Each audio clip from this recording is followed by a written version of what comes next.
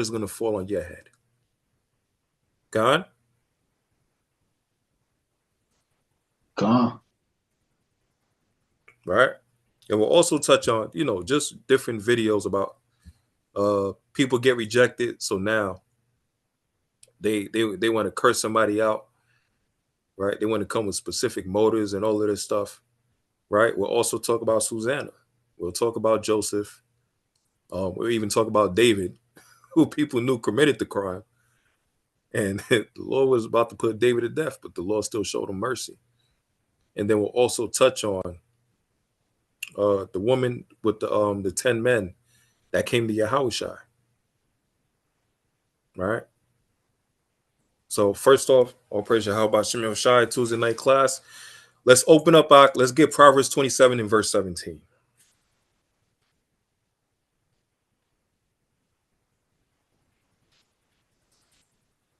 Let me see if I put this on the screen. Oh, this is the book of Proverbs, chapter 27, verse 17. Iron sharpens iron, so a man sharpeneth the countenance of his friend. Right. Iron sharpeneth iron. So same as a man that sharpeneth the countenance of his friend. Iron sharpeneth iron, right? You want people to become better. You want to speak the truth. You want to also have people reflect and examine. Right?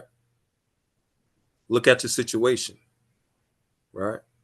Look at the evidence. Look at the examples. What's going on? Right? Move more in the spirit. Don't just look at with the flesh. Examine the whole matter from a spiritual aspect. Right? Connect the dots, tie the pieces together, see what's happening. All right. Let me get Romans 15 and 4.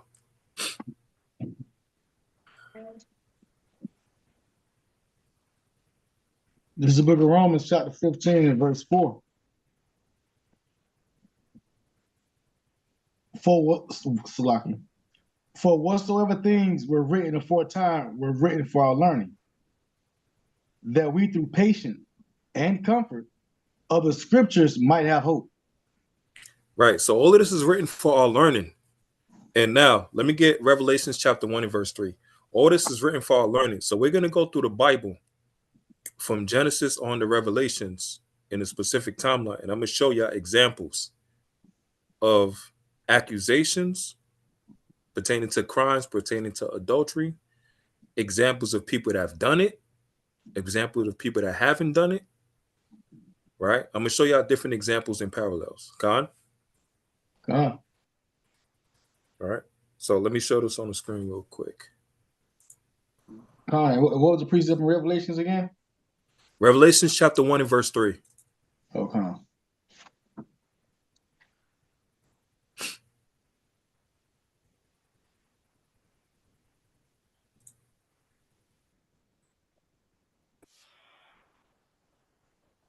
Want me to bring it out first? Khan, you can bring it out, King. Okay. This is the book of Revelations, chapter 1, verse 3. Blessed is he that readeth, and they that hear the words of this prophecy, and keep those things which are written therein, for the time is at hand. Right. So the Lord said, blessed is you that readeth. Right. So we're going to read through this Bible. And as we read through the Bible, we're going to see specific examples of a person that was accused of a crime of adultery, a person that was accused of something they haven't done. And we're also going to read about a person that actually did it. And then we'll read about a person that not just did the crime, but actually try to hide it. God? Right? So we'll get multiple examples. We'll get examples of the guilty. We'll get example of the innocents. We'll get multiple examples. Right? So first off, let's start with exhibit number 1. Let's go to Genesis chapter 39. And let's go to verse 1. And I'm going to also put it on the screen. Let me put it on the screen so everybody can read along. Genesis chapter 39 and verse 1. And also, brothers and sisters, anybody got any testimonies, anything they want to add onto, any precepts they got, they want to bring out, this is iron sharpening iron. So, you can add on whatever you want to add on. But let me show this on the screen.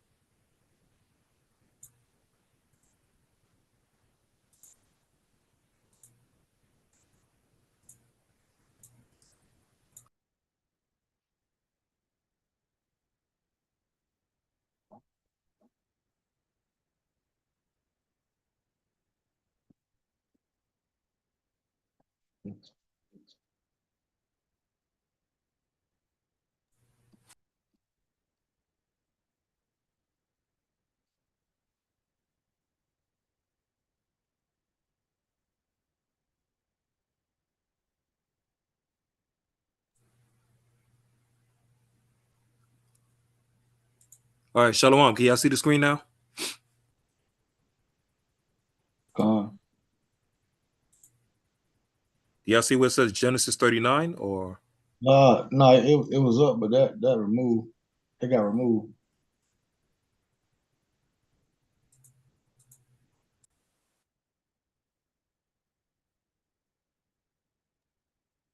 Within your Zoom screen.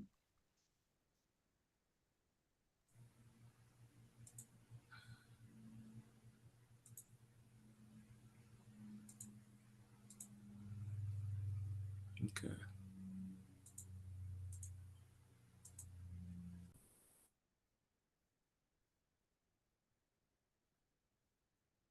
Yeah, when I try to share the screen, it mutes my audio.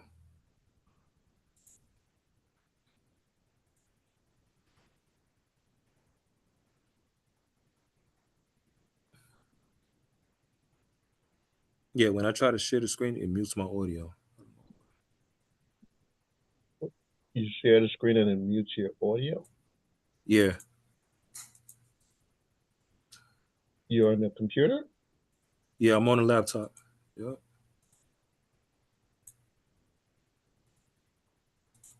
Yeah, that shouldn't be happening.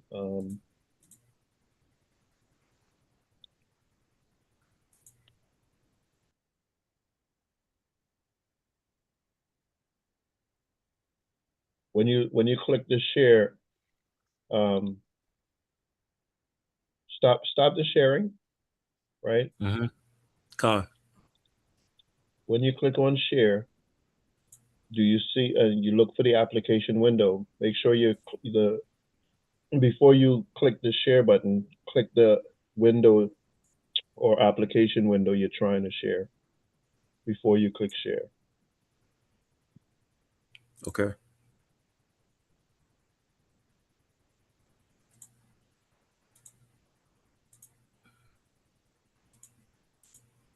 Yeah, I clicked it. Okay.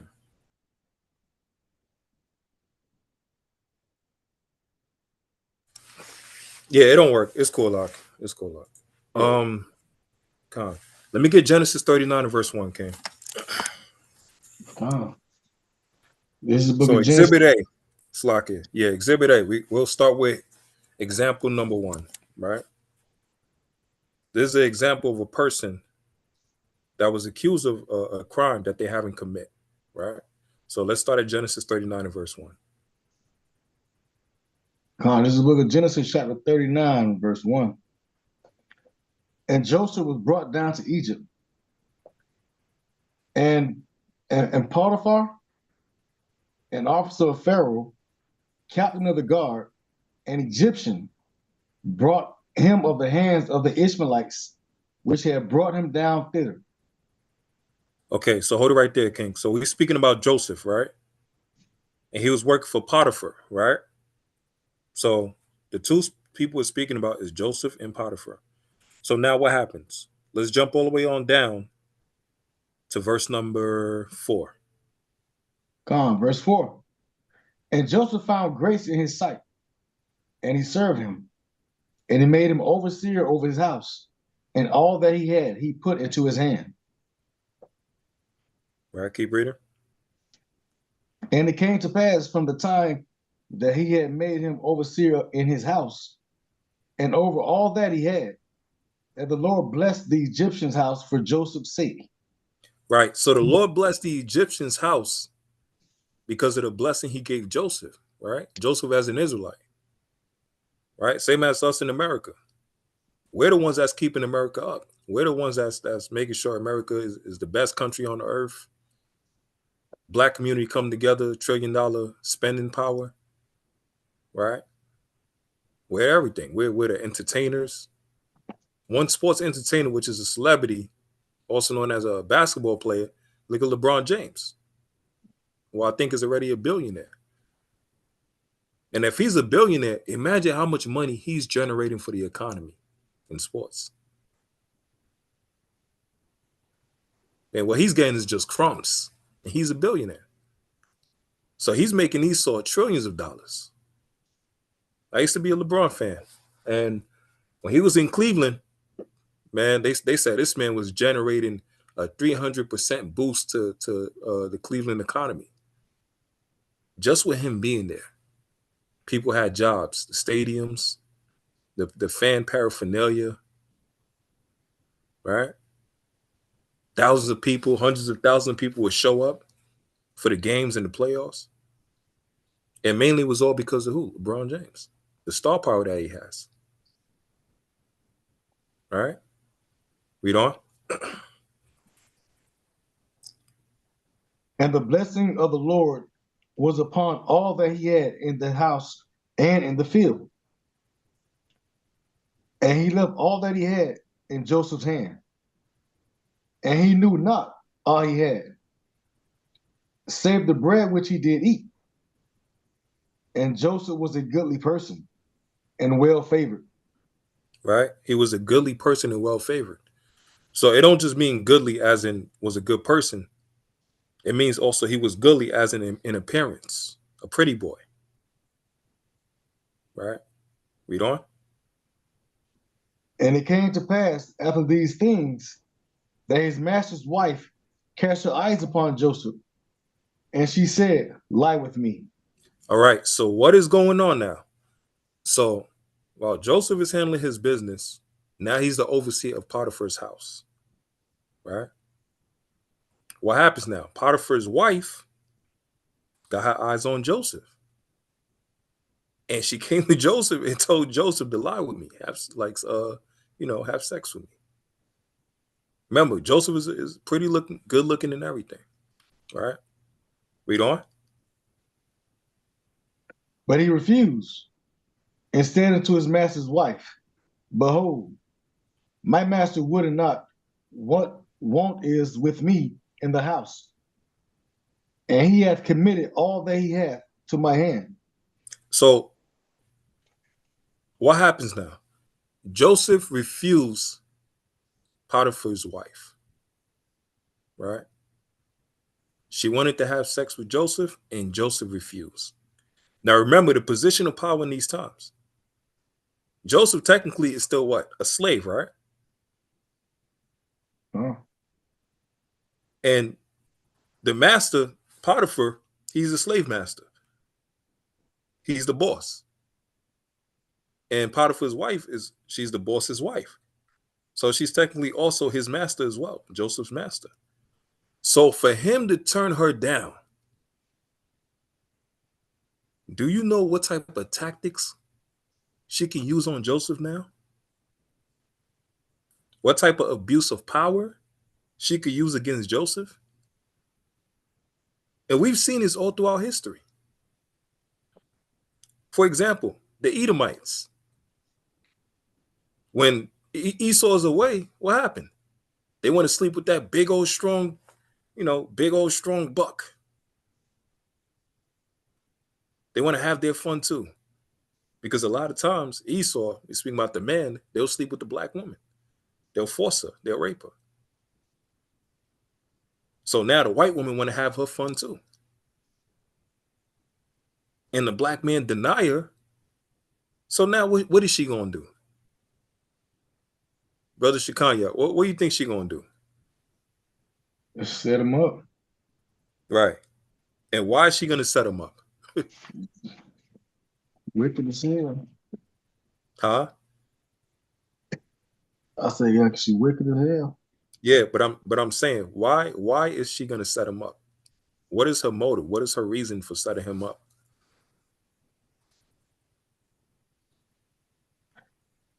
Oh, how does she? I can't recall that one. Hold on. Yeah, anybody can answer. What is Potiphar's wife reasoning for setting Joseph up? Salaki. Go ahead, King. Go ahead, sis. Because he refused to sleep with her. Okay. Because he refused to sleep with her. So what happened? She got rejected. Khan? Oh, so like I heard the question wrong then. God. Yeah, she got rejected. So because she got rejected, and she feel like she would never get rejected. Why? Because she's in a power seat. He don't want to sleep with me. I'm fine as hell. All of this stuff. I got money. I got this. I got that. He don't want to sleep with me. Especially these white women, man. What do you think happened to Jonathan Majors? Any of you heard that story about Jonathan Majors? Entitlement, that entitlement spirit, Salakia. Khan, right? Jonathan Majors was accused by the damn white woman. And he ran from her.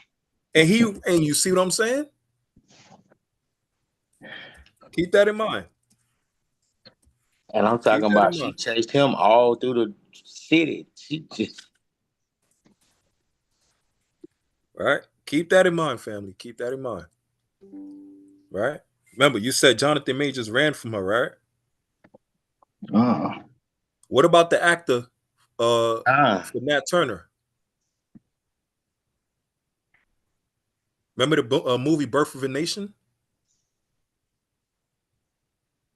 Let me find that real quick. Let me show y'all something.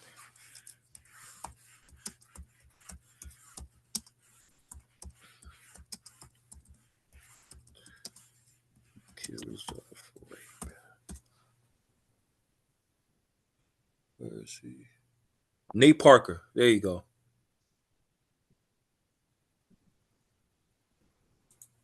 Yep, Nate Parker. There you go.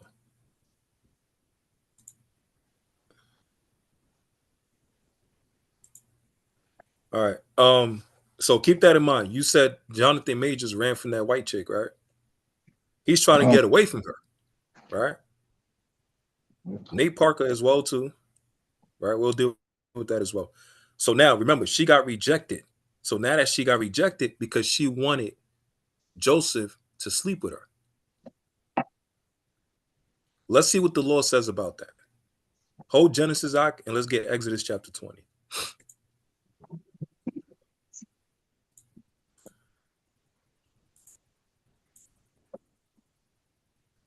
Let's get Exodus chapter 20, King.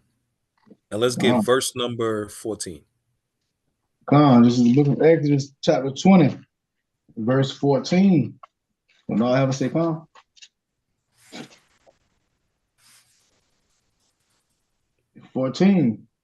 Thou shalt not commit adultery. Right? So simple as that. The Lord said you shall not commit adultery. Right? That's against the laws of God. Right? Now from there, let's jump to verse number 17.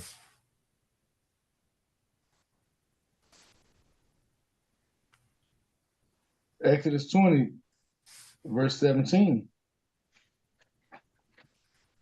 Thou shalt not covet thy neighbor's house. Thou shalt not covet thy neighbor's wife, nor his manservant, nor his maidservant, nor his ox. All right, so hold it right there. Hold it right there. The Lord said, thou shalt not covet thy neighbor's house, right? Or thy neighbor's wife. Was Joseph coveting his neighbor's wife, Potiphar? Yes or no? Blah. Blah. Right? So Joseph did what? He kept the law. He didn't break the law. Con? Right? And it says, nor his manservant, nor his maidservant. Didn't Potiphar's wife covet Joseph, who was a manservant of the Pharaoh? Con? Right. So Joseph kept the law, but she's breaking the law. And not just that, she wanted Joseph to commit adultery with her. Right? Now let's go back to Genesis chapter 39.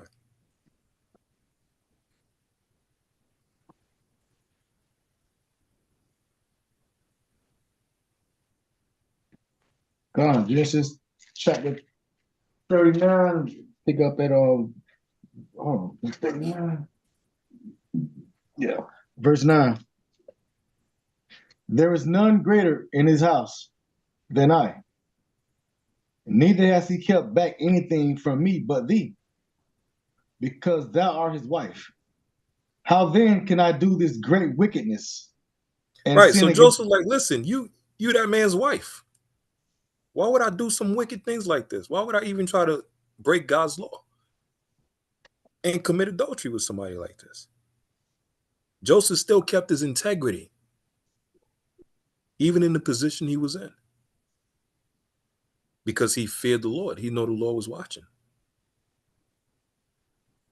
Right? And he was a man of honor, even in this messed up situation. Read on. And sin against Yahweh. 10. See, he didn't want to sin against the Most High. Right? He feared the Lord. He did not want to sin against the Lord. Khan? Right? Read on. And it came to pass, as she spake to Joseph day by day. Oh, read that again, Ak. and it came to put that pressure on him, huh? And it Right, came she to put pass, that pressure on him. So it came she, to pass, she spoke to Joseph day by day. Read on. But he hearkened not unto her. Right, he didn't listen. He kept rejecting her. Read on. To lie by her or to be with her. Recording in progress. And it came to pass about this time that Joseph went into the house to do his business. And there was none of the men of the house there within. Hey, Salakia, hold that real quick. Come. As I find a way to get through this craziness.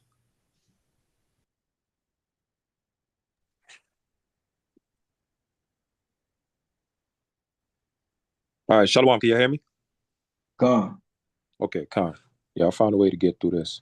All right, so now she got rejected by Joseph. Read that verse again, King. Come, verse 11. Salaki, verse 10. And it came to pass, as she spake to Joseph day by day, that he hearkened not unto her, to lie by her, or to be with her. So she's enticing him, right? And remember, she's the Pharaoh's wife. She got money, she got riches, and all of this stuff. She's putting the best fancy dresses. She got a sundress on. She's showing her behind off and all of this stuff. She got the nice smell going on. She got the spray. She got the music in the background. She's using different methods. She's trying to seduce him. But none of it is working. Read on. And it came to pass about this time that Joseph went into the house to do his business. And there was none of the men of the house there within. You see? So she got good timing too. She's waiting. And plus, remember, she has a power of authority. She could tell the men to get up out of here. Go somewhere else. Go. I'm going to do something. I'm going to get dressed or whatever. I'm going to take my bath or whatever. So she emptied the room. Joseph is there, minding his business. Right? Read on. And she caught him by his garment. And she caught him like a snake. Right? God. It says she caught him by the garment. Bro, she been getting rejected, and it is a buildup.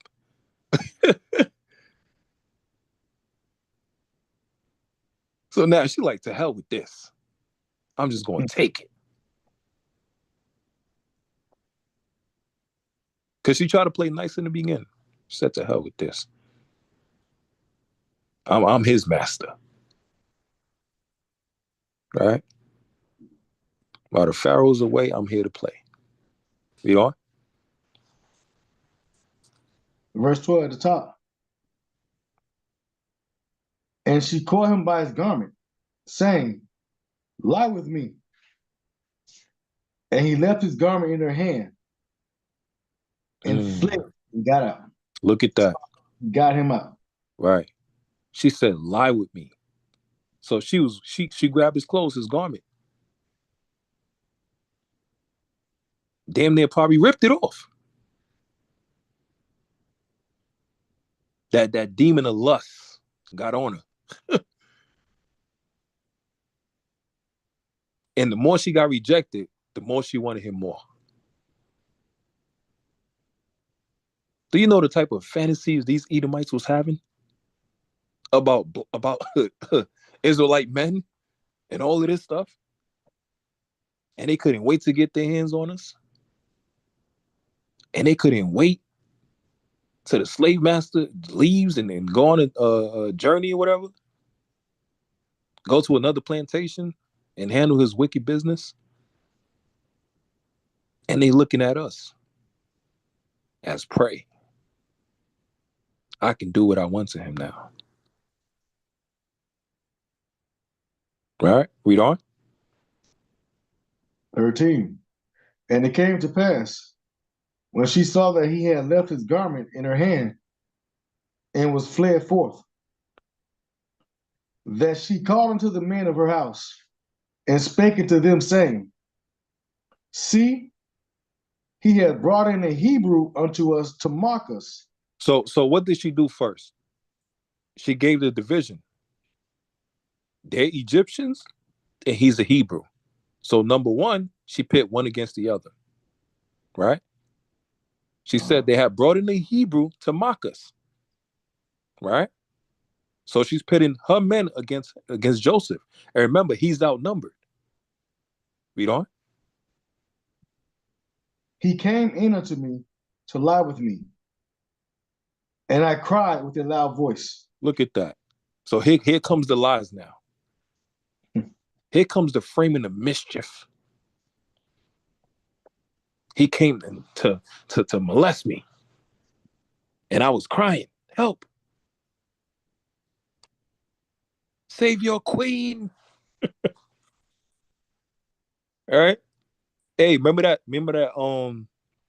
music video? Michael Jackson, remember the time? Any of y'all remember that time? That music video? Vividly. Let me show y'all this, boy. Damn, it's flowing now. Show y'all this. I remember the video. You remember that video, Ak? God. Well, remember the intro? God. Let me show y'all this. Like MJ said, and MJ and that song as well. That song is about adultery. That Michael Jackson song is about adultery. He came in with the intro. One of the first few guys that came in, they tried to entertain the queen. Because remember, the king was Eddie Murphy, the pharaoh. And he comes in with entertainment for his wife, for the queen. Right? And what happened? She said the fire guy came in, blowing fire. And she said, chop his head off. Right? The guy with the who is it? The guy with the knives, the juggling. Right? And she said, get rid of him. And then Michael Jackson came in. He got the hoodie and everything. Her sneaker link popped up. And then he had the gold dust on the floor. Cast down to the floor 3 days and 3 nights and resurrected as this purely milk white, angelic white man with a gold garment. All right. And what was one of the first things he said? He basically said in a song, do you remember how we fell in love and all of this stuff, right? But remember, he's singing her this song and she's right next to who? Her husband. Right? Let's see if I can find these lyrics.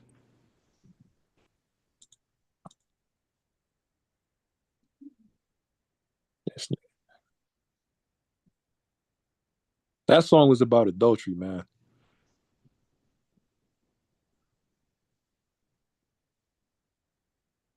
All right, I got it on the screen. Let me put it on the screen now.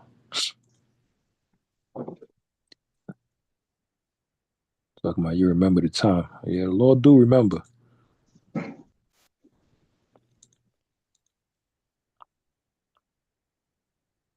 There we go.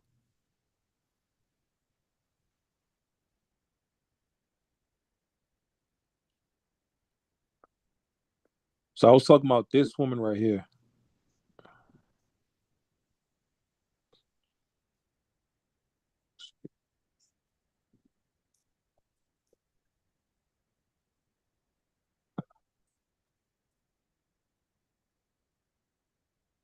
I can't really play the audio because if I play that joint, they're gonna try to give us a copyright strike.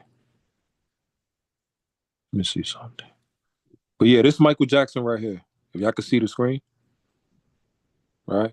It's the part right here with the gold dust. He comes up and resurrect. Right? You see he's dancing right in front of the Pharaoh. He got the cat moves and all of that. And look, Eddie Murphy right there. Look. Look at her. You see her chest?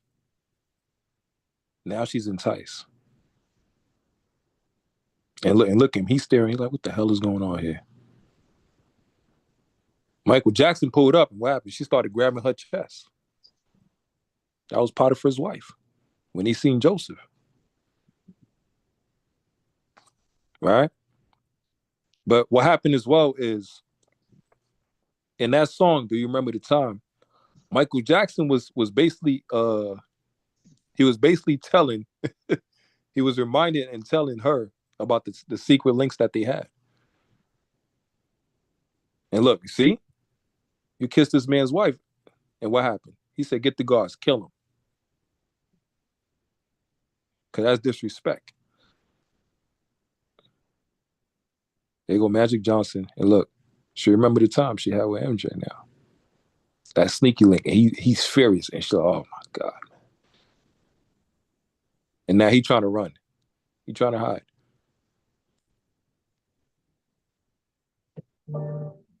Yeah, that whole song, it said, remember the time. It was about them having their link-ups. Committing adultery. Right? Let's go back to Genesis. I'm able to show it on the screen now. All praises. But I had to use the other one for the audio. So this is about Joseph, Potiphar's wife, and she accused him of raping her, or graping, adultery, right? Let's go back to Genesis, chapter 49. Genesis 39, we had 16. Slakia. Yeah, Genesis 39. And go to verse number 8. 8? Come. Yeah. But he refused.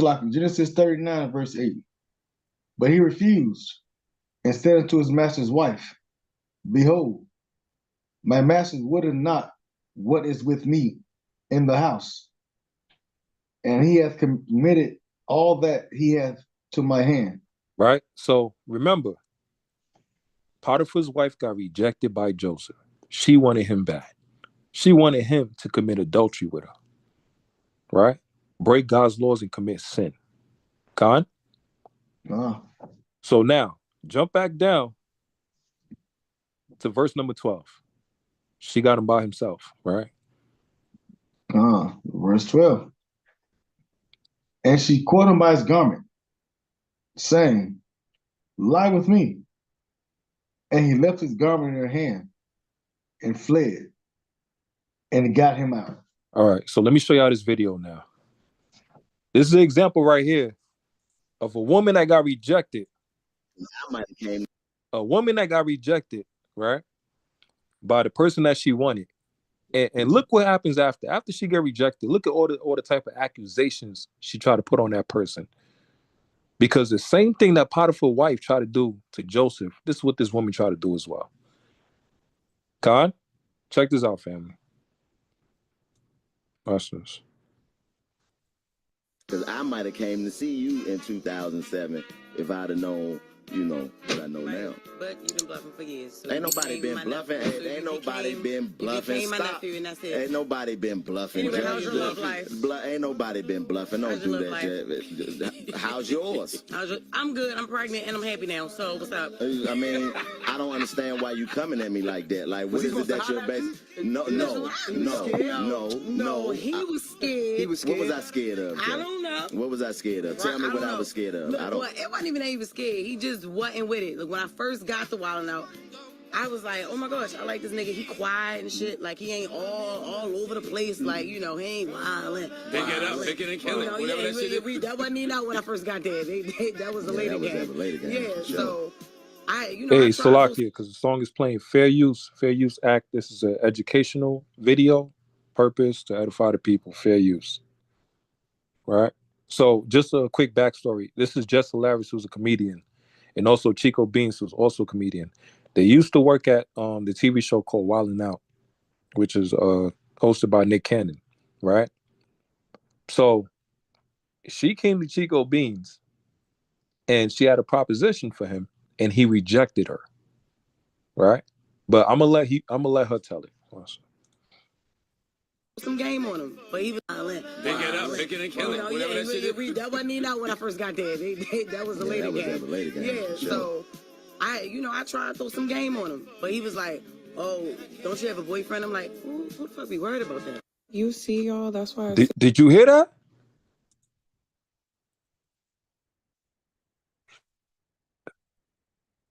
Slocky, did y'all hear that? Who worried about that? Right. So she got a man, and she still tried to get with Chico Beans, and she's mad because he rejected her. Right? And he rejected her. Number one, she already has a man. And he said, "No, I'm good." He got morals. I'm good. You're already taken. I'm not even trying to deal with you. You're already taken. Right?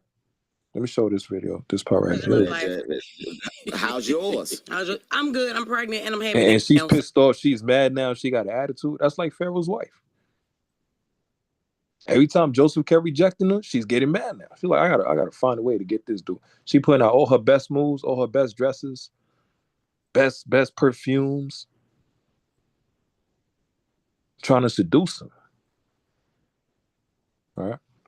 Oh, what's up? I mean, I don't understand why you coming at me like that. Like, what is it that? No, he was scared. He was scared. What was I scared of? I don't know. Well, it wasn't even that he was scared. He just wasn't with it. Like when I first got the Wild 'N Out, I was like, oh my gosh, I like this nigga. He quiet and shit. Like he ain't all over the place. Like, he ain't wildin'. Pick it up. I tried to throw some game on him, but he was like, oh, don't you have a boyfriend? I'm like, who you see that? What is the first thing he asked her? He said, don't you got a boyfriend? Which we know scripture-wise, if you lay with that person, that's your spouse or y'all married, right? So he asked her, don't you got a boyfriend? Because he's like, yo, why are you trying to come at me? You got a boyfriend. You're already taken. That's adultery. Right? Be worried about that. Right. I come from out the ghetto. She said, don't worry about that.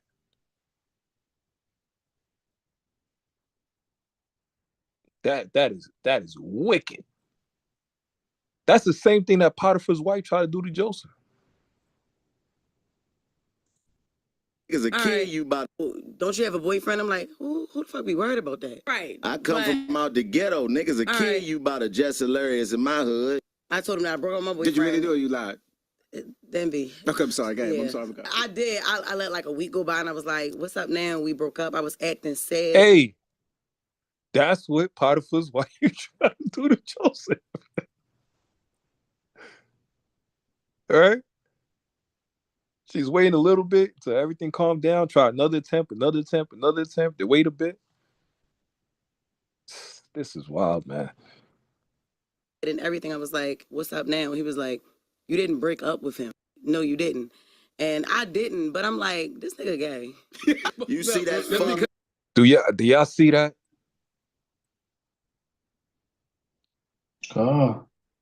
So because he rejected her, because he didn't want to deal with her, she was already taken.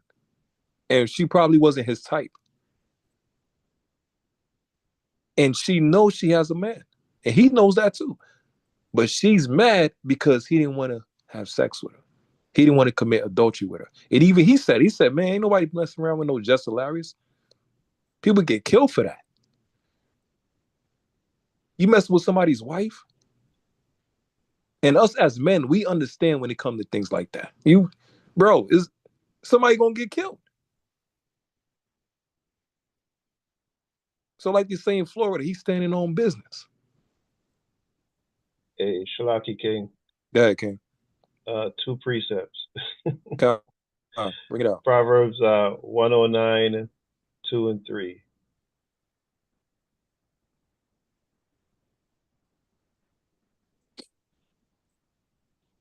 right? Because she got rejected. Now she's accusing him of stuff. Now she's lying on him. Now she said he raped her. He graped her. Did I say Proverbs or Psalms? I meant Psalms. I don't know if I said Psalms or Proverbs. First one is Psalms 109, 2 and 3. Yeah, let me put it on the screen.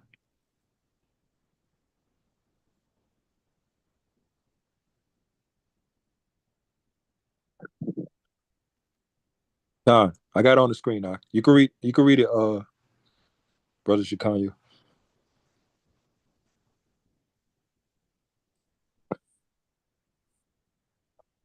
Yeah, King, you there?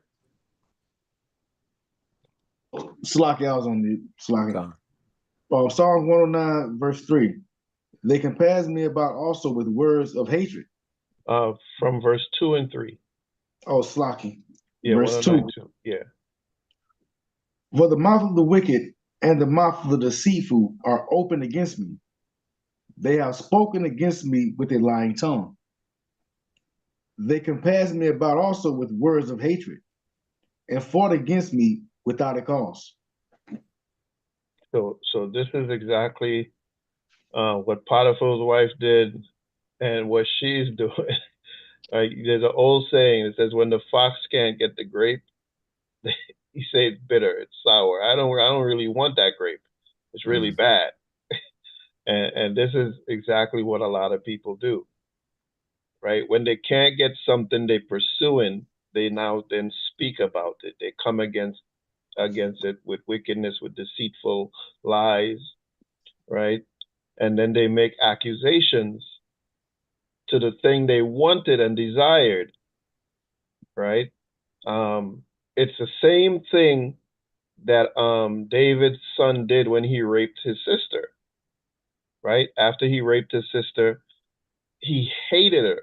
Before, he wanted her so bad, like, oh gosh, oh man, I can't wait to do this wicked thing. And then he did this wicked thing, and the same passion he loved her with, he then hated her, right? And accused her. And this is exactly what happens with a lot of people, man, right? They lie against you, and then they try to bury you with hatred. Beautiful point, King. And I with that situation with was it Tamar? Khan. Right? And that lust. That the lust overtook him that to the burning point, lust. burning lust. Right? And what's crazy about it is, remember, the dude's friend was telling him, hey, what's going on? Why are you mad? Why are you sad? And he said, man, I've been thinking about this woman here and there. Ain't that your sister? He said, yeah. But his friend even pushed him. He told him how to do it. Right. Wicked. You see what I'm saying? Right. And that's a heavy point too. Iron was supposed to sharpen iron, and he was supposed to be like, yo, bro, you need to stop this, man. Right? Faithful are the wounds of a friend. This friend didn't say, hey, rebuke him for that type of thing he was trying to do. His friend encouraged him and told him, this is how you're gonna make it happen. Man, listen. This lesson's about to get wild, bro. Cause okay. Go back to Genesis 39. Go back to Genesis 39. Let me show you something now. Because as you're speaking, it's like more like ideas starting to come in my head, more videos starting to pop in my head. All right. Genesis 39, because I'm gonna back up what Shemaiah was saying as well too. Let me get Genesis 39 and go to verse number 20. Slakia, go to verse number 17, King. Because remember, Jess Hilarious just called Chico Beans a homosexual because he rejected her. Right? So now you want to emasculate the man because he rejected you? What if that man already had a wife? And So now Shalaki you call him King, a that sodomite? Go ahead, King. that is today's game mode. That's how they do it, right? You reject a female, or somebody gets rejected, or you sassy, or you gay. Right. You must be gay. You weirdo, or whatever the case is. You start to put the person down. Go ahead, King. Yeah, that's a tactic. That's a technique in wickedness. Right? Let me shame you. Let me try to bully you into committing wickedness with me. Let me try to shame you amongst everybody else. Let me throw dirt on your name. Let me assassinate your character because I couldn't get my way. Right?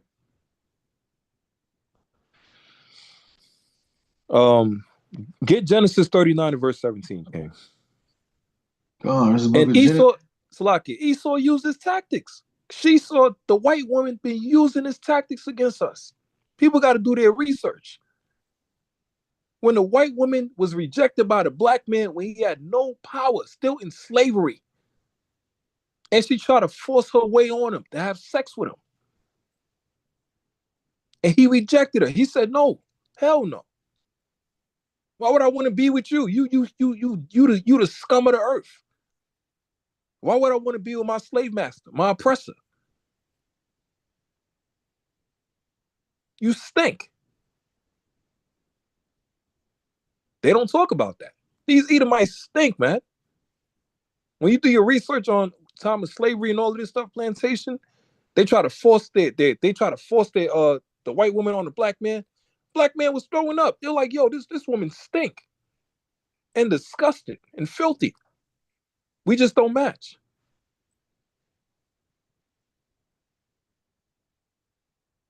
So what happens? She threatens him. All right, if you don't do what I tell you to do, all of this stuff, wait till my husband get home. We gonna lynch you. Or we gonna rape you. Or we gonna take your wife and we gonna grape her. We gonna destroy her. We gonna take your children. We gonna destroy them. All because the person don't want to sleep with you.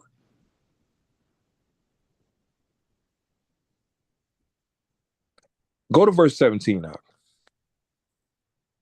This is the book of Genesis 39:17. And he spake unto him according to these words, saying, the Hebrew servant which thou hast brought unto us came in unto me to mock me. Right. So you see, so she was divide and conquer. And also protect your queen. The Hebrew servant, she put the label out there. The Hebrew servant, he's a servant. He's a slave. He came close to your queen and he tried to take advantage of me. Is the Egyptians versus the Israelites. Read on. And it came to pass, as I lifted up my voice and cried, that he left his garment with me and fled out. Right. There's laws about that too. If a man try to molest or grape a woman, there's a law. There's a law for that. If she cries and denies him, and he still force her, he gets put to death. But this is her lying. Jump to verse 15 now.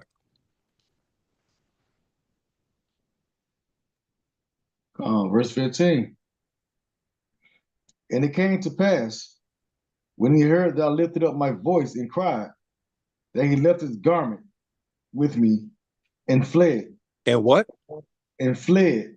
Hey, doesn't it say in the New Testament to flee the devil? Get the hell away from Satan. Right? Let me get James 4:7 real quick, King.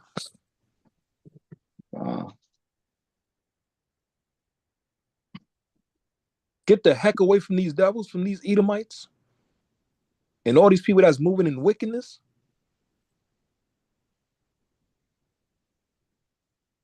Because you couldn't get your way, you got rejected. James 4:7, King. This is the book of James, chapter 4, and begin with verse 7. Submit yourselves, therefore, to God. That's what Joseph did. Read on. Resist the devil, and he will flee from you. And that's what happened. So go back to Genesis chapter 39, and let me show y'all this video.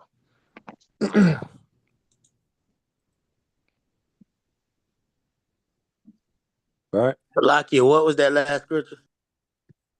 James 4:7.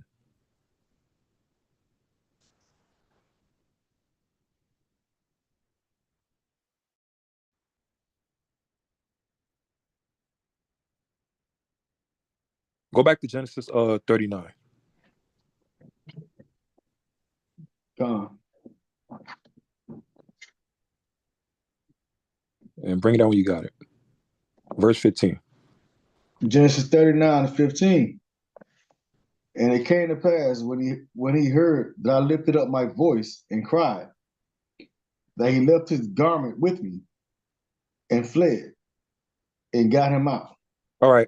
Now here we go. Check this video out right here. Attention retirees, if you're willing to be at your computer from 9 a.m. to 10:45 a.m. on most weekdays.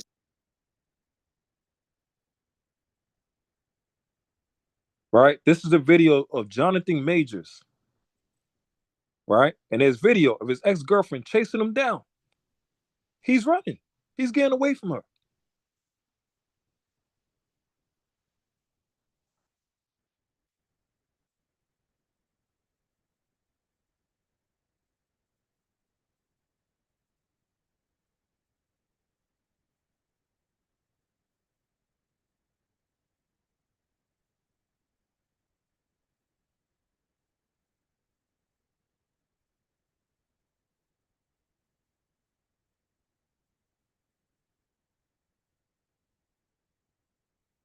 Y'all see what I'm saying? He's trying to separate from the devil. He's trying to get the hell away from her, man.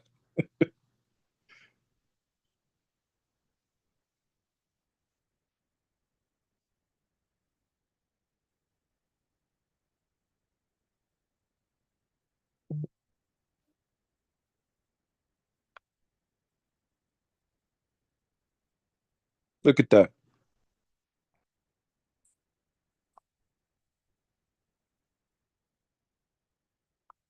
But they tried to say he was beating on her. Right. Right. But they lied and said he was beating on her, right? Yeah, right. You see what I'm saying? He pulled a Joseph. He tried to get the hell out of there. Yeah, she got a win though. She's still running. Con. And listen, if it wasn't for this footage and evidence, they would have thought he was lying. Con? Didn't he still get charged with it? Exactly. And she tried to bring charges up on him. Yeah. Keep reading, Knock. It's going to show. Go to verse number 18 now. Verse 18. And he said, what pledge shall I give thee? And she said, thy signet and thy bracelets. No, Genesis 39 and verse 18. Oh, sorry. I'm on 38. Sorry. 18. And it came to pass. Yeah, Genesis 39:18. And it came to pass, as I lifted up my voice and cried, that he left his garment with me and fled out. Right, read on. And it came to pass, when his master heard the words of his wife, which she spake unto him, saying, after this manner did thy servant to me, that his wrath was kindled. And Joseph master took him and put him into the prison. Look at that. Read on. A place where the king's prisoners were bound. And he was there in the prison. So look from 19 to 20. Whatever his wife said, he believed. He didn't even question her or nothing. Con? Yo, Shalaki King. Con. I don't think he believed the wife, but to save his his Right, reputation, right, and his face, he had to put Joseph away. God, Because to admit that my wife is, you know, doing what right. she's doing, Mhm. and, you know, listen, the servants knew as well, but they can't speak up. Mhm. So he had to do that to save his reputation and, you know, the embarrassment. Because if he understood, he put Joseph in charge of everything that he had. Right? He knew Joseph was a righteous man, and he knew his house was also being blessed because of Joseph. But he had to kind of save that embarrassment for himself. He had to put Joseph away. Hey, and you know what that also shows as well? Esau will make decisions like this to save his reputation instead of doing what's right. Yeah. Right? He will sacrifice. You could be his best friend, but if it's to save his reputation, he'll feed you to the damn wolves. Even if you was his best man, his right hand man, you make sure he was good. You put your life on the line. You sacrifice. He don't give a damn, because at the end of the day, he looks at you as just a slave. That's it. Yeah. Yo, I don't want to bring it up, but I'm going to bring it up. What? Steve Harvey Oh, and his wife. Beautiful point out. So, yeah, she didn't do it with one. I think the accusation was she did it with the cook as well as the trainer. Oh, keep in mind with the cook, keep that thought in mind too. And the trainer? Con. Damn. You see these videos with these new trainers now? They doing this on purpose.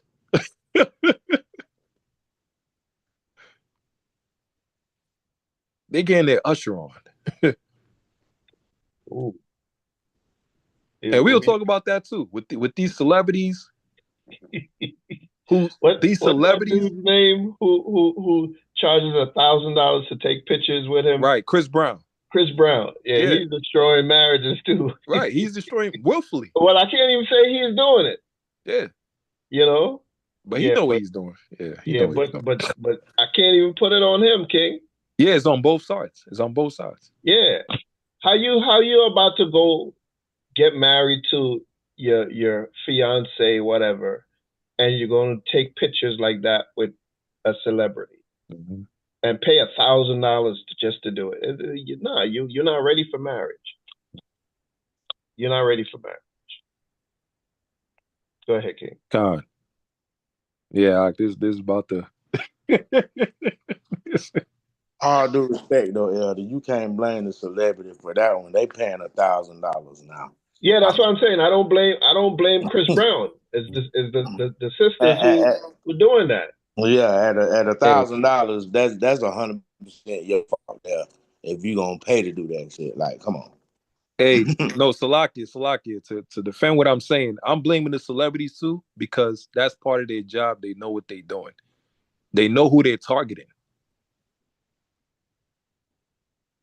I feel you. You see what I'm saying? They know who they're targeting. They know what's gonna happen. Why you think they see a dude with his? Come on, that's in Jake's Spirit and Wickedness.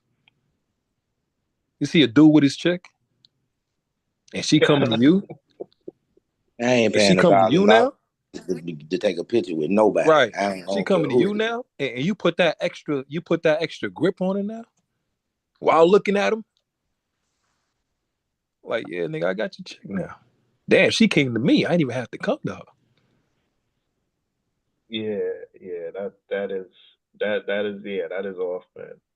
Look at us. That's our nation's spirit.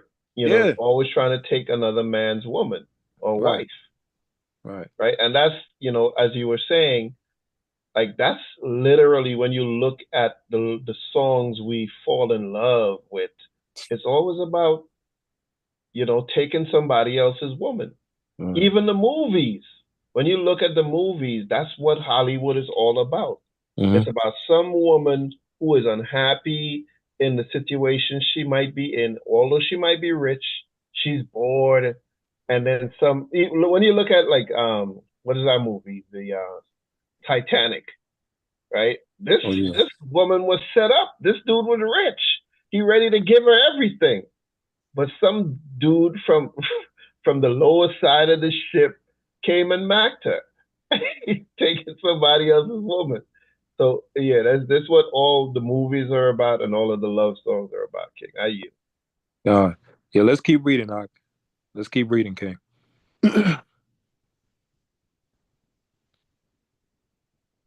So Pharaoh comes in, he's pissed off, he's mad. Read verse 20, Ak.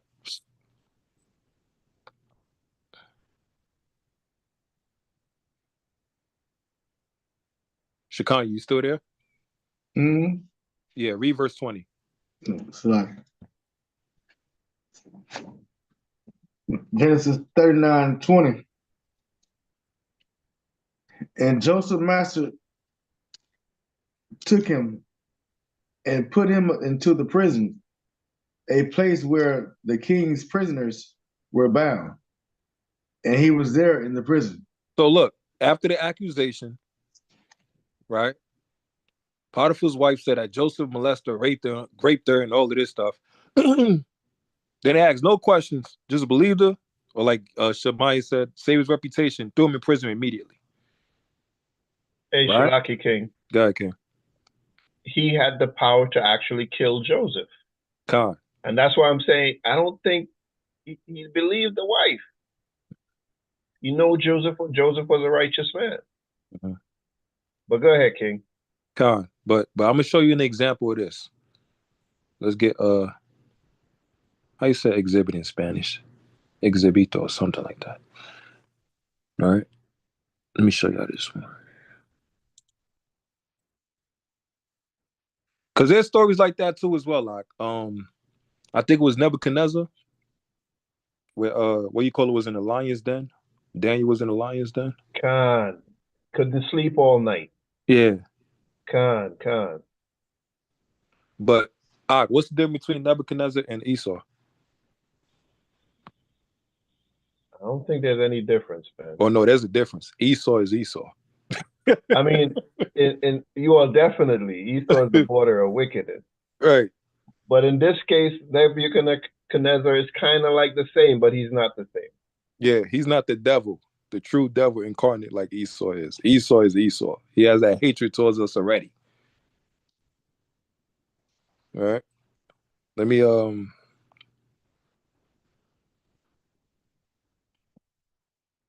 right, this is the one right here.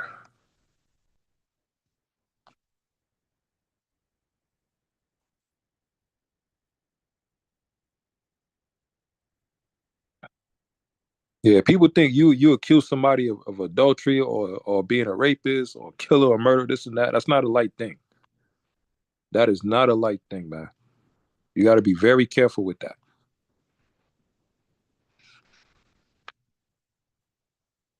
You got to be very careful. You got to make sure you got all your ducks in a row here and there, this and that, man. Because that's somebody's life on the line. You know? And if they did it, let the damn sword come down. When you shop in the Jewel Osco app, you can count on delivery in as soon as 30 minutes. In Central Florida today, a judge exonerated. All right, so check this one. All right, watch this. The 4 black men who were wrongly accused of raping a white woman 70 years ago. West 2's Bob Hazen is live for us in Lake County this afternoon. And Bob, it has been an emotional morning for friends and family of the men known as the Groveland Four. Yeah, for sure. And you know, this building behind me, this is the Lake County Museum right now. But back in the 1940s, it was the courthouse, and it's where the case of the Groveland Four first was heard. Today, it's where family members celebrated as their innocence was returned to them. And in court, family members also broke down when the word came down.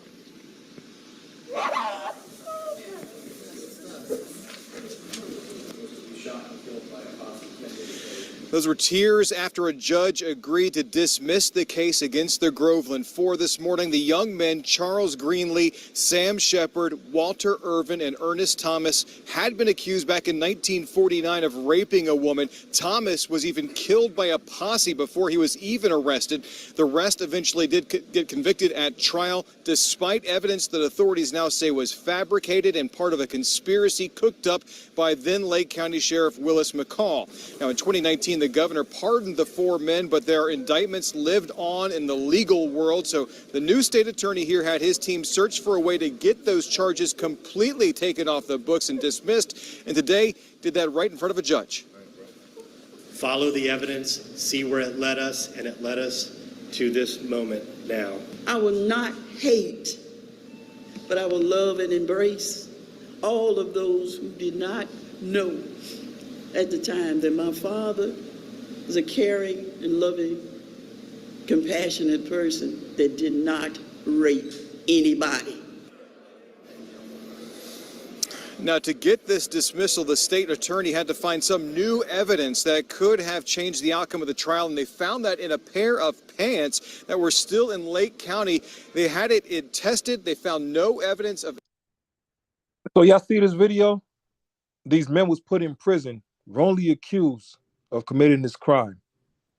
And years later, they finally get exonerated, right? And imagine the daughter of the father that was accused of this type of crime. The stigma that's put on her. The bullying that she had to go through. Hey, Shalaki King. Khan. Unfortunately, this type of accusation is a drop of water in an ocean. Khan. So many of our men, brothers, uncles, fathers, whatever, have been lynched, murdered, castrated, mutilated because of these accusations of rape, man. This was one of the go-to accusations for our people. Right? Mm-hmm. This is literally what Emmett Till was killed for. Huh. So yeah, this is, this reprieve or justice, quote unquote, they got. Nah, this is just like, it's millions of other men destroyed, their lives, their families destroyed because of these accusations by these wicked people, man. I yield, man. Huh. So imagine how Joseph must have felt. Imagine how people today, you got people in prison right now for a crime they didn't commit, but they was lied on. Right now, millions of people right now. I even got an article of an Edomite dude that got sentenced for false accusation of rape, as they would call it, grape. And he looked furious.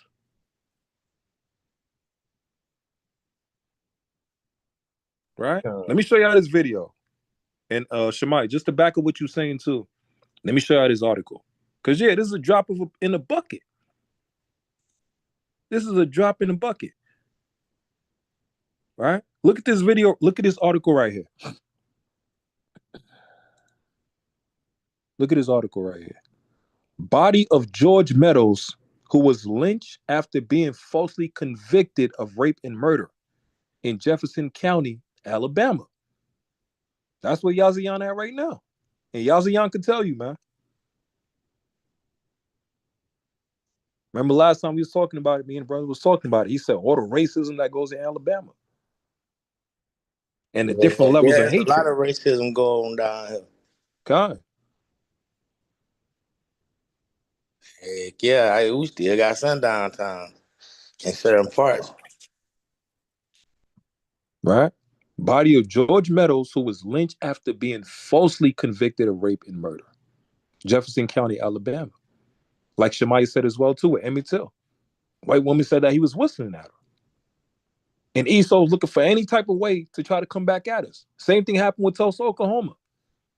They used that as a tactic. They said a black man was speaking to some white woman and trying to get at her and all of this stuff. And next thing you know, the whole damn town is burned down to the ground. He just died last year, bro. Like people don't realize how close we is. We is like she just died last year, bro. Like that old lady Oh yeah, the old lady, right? the old lady from Emmett Till. Yeah. Yeah, And she just died last year, bro. Like that's close, bro. Like Emmett Till like would have been like 50, bro. God. I remember that article because people were still mad. They're like, yo, bro, she wait till she get old, then she tell the freaking truth. You wait till your ass about to die and go. Then you let people know what happened? After this family had to go through all of that? Shame? But see, when we was in school, the way they taught it like it was like a long time ago. Like the way they was teaching it, like it was a long time ago. Yeah, Like like 300 years ago type of stuff. like Right. Emmett Till would have been like 50 or 60, bro. Like he would have still been living right now to this day. Like it ain't been that long ago. Like you see what I'm saying? God. And I'm trying to point it from the point. Imagine how the family must feel. It is not a light thing to say somebody committed this crime. They're a rapist, a killer, or murderer, or molested this person. You can't say that. You gotta have lined up proof before you even say this person did this. You gotta have all your evidence lined up. Because Matter when of you press fact, that button, Slakiak, hold on. When you press that button, ain't no coming back. Salakia, Emmett Till mama still living, bro. Look at that. And that's His Sirach mama still 25 and living 7. right now. God. That's Sirach 25 and 7. Live to see the downfall of your enemies. Esau at court, he'll just say, we did it. That's it. They don't have no evidence of nothing. Hey, we did it here and there, this and that. And brothers getting lynched left and right. Sisters getting lynched left and right. Look at this article. Body of George Meadows, who was lynched after being falsely convicted of rape and murder. Jefferson County, Alabama. All right, let me read this real quick. Summary. Photograph shows George Meadows, an African-American man, with hands bound, hanging from a tree. He was lynched by a mob of white coal miners on January 15th, 1889. And the 15th is going to be tomorrow. The sheriff decided on January 16th that Meadows was not the perpetrator.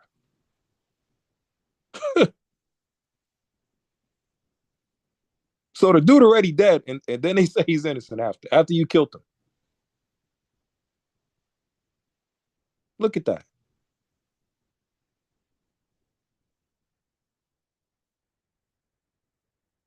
And then the video I just showed as well, the people that was in prison for like 70 years. What was it? Let me find the other one. Let me get the other one. Oh yeah, this is the video right here. Let me show y'all this one. Boy, you could feel the anger through this, boy. Where he at? I will always be. Look at this.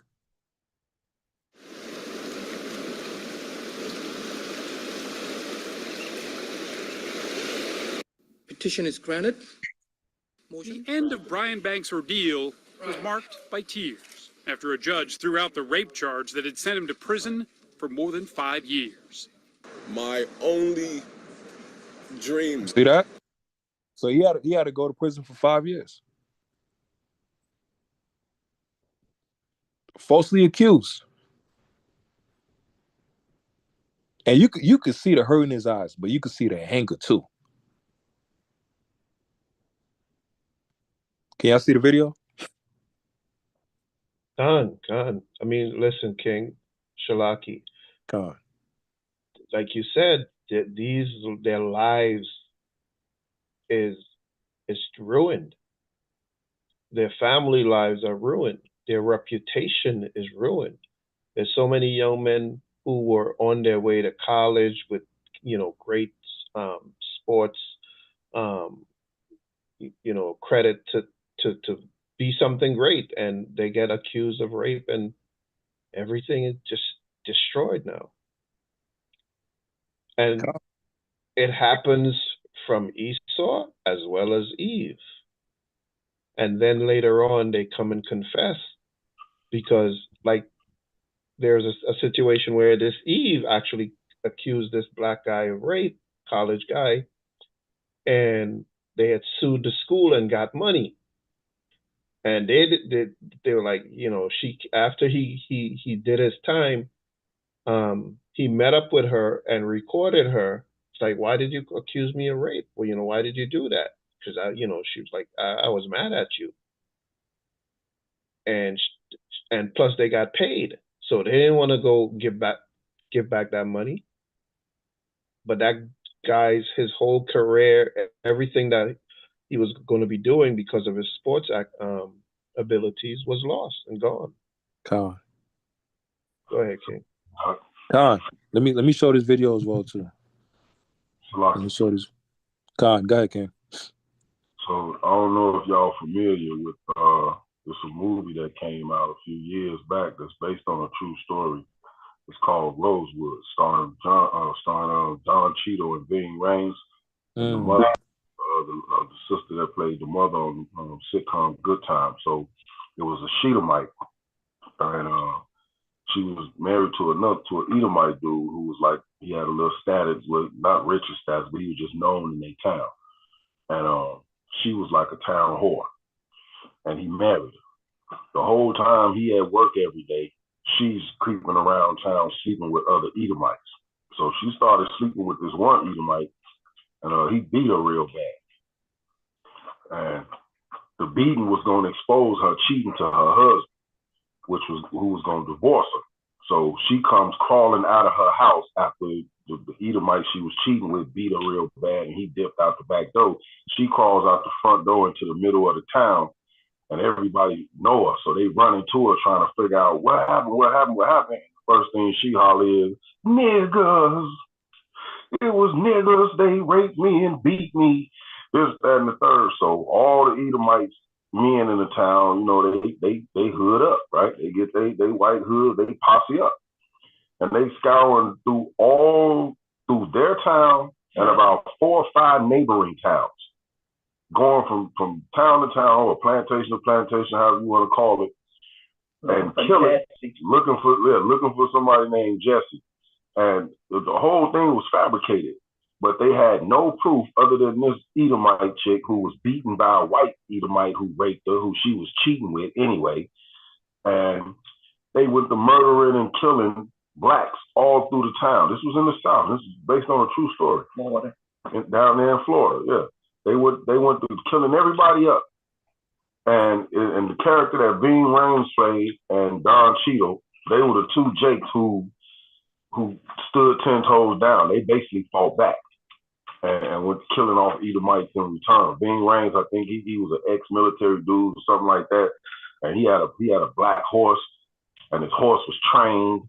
They tried to hang him, and they left him on his horse when they hung him. So his horse name was Booker T. Mm-hmm. So he told his horse Booker T to take off running and leave him hanging. He laid there fake like he hung to death. They all leave. Booker T come back and scoop him up from on the rope and get him loose. But ultimately, they find out her husband, he knew that he married, that she was a whore, she was sleeping around. So after the whole, 5 towns is burnt down over this little mini war with these white folks looking for some Jakes who never raped her. And towards the end, her husband, he like, man, look, nobody seems to know who this person is you talking about. I ain't never seen them before, because the town was like a tight-knit town of Jakes and Edomites who all kind of got along. You know what I'm saying? They considered like they were good niggas. You know what I'm saying? So no, not our niggas wouldn't do that. It must have been some niggas from a neighboring town or something. You know, so that was the mentality that they had. But her husband, he was like, man, you a damn liar. Ain't nobody raped you. These people, he knew. But he still stood by and watched them go through 5 towns of Jakes and Eves, murdering and killing and burning the whole damn town to the ground, man. Only to find out she was damn lying. And he knew she was lying. But he was trying not to be embarrassed and save face at the fact that his wife was cheating. Yeah, like what Shemaiah said with the Pharaoh. God, beautiful point, King. Right? It's called Rose. Rosewood. Yeah, I found it. I'm gonna try to not play as many clips, or they'll try to take the channel down. But just wanted to show y'all pictures so y'all can get an idea.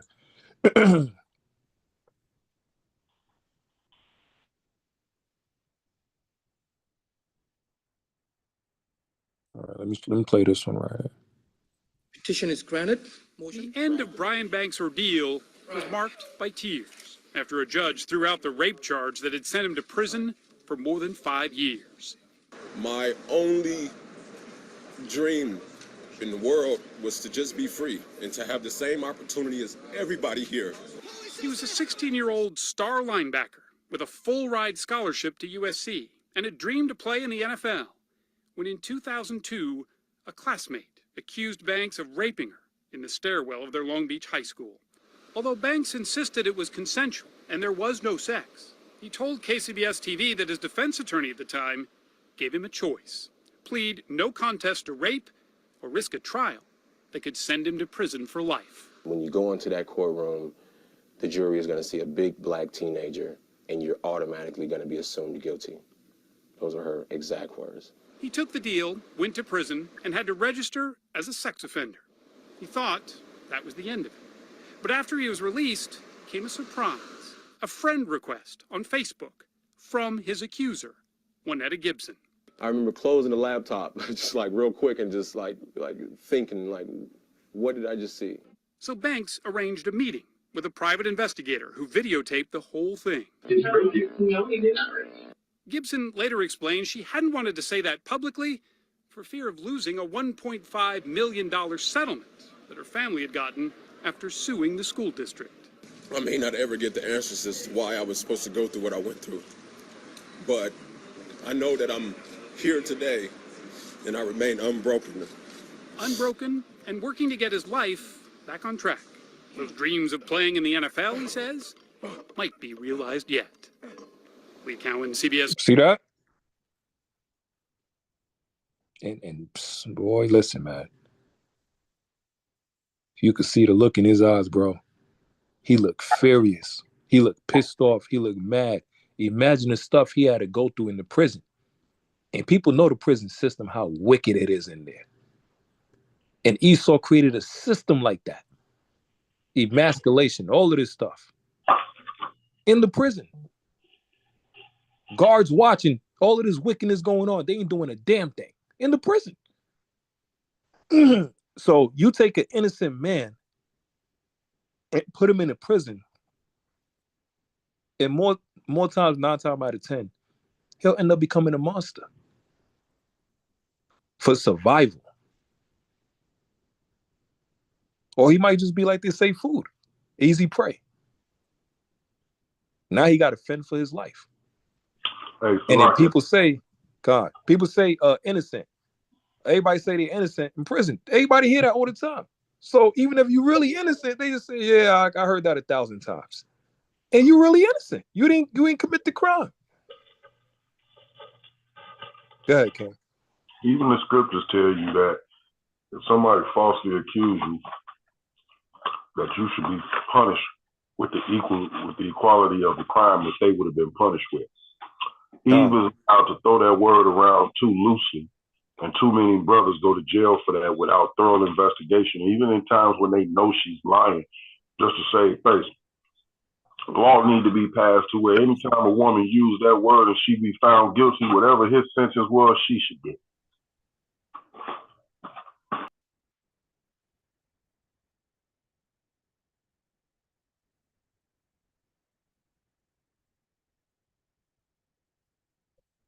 Slock, you still there?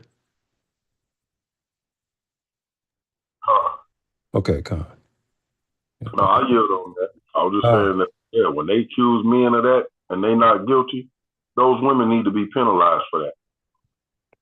You say that out there, bad news travel fast. You know how many people hear about it, especially when they make the news? Y'all will never be able to take that image and that perspective of him out of the minds of the millions of people who have now seen it. Even though he did time, now he's being proven, being let free, saying that he was never guilty of it. It's too late. The perception of him ain't gonna never change. People are still gonna see him as what y'all accused him of. Are you? Hey, brother Shekanya, let me get Ecclesiastes 7:1.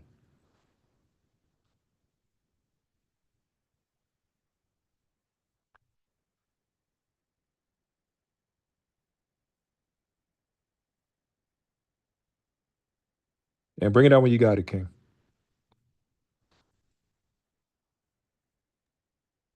God, it's the book of Ecclesiastes, chapter 7 and verse 1.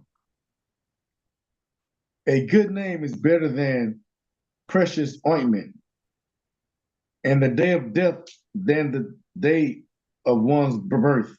Right. It says a good name is better than precious ointment, right? Precious ointment was something that was very expensive. And it also ties in, like the precept said, a good name is better than gold. A good name means your reputation. That's what it's talking about. Right? So you want to protect your reputation. You don't want to have no blemish on your reputation. If a person put a accusation on you, say you were an adulteress, you were a rapist, right? You a thief, you a liar, you a murderer, your reputation is being tarnished. It's throwing dirt on your name. Now, if you did that specific thing, then you gotta take that shame. You gotta take that judgment. But if you didn't do it, then you got a right to defend yourself. Khan? Oh. You can't tell somebody, like everybody say, man, if I was in that position, I would have did this. Okay, let's see. If they was talking about me, this and that, I would have did this, I would have did that. I would have just not paid no mind to, okay. When that day come, I want to see how you move. When the day somebody call you a rapist for something you ain't even do, and they put your name out there and all of this stuff, and they trying to embarrass you all, I want to see how you move. Because we got to be fair. Somebody call you a murderer, somebody say you slept with their wife and all of this stuff, and now the whole nation believe it, and you didn't do it, you got a right to defend yourself. And Israel playing games like they wouldn't do the same damn thing. Come on, man. Let's be real. Hey, if you go Shalaki through some King. injustice and somebody lying on you, let's be real. You try to defend yourself, man. Somebody says Salakia? Khan. Go ahead, King. Remember the on Iyanla Van Zandt show, the father that was accused of molesting his daughters, Oh my God. and then it come to find out that the mother lied, Mm-hmm. but his whole life was destroyed. He never got to have a relationship with his daughters, and I got a video for that if you want to share it. Yeah, Khan. You can share it out. Okay, Khan. And that's what we keep trying to emphasize to people. Specific labels and terms. That's one of the weapons Esau will use on a black man. Call him a rapist. And everybody gonna run with it. Look at the brother Nat Turner from the movie Birth of a Nation. Do you know he funded most of the money he got for the movie? People didn't want to help him to make the movie Birth of a Nation because of the story he was going to tell about Nat Turner slaughtering these Edomites. He didn't get much help from Hollywood. He had to raise most of that money himself. But guess what happened? The premiere of the movie, a week before the movie premiered, guess what happened? Now they put out accusations of Nat Turner, the actor. He was a rapist. He raped somebody. He raped this woman. All of this stuff. Try to throw dirt on his name to do what? To slow down the momentum of the movie, Birth of a Nation. Could have millions of people pulling up to the movie theaters to watch it. And to watch us as Israelites fighting back against these damn devils. And not being no damn cowards or punks. Like they put in the movie 12 Years a Slave. Gearing up the mind of the people to rise up against the oppressor. And what's crazy about that, that's one of the movies that helped push me into the truth. When I seen that movie, huh? The brother movie too. The brother that's in the truth who did the movie. I think it was from Negroes to Hebrews to Negroes. Hebrews to Negroes. Con. With him. Con. That movie, before I came into this truth, I was watching that movie like 3 or 4 times because I've never seen an image of our people fighting back against these devils and getting pissed off and fed up and mad and seeing these damn Edomites for who they are. And what's crazy, the speech that he made in that movie, I didn't even know that was in the Bible. I memorized that whole line and I didn't even know that was in the Bible, and come to find out it was Psalms 149. And I'm like, oh, snap. When he said, I praise, sing to the Lord a new song. Let the high praise of God be in the mouths of the saints and a two-edged sword in their hands to execute vengeance and punishment on these demonic people and bind their kings with chains and nobles in fetters of iron. This honor have all his saints. Praise ye the Lord. I memorized that line from that movie, not knowing it was from the Bible the whole time.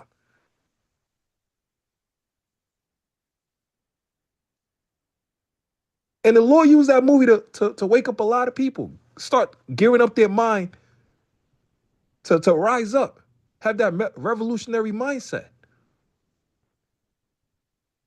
against these damn oppressors.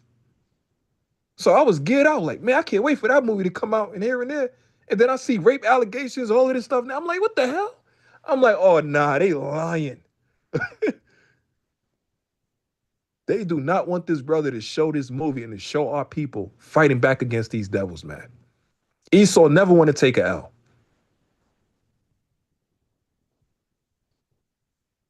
So now they expected about literally like damn near 40 movie theaters sell out the movie and everything.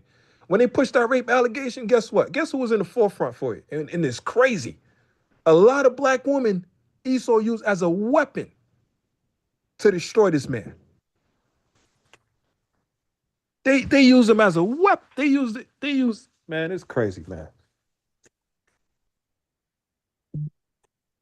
They use our people as a weapon to destroy his reputation before the movie even came out.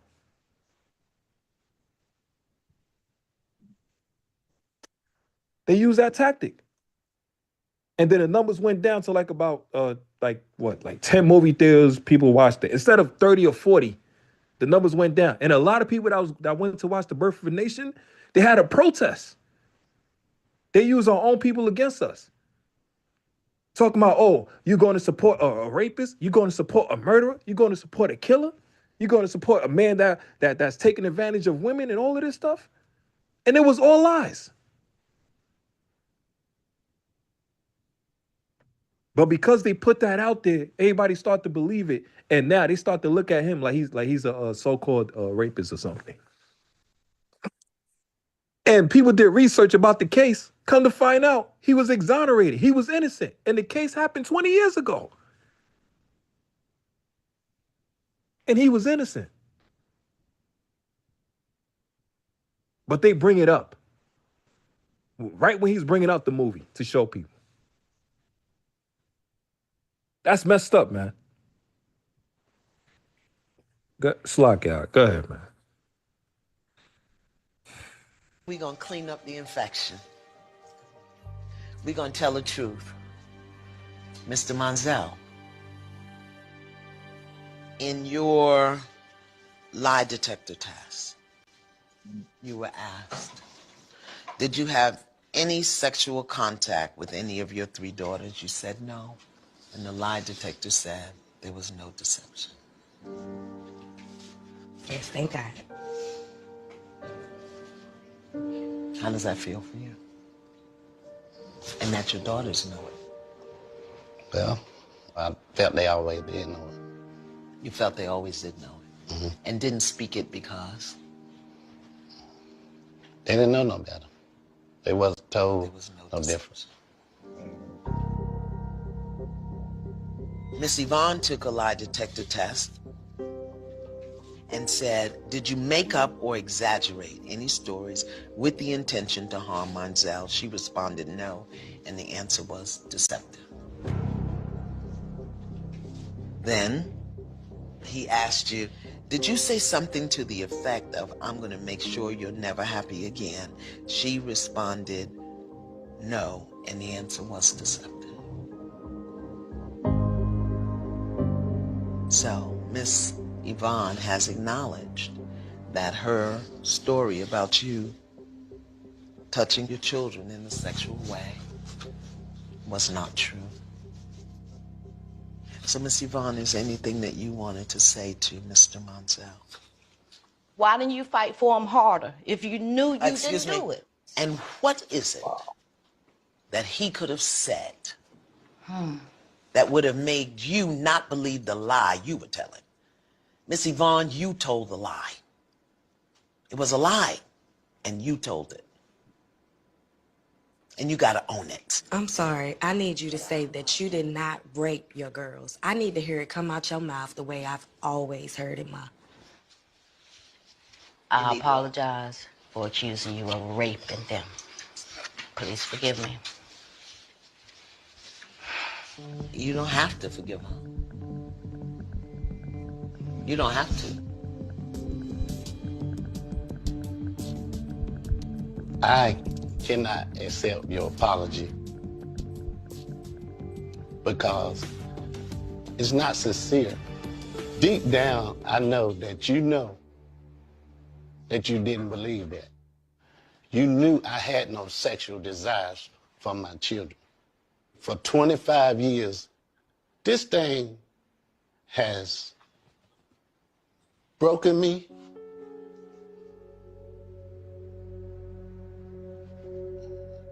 You don't know. It has affected my life in ways I can't even count. The things that you did. This is not no game. This is these children's lives.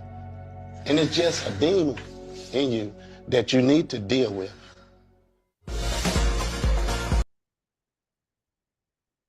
Man. His brother's life was destroyed. And she started the lie. She knew it was a lie. And the accountability that she says was, you should have fought for them harder. When she lied. That's the accountability that she came back with. I lied on you. I destroyed your life. Nothing you said or did, nobody believed you, but you should have fought for them harder. This is how lies can destroy people, man. She should be put in prison. Con. Are you okay? Con. That's heavy, man.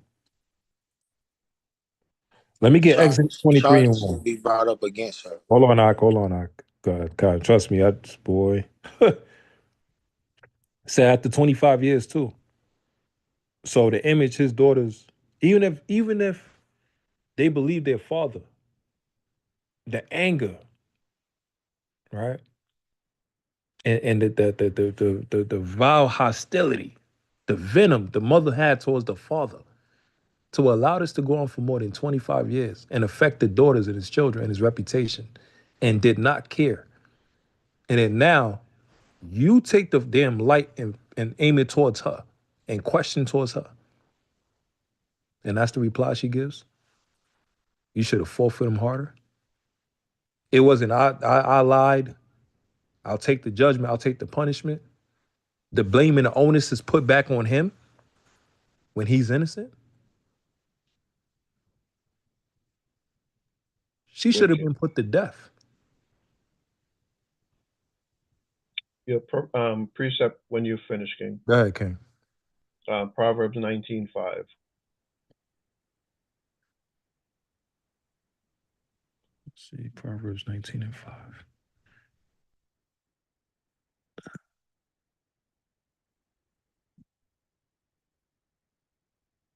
See, I got it on the screen.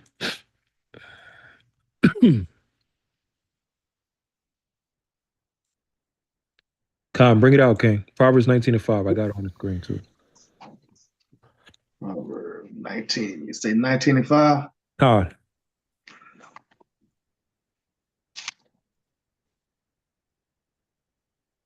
This is the book of Proverbs, chapter 19, verse 5.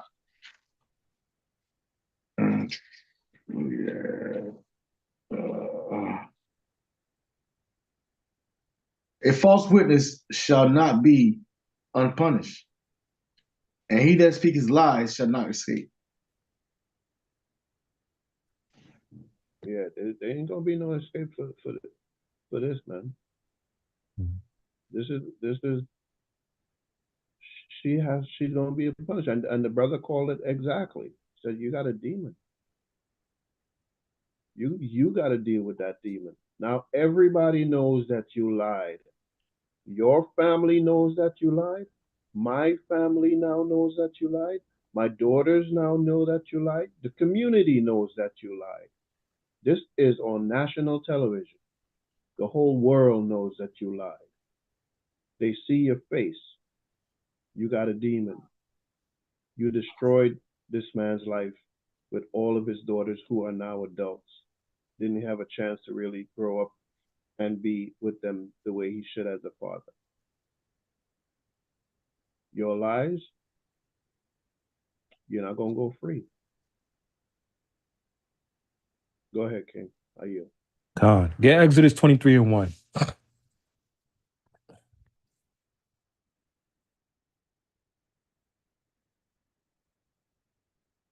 Let's get Exodus chapter 23 and verse 1, King.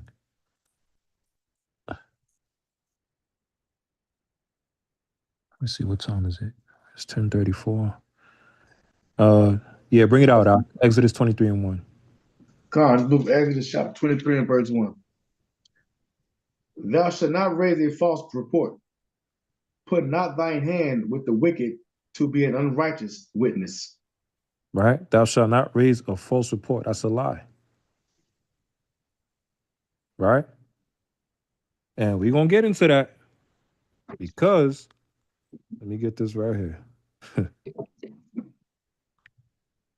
Let's get 1 Kings chapter 21.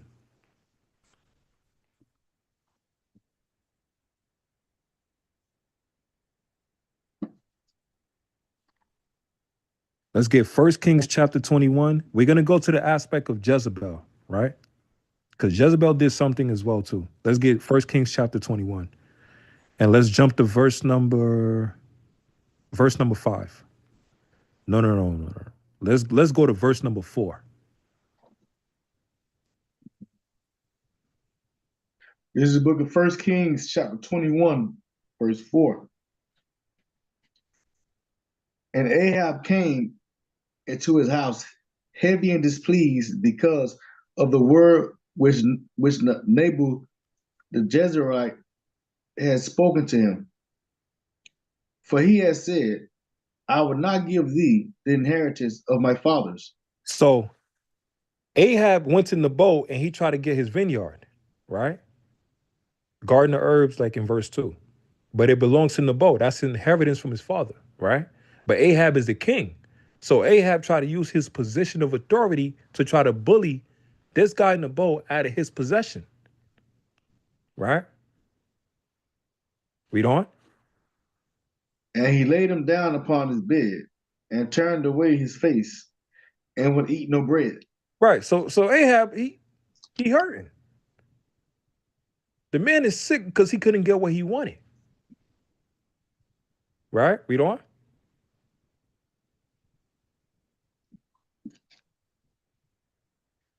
But Jezebel, his wife, came to him and said unto him, Why is thy spirit so sad, that thou eatest no bread? Right, you're not even eating. What's going on? You sick? What's happening? Read on. And he said unto her, Because I spake unto Naboth the Jezreelite, and said unto him, Give me thy vineyard for money, or else, if it please thee, I will give thee another vineyard for it. Right. He wanted Naboth's possession. He tried to buy it, but Naboth didn't want to sell it. Right? It's his. He don't want to sell it. I know people right now. There's certain things you would not sell. It has sentimental value to it. Right? Family items, a book. It could be stuff passed down, a ring or something that you can't put a price on it. It has so much meaningful things to you that you went through, certain experiences. So he wouldn't sell it. It could be also a wife, right? She belonged to you. You trying to buy my wife? Nah, bro. You trying to pay her this and that so we can get a freak on it? Nah. That's my wife. Khan? Because remember, a vineyard or a land, it also ties into a woman. A woman is like a land. That's why the Lord said the man has a seed and he plants the seed in what? In that woman. She's that land. She's that garden. That's his. And Ahab, he's rich. He's the king. So he think he could buy it from the world. But what happens? Read on. I will not give thee my vineyard. And Jezebel his wife said unto him, Dost thou now govern the kingdom of Israel? Arise, and eat bread, and let thy heart be merry. I will give thee the vineyard of Naboth the Jezreelite. So look at that. This is two wicked people together. The man tried to get somebody else's possession. He couldn't get it, so his wife's going to help him get it. Right? Read on. So she wrote letters in Ahab's name. And look, she's forging his name. She's doing the work for him. She's writing letters in his name. Read on. And sealed them with his seal. And sent letters unto the elders and to the nobles that were in his city, dwelling with Naboth. So she wrote these letters, forgery, letters of lies. Right? She's creating a whole story, false report, and she sent it straight to the leaderships of that city, straight to the elders. Keep reading. And she wrote in the letters, saying, Proclaim a fast, and set Naboth on high among the people. Do you know what the heck I just said? Jezebel is telling them, using Ahab's signature, she's basically telling them to have a fast, right? Because remember, a fast is a weapon that we use as a nation when we fast. Look at Esther. When Esther and her people was about to be wiped out because of the wickedness of Haman, she proclaimed a fast for the Lord to answer her prayers and to show mercy. Even look at the men in the book of Acts that was trying to kill Paul. They said, we will not eat. They made a covenant. They made a contract. They said, we will not eat until we kill this man. Basically, they were saying we will fast until we finish the job, till we kill Paul.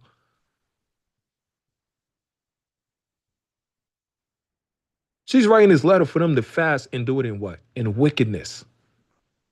Because remember, Jezebel also serves who? Satan, Baal. She was a Zidonian. She was a Hamite. Right? Read on.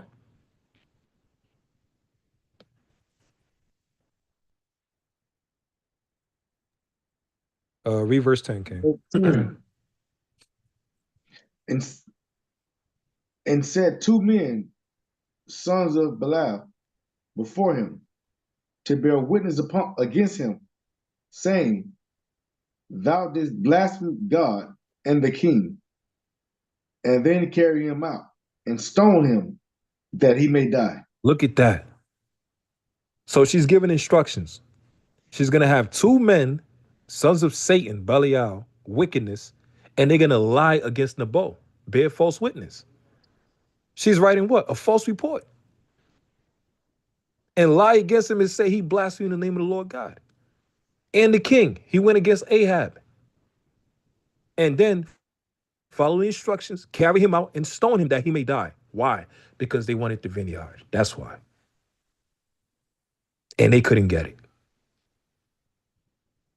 Legally.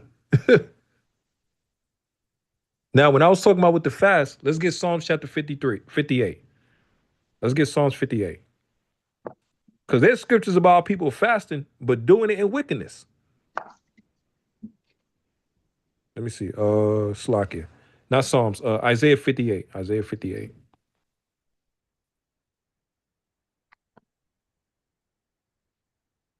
And verse number 3. This is the book of Isaiah, chapter 58 and verse 3. Wherefore have we fasted? Say they, and thou seest not. Wherefore have we afflicted our soul, and thou takest no knowledge? Behold, in the day of your fast ye find pleasure, and exact all your labors. Right, read on. Behold, ye fast for strife and debate, and to smite with the fist of wickedness. And to do what? And to smite with the fist of the wickedness. So the Lord said our people is fasting for strife, arguments, fights, debates, and to smite with the fist of wickedness, to kill.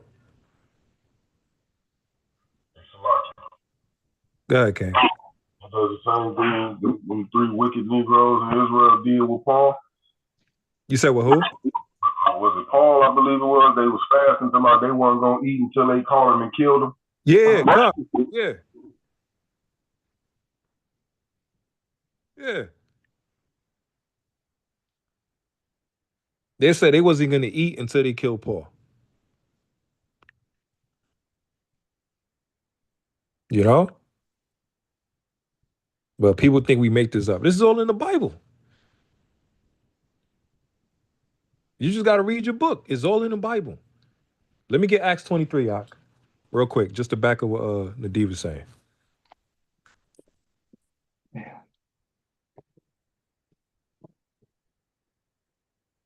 Once you see everything you see going on right now, go through the scriptures.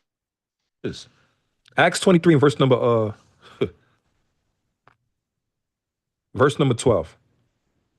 This is the book of Acts 23 and verse 12.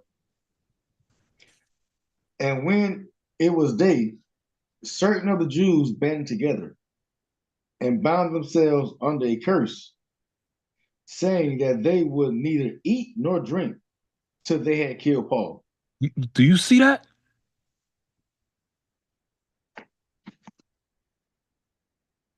They said they wouldn't eat or drink. It said they bound themselves with a curse. That's how much they hated Paul.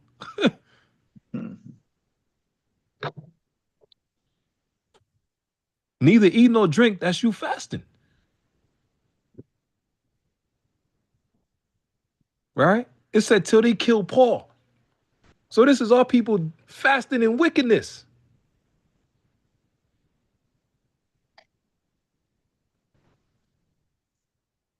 That's what Jezebel told him. Proclaim ye a fast. Get 2 witnesses, sons of Baal, to witness against Nabal, and a lie on him.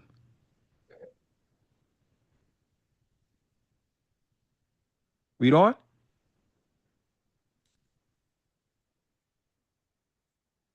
Read verse 13. And 13.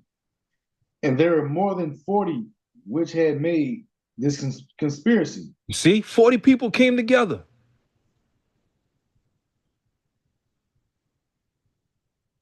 Damn, 40 people coming and they all fasting. So you gathering together to fast. Israel want to gather not fast, but they do it wickedness. God, yeah. We can't even get 10 Negroes to come together And we open up a business here and there, but 40 dudes coming immediately to fast to kill somebody. Ain't that crazy?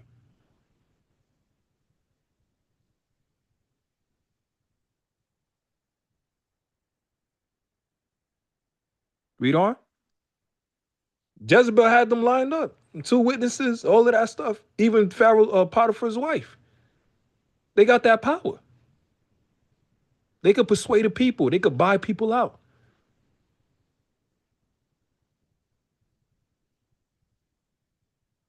Shit, even Slack it for the cursing.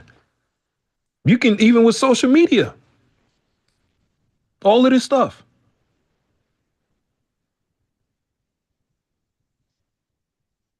Even on the clubhouse.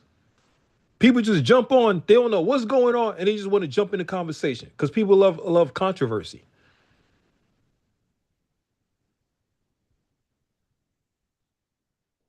She's even at your work. You outperforming everybody at your job, and they trying to find a way to get rid of you now.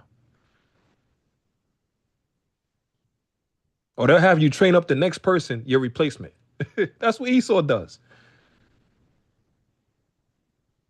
Or the day they promise you to give you a bonus check, they'll have you work your damn, they have you work your damn back off. You going all in, you going hard for these damn devils, because they promise you an extra bonus check. And the day you're supposed to get the check, all different excuses come out. Oh, I'm sorry, this happened, that happened. This person said you was doing this, that person said you was doing this, and now you get fired.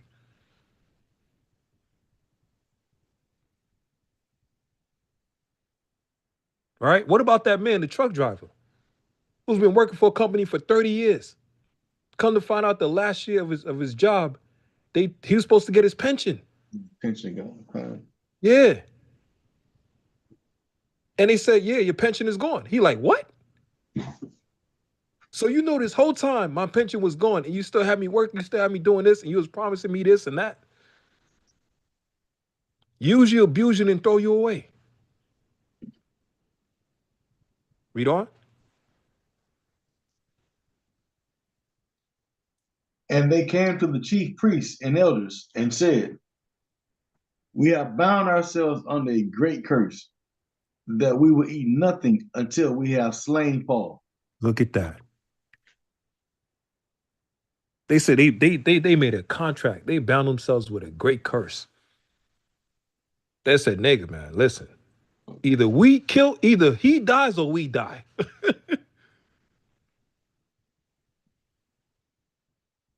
Read on.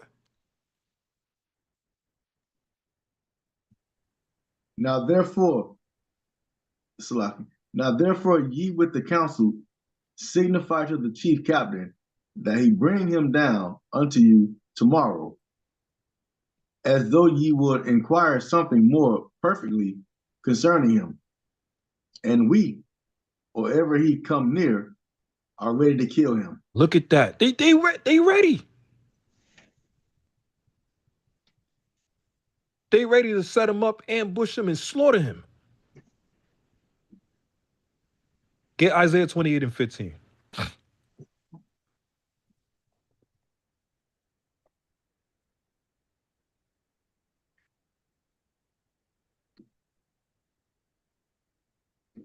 How you think the boat must have felt? You know? He like, damn. All this because I wouldn't give you my land? My vineyard? Isaiah 28 and 15. This book of Isaiah, chapter 28, verse 15. Because ye have said, we have made a covenant with death, and with hell are we at agreement. That's literally what they did. They made a covenant with Satan. They made a contract with death. And with hell, we're in agreement. We either gonna kill this woman or get rid of this woman or this man, or we done. Read on. When the overflowing scourge shall pass through, it shall not come unto us. For we have made lies our refuge, and under falsehood have we hid ourselves. Look how cold that is, man. It said they made lies their refuge, their defense. And under falsehood have we hid ourselves. Right? Hiding in the shadows. Waiting for a time to attack. That's what they was doing with Paul. They was waiting to attack him. They fasted. Probably fasted 40 days or whatever because they couldn't get him. They didn't kill Paul. Remember, they said they made a covenant. They made a contract. We would not eat until we kill Paul. Did they kill Paul? No. And there's stories about that too. I think it was a guy in Africa. The dude tried to fast 40 days. The man fasted 39 days, and by the last day, the 40th day, the Lord killed him. Let me see if I can find that.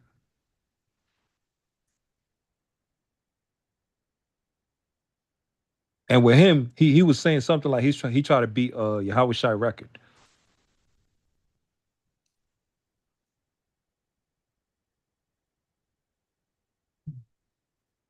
Try to mock God. Let me see. Here we go. Can y'all see the screen? Oh. There we go. Mozambique pastor dies attempting 40-day Jesus fast. You see that?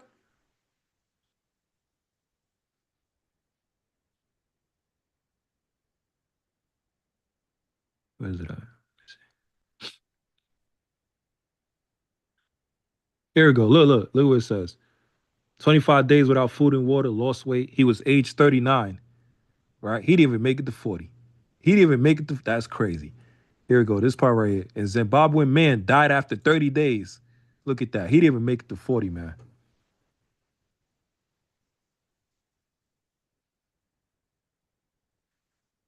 He didn't even make it to age 40. He didn't even make it to the 40-day fast. And then you had the 40 men that gathered to kill Paul. That's wild, man. Let's go back to 1 Kings. Slakia.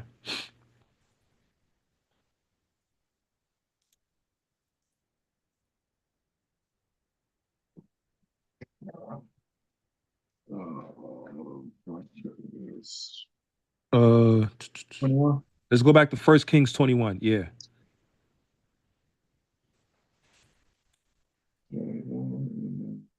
Um, 21 and 10. 1 Kings 21 and 10. And set two men, the sons of Belial, before him to bear witness against him, saying, Thou didst blaspheme God and the king, and then carry him out and stone him that he may die. So she's giving instructions on how to set this man up. Right? Read on, Ak.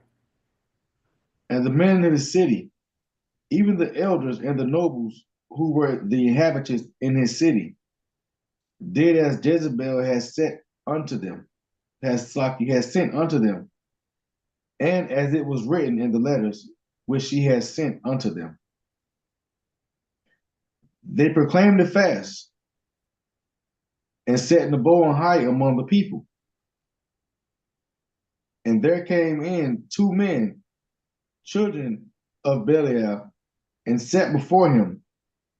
And the men of Belial witnessed against him, even against Nebo, in the presence of the people, saying, Nebo did blaspheme God and the king.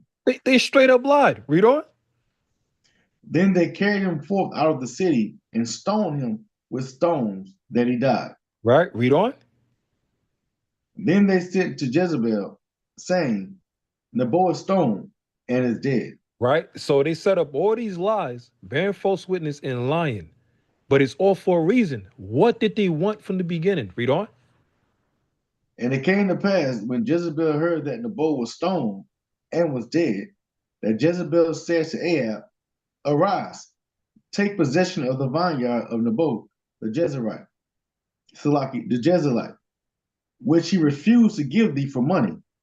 For Naboth is not alive, but dead. You see, Ahab could not buy what belonged to Naboth. He could not buy it. So he had to steal it. And not just steal it, he had to murder the person to get it, which was the vineyard. That's what he wanted. Khan? But check was crazy. After you did all of this, right? What happens now? That same vineyard that you got, that same land that you got, that same house, whatever possession you have, guess what now? It's polluted. It's poison now. It's different now. Why? Jump to verse number 19. And what happened? Elijah seen all of this. The Lord showed all this to Elijah and told him what happened, all of this. Verse 19. God. And thou shalt speak unto him, saying, Thus says the Lord, hast thou killed and also taken possession? And thou shalt speak unto him, saying, Thus says the Lord, in the place where dogs lick the blood of Naboth, shall dogs lick thy blood, even thine. Right? He putting a curse on him. Read on. And Ahab said to Elijah, Hast thou found me, O my enemy? And he answered, I have found thee, because thou hast sold thyself to work evil in the sight of the Lord. In the sight of who? In the sight of the Lord. The Lord watching. The Lord sees everything that's going on. God? The Lord is, that's why the lesson is called pertaining to adultery, and Yahweh's watching. The Yahweh see everything that's going on and is putting it in the mind of Elijah, showing him in the dream visions what Ahab actually did with Jezebel. The Lord sees everything that's going on all throughout these scriptures. So because you took that land by blood and murder, because you wanted something you couldn't have. Read verse 21 now. 21. Behold, I will bring evil upon thee, and will take away thy prosperities, and will cut off from Ahab him that pisses against the wall, and him that is shut up and left in Israel. You see that? So the Lord said, I'm going to bring judgment against you and your whole house. Because of the possession and how you got that possession, how you got that vineyard. You murdered a man to get it. And the judgment is going to come. If Ahab was innocent, then the Lord would have spared him. But the judgment is going to come because the Lord sees everything that's going on behind the scenes. You can't lie to Yahweh Shem Yahushai. You could lie to men. You could lie to women and children. You could lie to the eyes of men and people. But you can't lie to Yahweh Shem Yahushai. And what happened with Ahab? He got killed. He tried to run from war and battle, everything, this and that. He got killed. Right? What happened to Jezebel? Oh, God. The Lord put the spirit on Jehu. And he was, man, that man, boy. He was like a hellhound. He was raised up by the Lord as a destroyer against the house of Jezebel and Jehu, and Ahab.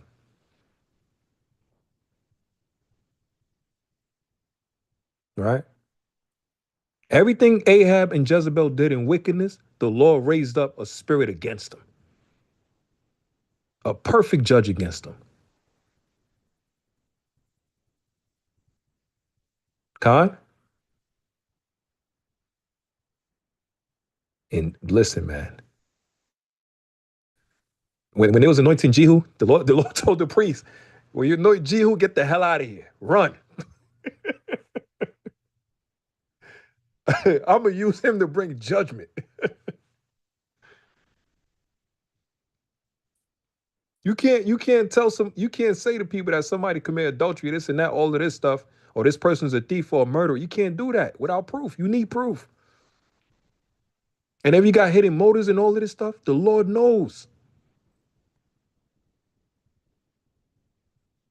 This is an example of two wicked people, Jezebel and Ahab. Ahab couldn't get his way. He wanted the vineyard. So Jezebel backed him up, and she set up the two witnesses against him, against Nabal, to get the vineyard, the possession. And now he has blood on his hands. That's blood money. That land is defiled with blood. Remember, Numbers 35 and 33. Right? The land is defiled. And it can only be cleansed by who? But by the blood of him that sheddeth it. And that was the curse that they put on Ahab and Jezebel with the dogs in the land. So we got from Joseph with Potiphar's wife. She lied on him, right? Because she wanted him. She had that lust demon on her, and he denied her multiple times. And he still got sent in prison. And you know how that story went later on, right? Now with Jezebel and Ahab against Nabal. Right? Now let's get this one right here. Slakiak, you still there?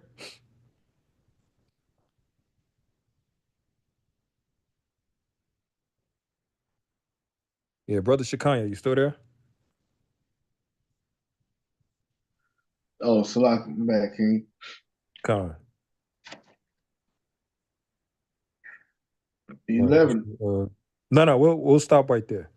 Let me see. Look for a specific one. Which one should I go to? All right, let's go to.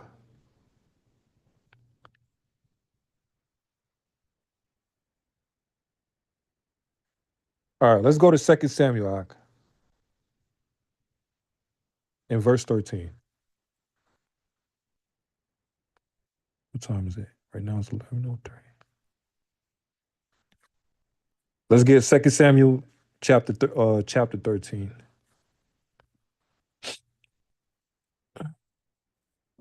Let me put it on the screen for people. Right now it's what, 11:03? Okay. Shalom, can you hear me? Come. All right. 2 Samuel chapter 13. And let's get verse number 5. Start at 3. Start at 3. Come, 3. Yeah. 2 Samuel chapter 13 and verse number 3. Come, 2 Samuel chapter 13 and verse 3. But Amon had a friend whose name was Jonadab, the son of Shimei, David's brother. And Jonadab was a very subtle man. Right. He was a very subtle man. Right? He knew how to manipulate people. Right? That spirit is Satan. Subtlety. Right? Read on. And he said unto him, Why art thou, being the king's son, lean from day to day? Wilt thou not tell me? And Amnon said unto him, I love Tamar, my brother Absalom's sister. Look at that. And that was literally his sister too, as well too. So this is a brother that loves his sister, right? This is about to tie into incest, wickedness, same as in Genesis 19 with Lot's 2 daughters. They got their pops drunk, and they molested him. Right? Read on. 5. And Jonadab said unto him, Lay thee down on thy bed, and make thyself sick. And when thy father cometh to see thee, say to him, I pray thee, let my sister Tamar come, and give me meat, and dress the meat in my sight, that I may see it, and eat it at her hand. Right? So he's guiding her. Right? Little by little, he's guiding her. He's guiding him. Jonadab is guiding what you call it, Amnon, and giving him instructions on what to do, right? Read on. So Amnon lay down and made himself sick.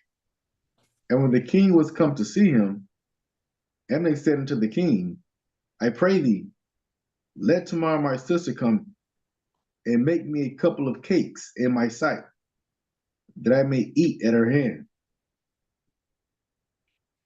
Right, read on. Then David sent him home to Tamar, saying, Go now to thy brother Ammon's house and dress him meat. So Tamar went to her brother Ammon's house, and he was laid down. A huge shock or And she surprise, took flour. not only because of the world we live in, but because there's a ton of us. Right, read on. And she took flour and kneaded it and made cakes in his sight and did bake the cakes. 70,000. Right, read on. And she took a pan and poured them out before him, but he refused to eat. And Ammon said, Have out all the men from me. And they went out, every man from him. And Amnon said unto Tamar, Bring the meat into the chamber, that I may eat of thy hand. And Tamar took the cakes which she had made, and brought them into the chamber to Ammon her brother. And when she had brought them unto him to eat, he took hold of her, and said unto her, Come lie with me, my sister. So he set her up. But he's getting instructions from his friend on how to molest his sister. Con? Because the friend know he already had that love, his lust, what you call it, Amnon already had that lust for his sister. And that's why he said Jonadab came with the subtlety, like Satan. Satan know your lust. He know your intentions. He know your motives. He know why you doing certain things and certain actions. So he'll use that. You already got it in your mind. He'll use that as ways. I'm going to show you how to do this, instructions in wickedness. Look at Absalom. Absalom is said in the book of Samuel's, one of the priests gave him wise instructions in wickedness on how to what? How to have sex with David's wives, with his father's wives, and how to do it step by step. Get the tent, put it up in the top of the roof of the castle in front of Israel so all Israel can see it. And so that when they see you sleeping with your father's wives, they can know now your father lost the kingdom and now you the new ruler. And the scripture said it. It said he gave Absalom wise instructions, but in wickedness. Con? But what was Absalom's motive? He wanted to take his father's position, kingdom. And he enticed multiple people, like a politician, to be on his side. Con? So watch this. Keep reading now, because I got a video for this too. And he answered him, Slaki, and she answered him, Nay, my brother, do not force me, for no such thing ought to be done in Israel. Do not thou this folly. Right, read on. And I, whither shall I cause my shame to go? And as for thee, thou shalt be as one of the fools in Israel. Now therefore, I pray thee, speak unto the king, for he would not withhold me from thee. Right. So she's trying to get him away. She said, speak to the king first. Why? Because she know her father. I'm like, what the hell is going on? She's looking for help. She's trapped. She got set up. It's her and him by themselves in the room. She never expected anything like this to happen. Read on. Howbeit, verse 14. Howbeit he would not hearken unto her voice. You see? Because that lust took over. That demon took over. Con? He finally got her right where he wanted her. She never imagined something like this would happen. He's stronger than her, so he's overpowering her. Read on. But being stronger than she, forced her and lay with her. Then Ammon hated her exceedingly, so that the hatred grew within the hated, Salaki, so that the hatred wherewith he hated her was greater than the love wherewith he had loved her. So look what happened. Satan got him. He fulfilled his lust, got his rocks off, and now what happened? He hates her now. Guess who put that spirit on him? The Lord. The Lord put the spirit on him. He wanted to fulfill his lust. He wanted to be a damn demon. He knew better. He literally raped and molested his own sister. That's incest now. And now what he wanted so bad, the Lord put the spirit on him to hate now. He can't have it now. It's too late. He destroyed his own soul and destroyed hers as well. What he wanted so bad to have was his own sister who was of lust, incest. And after he committed the act, he don't even love her no more. Read on.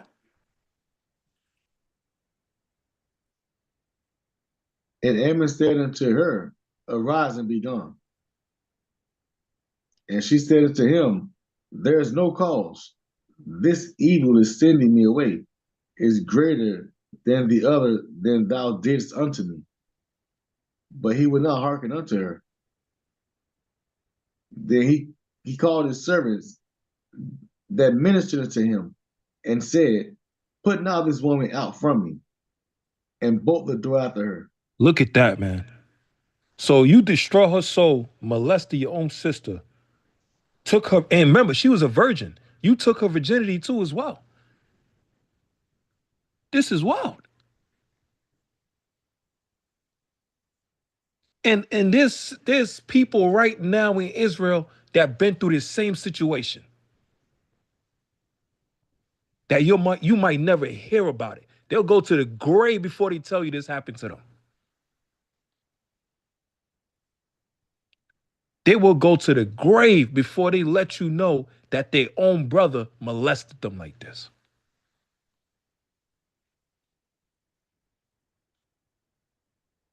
There's people right now, man and woman, brothers and sisters, that's been molested by their uncles, by their aunts.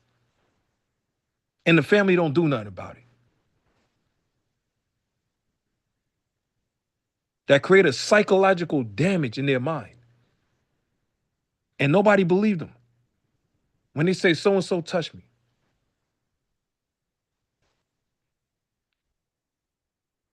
Con?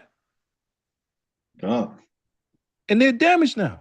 They got to recover mentally, physically, spiritually. Spirit is broken, all of this stuff. Dealing with trauma. Us as a nation, we are sick as a people, as a nation, man. Coming into this truth. All different lifestyle backgrounds and everything. So much trauma we all dealing with, each individual person.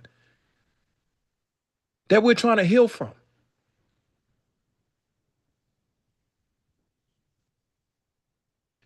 And you ain't got to tell me any of this stuff, this and that, and dark secrets. No, I don't need to know all of that. But I understand everybody got some stuff they going through, that they've been through. This is part of us coming together back in the words of Yahweh Shemel Wishah to heal as a nation. That's why Isaiah 61, the Lord said he come to the brokenhearted. We need healing.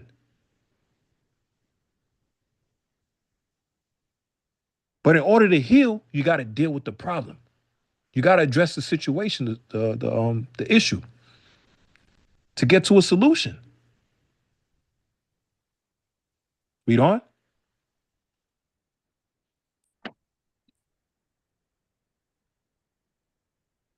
And she had a garment of diverse colors upon her, for which such robes were the king's daughters. There were virgins apparelled. Then his servants brought her out and bolted the door after her. Look at that, man. So you treat her like a piece of crap, use and abuse her, and then throw her away.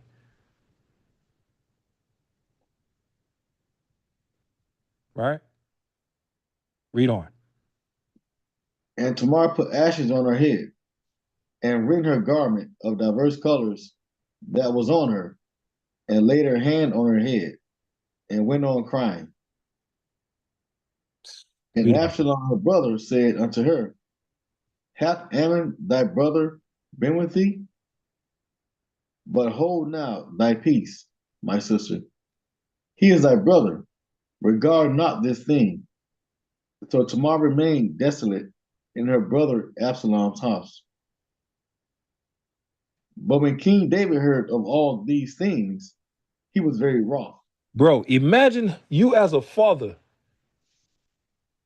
Because there's people that went through this type of situation as well. Imagine you as a father, you hear something like this. You're going to snap. Imagine you as a father and you find out that your daughter got forced molested by another man. Hearing this and bro, you getting the gun, you don't want to hear nobody. You don't want to hear nothing you don't want nobody to try to talk you down. You don't want to hear a damn thing. There's going to be a rage in your spirit. You don't even know where it's coming from. You can't control it. Damn near possessed.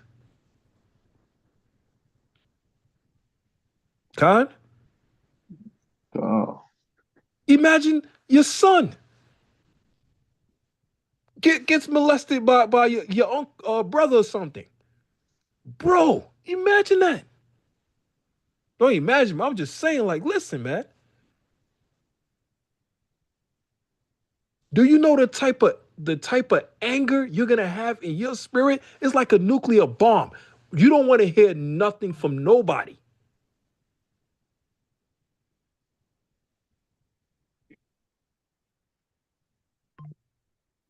You just want judgment.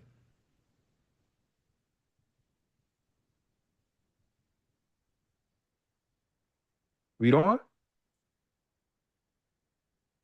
And Absalom spake unto his brother Ammon, neither good nor bad.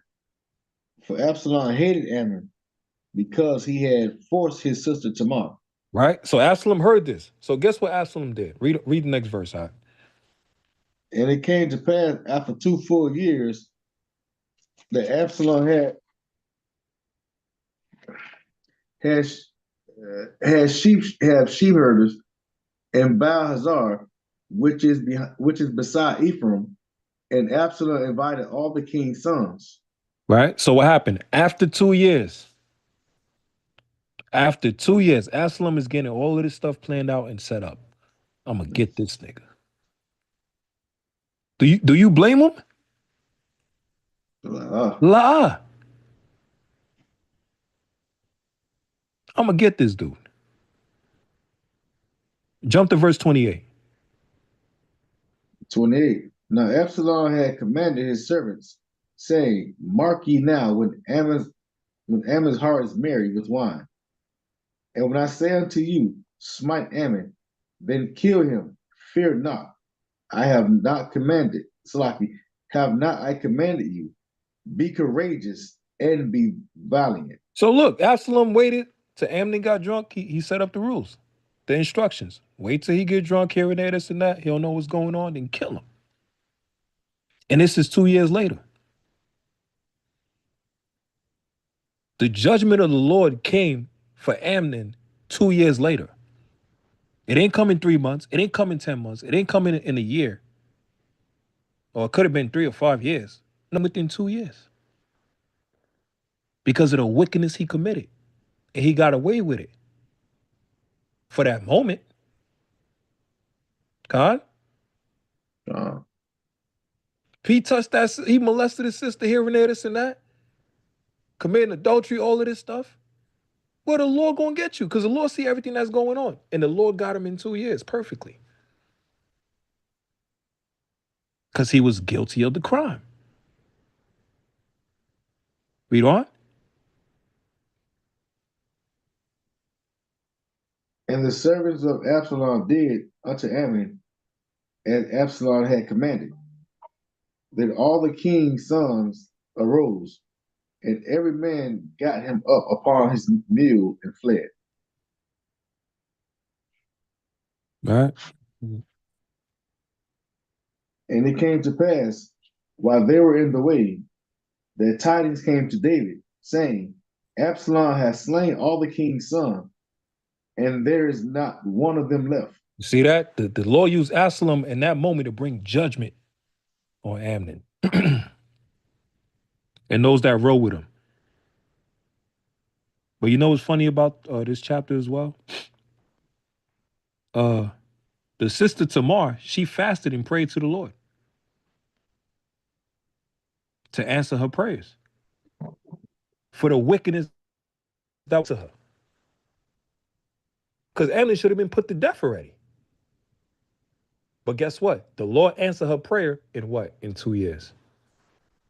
Khan?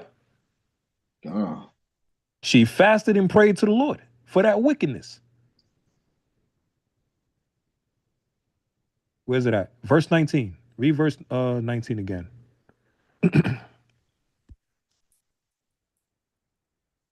Verse 19, and Tamar put ashes on her head, and rent her garment of diverse colors that was on her, and laid her hand on her head, and went on crying. Yeah, a lot of times in the scriptures, when it says a person put ashes on their head and rent their garments, that's speaking about them fasting. They humble themselves down to the Lord. They praying to the Lord to answer their prayers, answer their calls. For the injustice they through. So imagine her as a sister. How that messes with her mind. Like I said, a lot of brothers and sisters in Israel, a lot of sisters I spoke with in Israel. When they was young, got touched upon by their relative. And they tell the family, and the family don't believe them. And now they got to go through this all their life, and now they become damaged. Now they living life promiscuous because when they was young, their spirit got destroyed. Now they confused, they don't know what's going on. A lot of brothers that you see nowadays in the sodomite lifestyle, some of them was touched by their relative when they was young.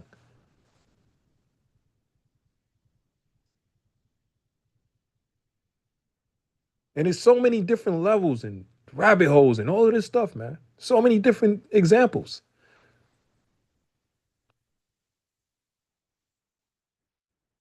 Con?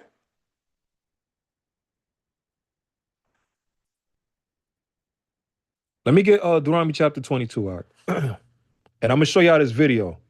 Let me get Deuteronomy chapter 22. And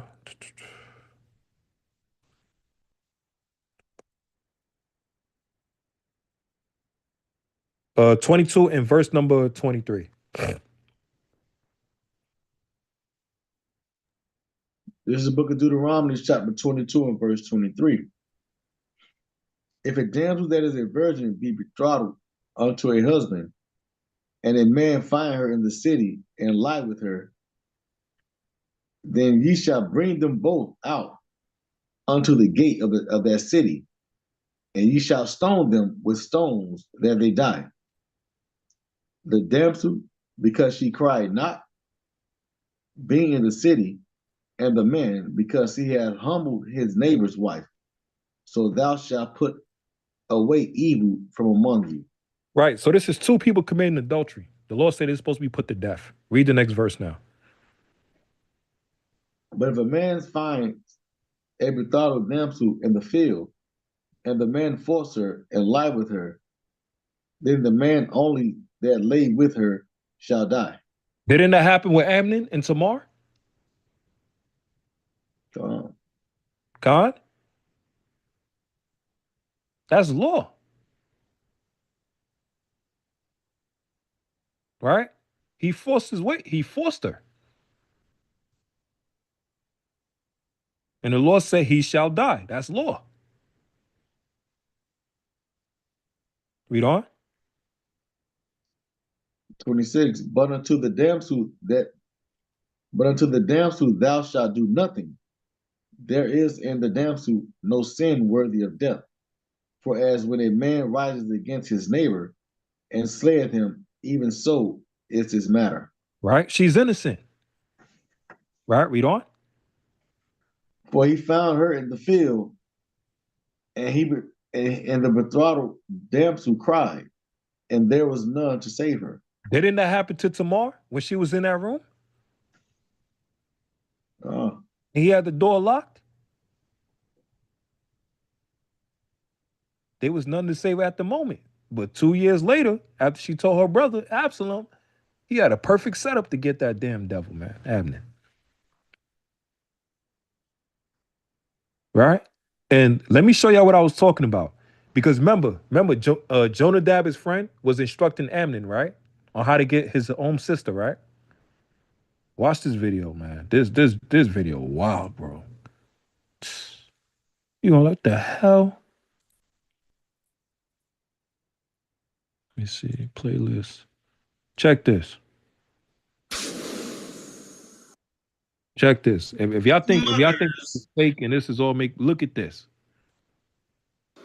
Offering their wives to be sexually abused, mothers offering their wives to be sexually abused and sharing advice. An investigation has uncovered multiple grape chats where thousands of men discuss how to grape and sexually assault women, including their own mothers and sisters. Wow. The group. Do y'all see that?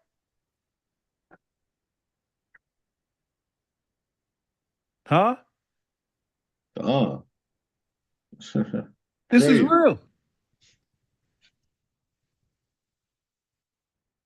70,000 men in a group chat discussing instructions, directions, how to molest people, own mothers and sisters, just like Amnon did with Tamar.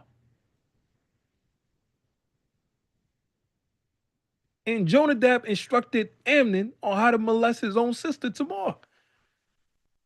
And this is 2024 when this video came out. Damn, jeez, 12 days ago. 2025. 70,000 men. And that's spiritual too. 70,000. 7 represents completion.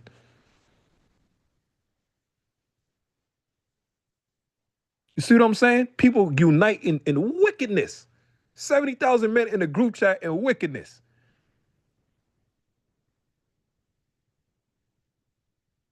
On how to molest people, man.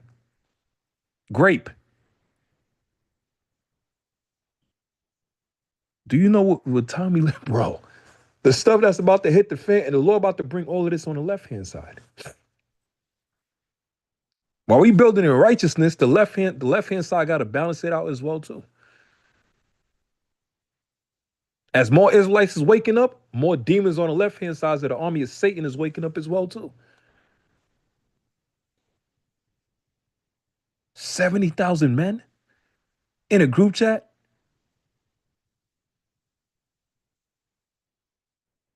Step-by-step instructions on how to molest your own family members, incest. Like Jonadab gave the advice to Amnon about to do to Tamar. And this is in the Bible.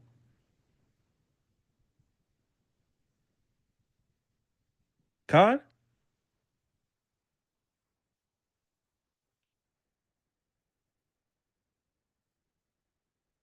Man.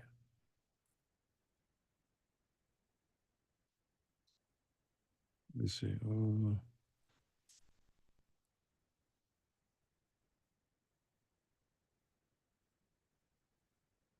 Slakiak, you still there? God. Let me get Leviticus chapter 20. These are laws in the Bible, right? If you were Israelite, you're supposed to know these laws. Read the first 5 books again. A lot of people don't really know the laws.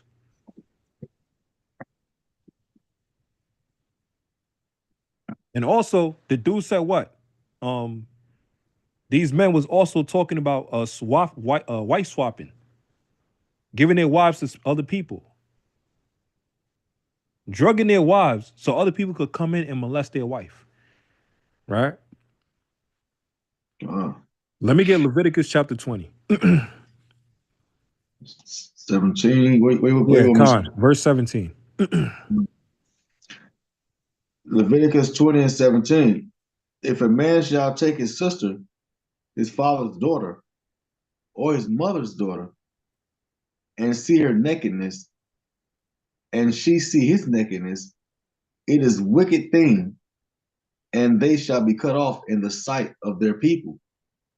He hath uncovered his sister's nakedness, he shall bear his iniquity. Right. He shall bear his iniquity. That's law. And what is that tying into? Death. If you sleep with your own sister, with your own moms, the law says you're supposed to be put to death.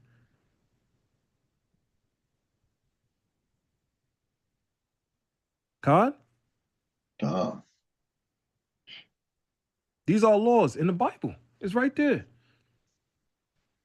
And the dude was saying, remember, he was talking about the white swap. Let me finish this video first. Which have up to 70,000 members from a variety of countries meet on an encrypted messaging app Telegram to share pictures and even live videos of sexual abuse. Members have also claimed to have assaulted their wives and female family members, with some even sharing advice and instructions on how to do it.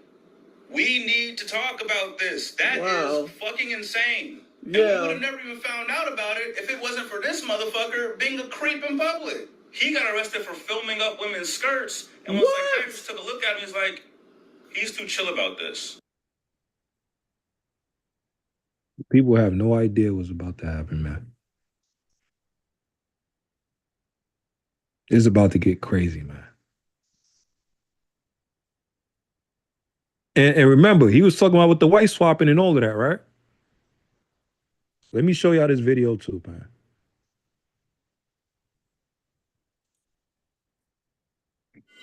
You found a place of complete focus. You ordered your thoughts and mastered your mind. I'll show you this video.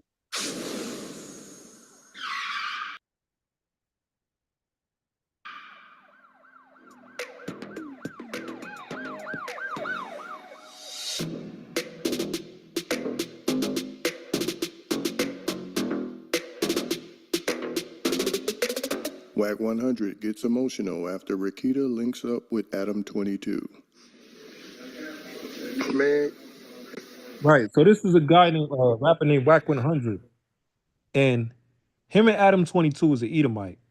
They're about to do a wife swap. Right? He's about to share his wife with this damn devil, this Edomite. And he's about to take this Edomite's wife. And mind you, this is Whack 100's wife. They're married. This is high-level adultery and sick wickedness. Right? Watch this, man. Hey, listen, homie, you know, before Adam exposed it, I can't believe this shit, homie. Like, everything I done did for her, man, everything I done did, Adam, went behind my back. I mean, you could at least told me. You know what I'm saying? Hey, listen, homie, I ain't too gangster, homie. I cry too. Thugs cry too, man. You know what I'm saying? But, like, listen, man, like, I'm finna go ahead on and go my way. It was a good run. You know what I'm saying? I'm pretty sure she got her reasons, homie, but I just ain't feeling it, homie. B, you broke my heart. Why are you so stupid? Oh, go ahead. Ain't there the same nigga who just was saying F you Israelite niggas, y'all gonna get ran off the block, and we love you niggas trying to start a war against white people and this, that, and the third? Yeah, that's him. Yeah, that's judgment, nigga. You don't blaspheme the name of the Lord and his damn servants and threaten our lives. Yeah, that's him. Is this the man? Yeah, you that's him. The lives of the Israelites, talking about what's gonna happen to us and all this, and you sitting up there holding Edomites on a high pedestal, and that same dude who he talking about Waited till he got through bad mouthing the Israelites and talking trash about us, and then turned right around and told him, man, the hell with a white woman. She can kiss all the boots she wants. Now even with your wife. You damn coon. Yeah, that's him. Right? Watch this. So it wasn't a white swap. She cheated. Well, adultery is what it No, was. it was a white swap. They both agreed to it. You'll see. He just put out the video like that. Like, I didn't think she would do this to me, every near this and that. Nah, it was a white swap. He just putting that out there to try to cover his back. Watch, you'll see. Watch. I'll mess around, look at the lighting. It's not gonna be as nice. Shoot, how do you turn these lights on? It's right back here, isn't it? And mind you, Adam 22 is an Edomite that's known for because his wife is a porn star. So she's known for sleeping with other men and him watching. So he does that.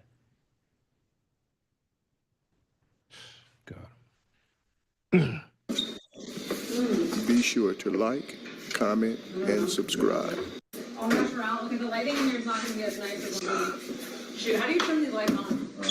It's right back here, isn't it? Be sure to like, comment, and subscribe. Oh, he left it.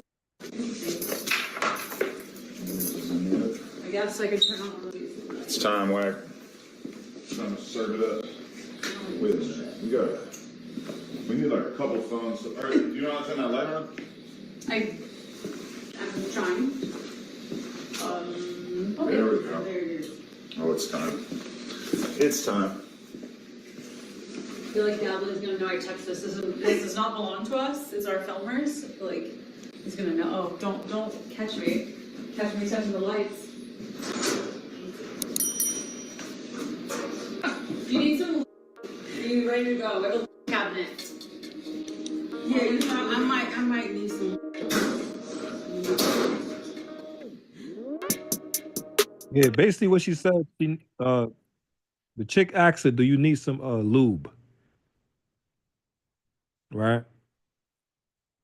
That's why Adam 22 said it's time. They had an agreement. Adam 22 smashed Wax chick, and he'll smash her, the dude's chick as well. Let me get Leviticus 19 and 29.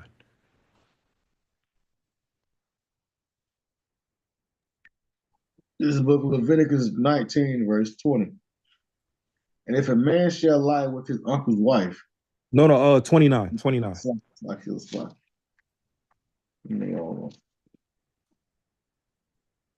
Leviticus 19 and 20. 29, King. So like in 19 and 29. 29. Do not prostitute thy daughter to cause her to be a whore, lest the land fall to whoredom and the land become full of wickedness. Right. She's still a daughter of Zion, a daughter of Israel. The Lord said, don't prostitute your daughter. Right? Don't prostitute your woman. Let me show you the article right here. Salakia, there should be no whores of the daughters of Zion. Khan. Salakia, I'm about to step away for a minute. Okay, Khan. Right? So look, what the article says, Adam 22 and Whack 100 swap wives and make an adult film in the process. That's wild, man. You know? No whores are the daughter of Zion.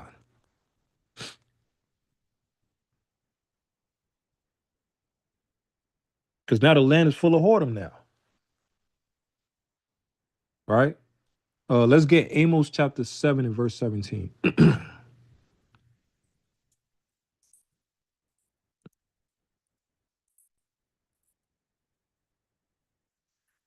Let me see, it's 11:41. Okay, let me go to this. Amos 7 and 17. Wait, everybody have to say, Con?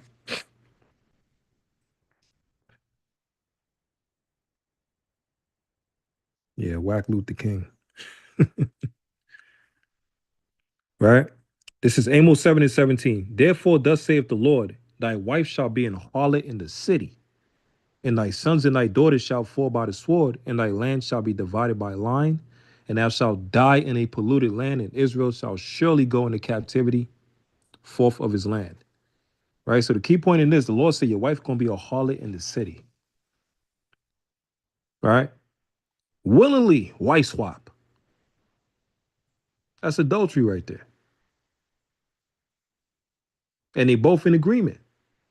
And that's wicked, man. That is off as hell. Let me show y'all another example of Abimelech. See if I can finish this by at least 12.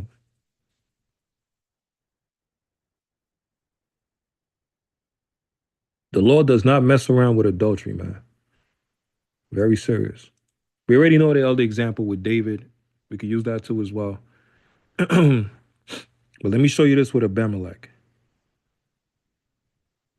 All right, because with Abimelech, it was Abraham and Sarah. And Abimelech took Sarah, right? So this is Genesis chapter 20, verse 1. And Abraham journeyed from thence toward the south country and dwelt between Kadesh and Shur and sojourned in Gerar. And Abraham said of Sarah, his wife, she is my sister. And Abimelech king of Gerar sent and took Sarah. Now look what happened.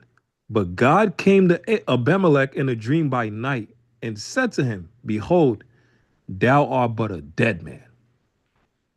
For the woman which thou hast taken, for she is a man's wife. Right? So the Lord came to Abimelech. He gave him a nightmare in his dreams and told him, listen, I'm about to kill you and your whole nation if you don't give back this man's wife, Sarah. But what Abimelech said? But Abimelech had not come near her, and he said, Lord, wilt thou slay also a righteous nation? Now, wait a minute. We can deal with that. Said he not unto me, she is my sister? And she herself said, he is my brother.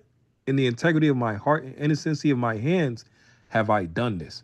So Abimelech didn't know that Abraham was married to Sarah, right? And God said unto him in a dream, yea, I know that thou didst this in the integrity of thy heart, for I also withheld thee from sinning against me. Therefore suffered I thee not to touch her, right? The Lord showed him mercy. Now, therefore restore the man his wife, for he is a prophet, and he shall pray for thee, and thou shalt live. And if thou restore her not, know thou that thou shalt surely die, thou and all that are thine. Speaking about him and his whole household, right? If you give back Sarah to Abraham, Abraham will bless you. And mind you, he's my prophet. That's why even in Genesis, it says with Israel or Abraham, the Lord blessed with Abraham, blesses those that bless Abraham and curses those that curse Abraham and his people, which is basically us, Israel, right? Therefore, Abimelech rose early in the morning and called all his servants and told all these things in their ears, and the men were so afraid. Then Abimelech called Abraham and said unto him, what hast thou done unto us? And what have I offended thee that thou hast brought on me and on my kingdom a great sin? Right? That's adultery. That's a great sin. Thou hast done deeds unto me that ought not to be done. And Abimelech said unto Abraham, what sawest thou that thou hast done this thing? And Abraham said, because I thought surely the fear of God is not in this place, and they will slay me for my wife's sake. Right? So the Abimelech's, Abraham said he was scared that when they see his wife Sarah, the people's gonna find a way to try to kill him to get his wife. Right? And the thing with that, let's get Judith. Let me see.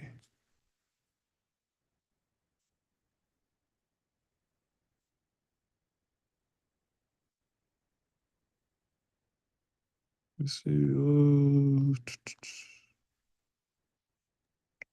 So, There, King. You back? yeah. You can read Genesis. We're at Genesis. There's an example of Abraham and Abimelech with Sarah. Right? Genesis 20 and read verse number 11.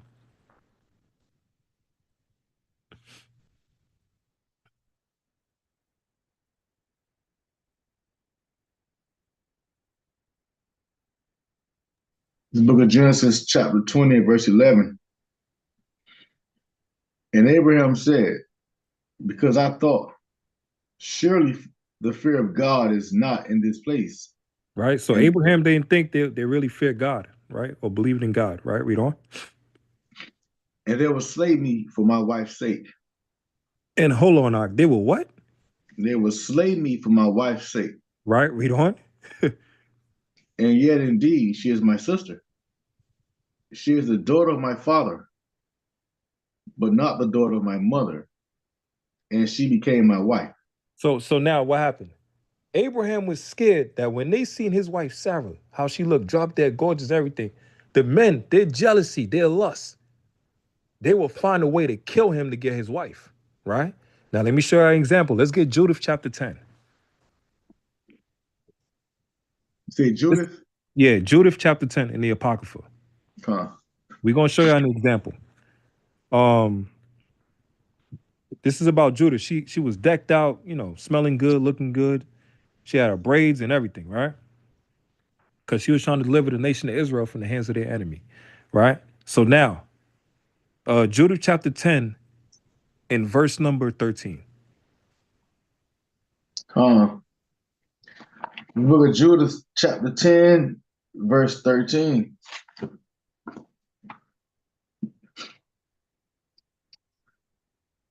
And I am coming before Holofernes, the chief captain of your army, to declare words of truth. And I will shew him a way whereby he shall go, and win all the hill country without losing the body of life of any one of his men. Right, read on. Now when the men heard her words and beheld her countenance, they wondered greatly at her beauty, and said unto her. So they staring at Judith. They're like, God damn, who the hell is this? Right? Now remember what Abraham said? He said he was scared that Abimelech and his people will kill him for his wife, right? Khan? Now, read verse 18. Jump to verse 18. Verse 18.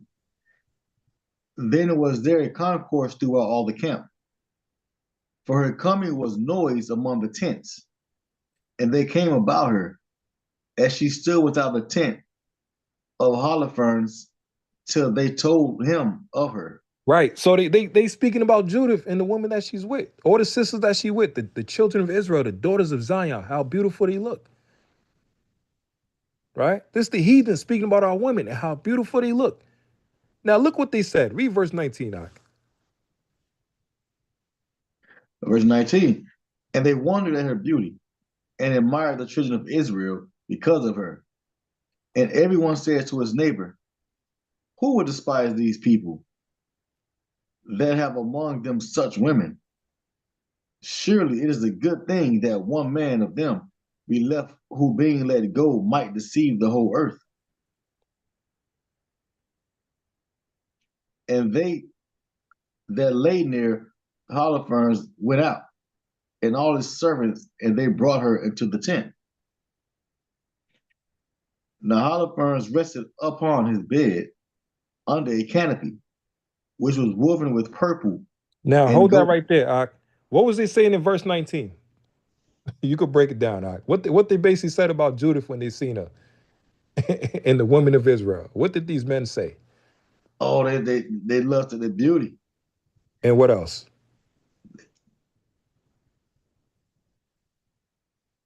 Oh, and who would despise them? Like who would hate them, or who would go against them? Right. What else? Because they're so beautiful. Right. Surely it is not good that one man be left, who being let go might deceive the whole earth. Yeah, so listen, they got to get rid of the men. Exactly. So what are they telling you? The same thing Abraham feared in Genesis. He like when they seen his woman, they seen Judith, they seen Sarah. The other nation like, man, we got to get rid of these. We got to kill them. We got to kill these men and get these daughters of Zion for ourselves.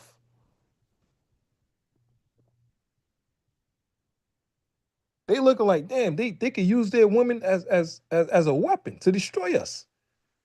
They said they'll deceive the whole earth. Because of how beautiful she looked, man.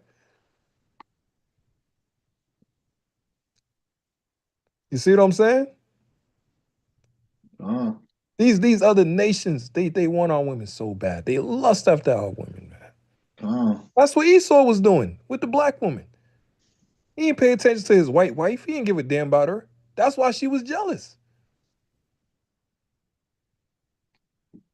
These Edomites was going crazy for the black woman, man.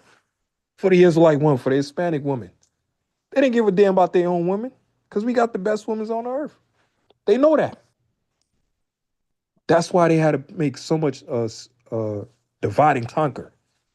Men versus women, us against each other instead of us coming together as a nation against these devils.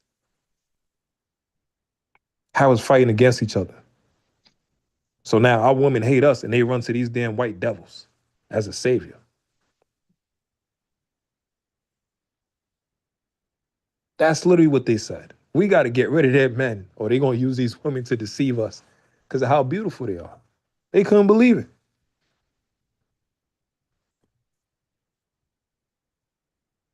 That's what Abraham was talking about. Like, damn, I gotta protect my life. And that ties into what? One of your neighbor's wife. Covetous. Khan? Khan. The Lord don't like that, man. And in all these scriptures we're bringing out, all these different examples, the Lord is seeing everything. The Lord is watching everything.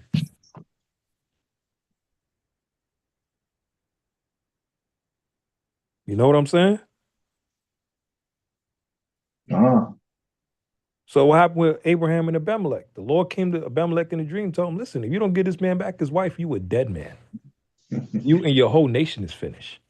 And be careful who you're dealing with. This is a prophet. This is my prophet. Watch how you deal with him.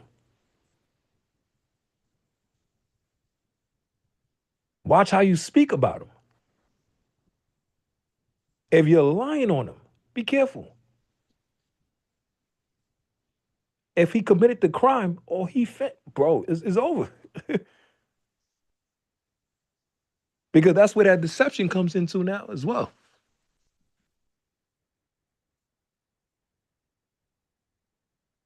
Right? Look at David. And then even the stories in Genesis with Judah and the items he gave the woman. I forgot. I think it was Tamar. Something like that. There's so many examples in the Bible, man. Let's go to the one with David. It's about to be 12 o'clock, so I just want to close out in 6 minutes or 5 minutes. Let's see.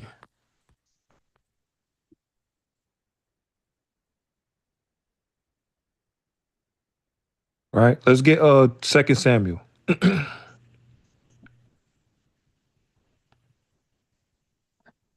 In verse number 2. Well, what chapter you in? I mean, 2 Samuel chapter 11 and verse number 2. Slake. In the book of 2 Samuel, chapter 11, and verse 2.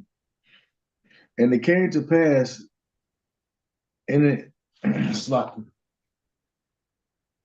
Samuel, chapter 11, and verse 2. And it came to pass in an evening tide that David arose off his bed and walked upon the roof of the king's house. And from the roof he saw a woman washing herself. And the woman was very beautiful to look upon. See? Right, read on. She was naked, washing herself and everything. Read on. And David sent and inquired after the woman. And one said, is not this Bathsheba, the daughter of Elam, the wife of Uriah, the Hittite? So he know who that woman is, right? She's washing herself, she's bathing naked and everything, right? Read on. And David sent messengers and took her. And she came in unto him, and he lay with her, for he was purified from her uncleanness. And she returned unto her house. Right. So this is both of them agreeing.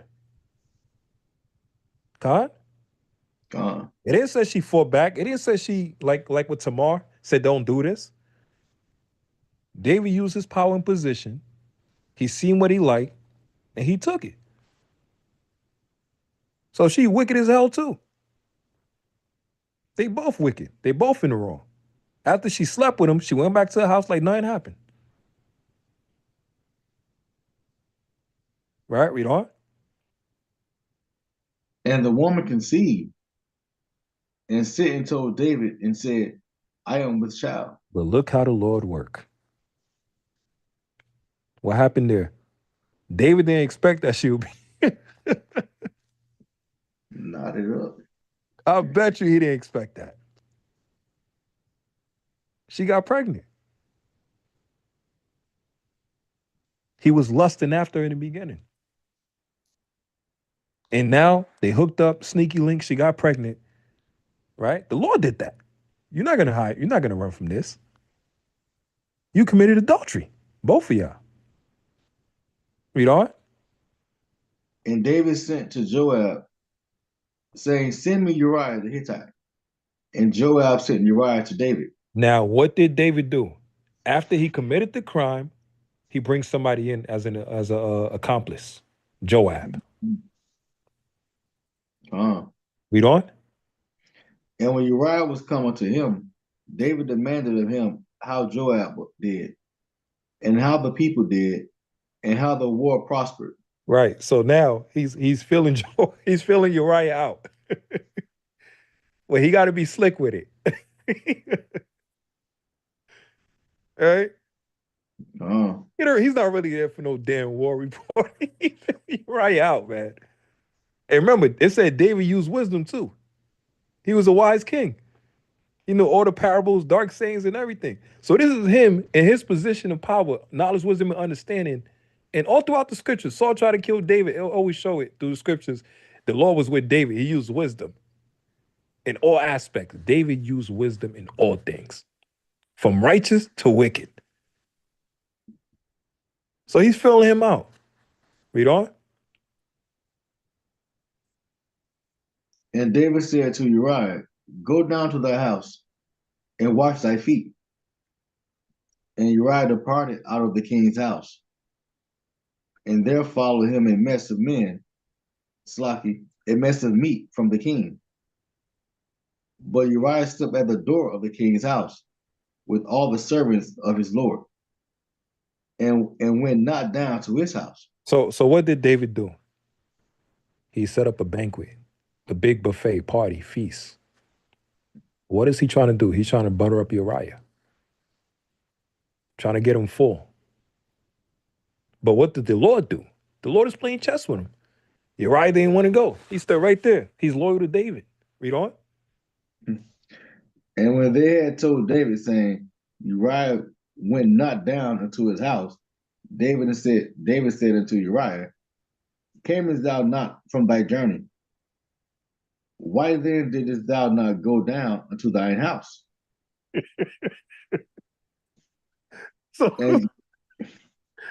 So what's going on in David's mind? David like, oh shit. He's trying to find a way to get out of this. The man lusted after another man's wife. They kept it in the down low, sneaky link. Thought the Lord wasn't watching, because that demon is on you now. That lust is on you. So he's using his wisdom. He's like, I got to find a way to get this dude, like set him up the way I want to set him up, the way I want to line him up. But he ain't going. And mind you, Uriah is loyal. Read on. And Uriah said unto David, the ark and Israel and Judah abide in tents. Damn. David's like, oh shit. He said, the ark is here. My people is here. Israel here. And Judah is here. Tribe of Judah abide in their tents. It's wartime. Read on. And my lord Joab and the servants of my lord are encamped in the open fields. Shall I then go into my house to eat and drink, to eat and to drink, and to lie with my wife as thou livest, and as thou livest, and as thou soul liveth, I would not do this thing. Basically, what Uriah is saying, bro, it's camp. We got camp right now. Right? It's not time to have fun. It's not time to get down and lay down and get together, get the candlelight dinner ready and all of that stuff. It's a Sabbath right now. It's Friday night. It's Saturday right now. We got camp right now. It's not time for you to get together with your wife and have sex and party and relax and have a good time. We got work to do right now. We're on the battlefield right now. So I ain't got time to enjoy with my wife. God? No. Right? I can't have sex with my wife on the Sabbath and then go to camp and I'm still unclean. And now I'm unclean and everybody else is unclean. I just defiled the whole camp because I couldn't wait. I wasn't disciplined enough. Right? Read on. 12. And David said to Uriah, tarry here today also, and tomorrow I will let thee depart. So Uriah, though, abode in Jerusalem that day and tomorrow. So David is thinking, he got a plan. Yo, imagine, this is King David, the man that slaughtered Goliath, chopped his head off. The man that they sing about Saul killed his 1,000, David killed his 10,000s. The champion of Israel, the king of Israel. And now he's on the other side to where now he got a scheme, he got a plan, this and that, and on the left-hand side in wickedness. Because it's something he did that he messed up on. Committing adultery. And he knows better.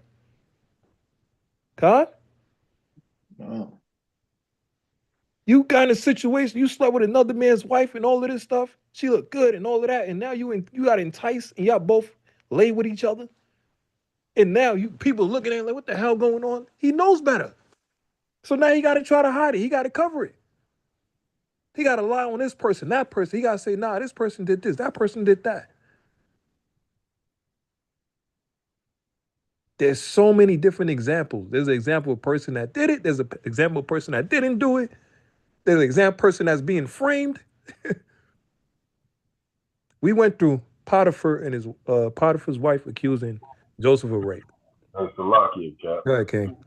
Don't forget too the attempted rape of Susanna by the two old freaky ass Jakes. Yeah, that's gonna be the closing. Oh, okay. Yep. That's gonna be the closing. They tried to blackmail her. Yeah. Which is the same as basically like threatening her or taking it from her. Khan. That's gonna be the closing. That's the closing example. That's why I lined up all these examples first. Because in the story of Susanna, it literally how you call it? It literally has every single example that I brought out earlier, all in the story of Susanna. You know? So instead of me using Susanna first, the story and precept in it, I did the reverse. Let me show the full example of each story and show the different exhibits. You know? Because there's so many, like I said, for every situation, there's a story. And if still to this day, people don't know who's telling the truth, who's lying here and there, that's why I put in the lesson, Yahweh is watching. He know exactly what happens.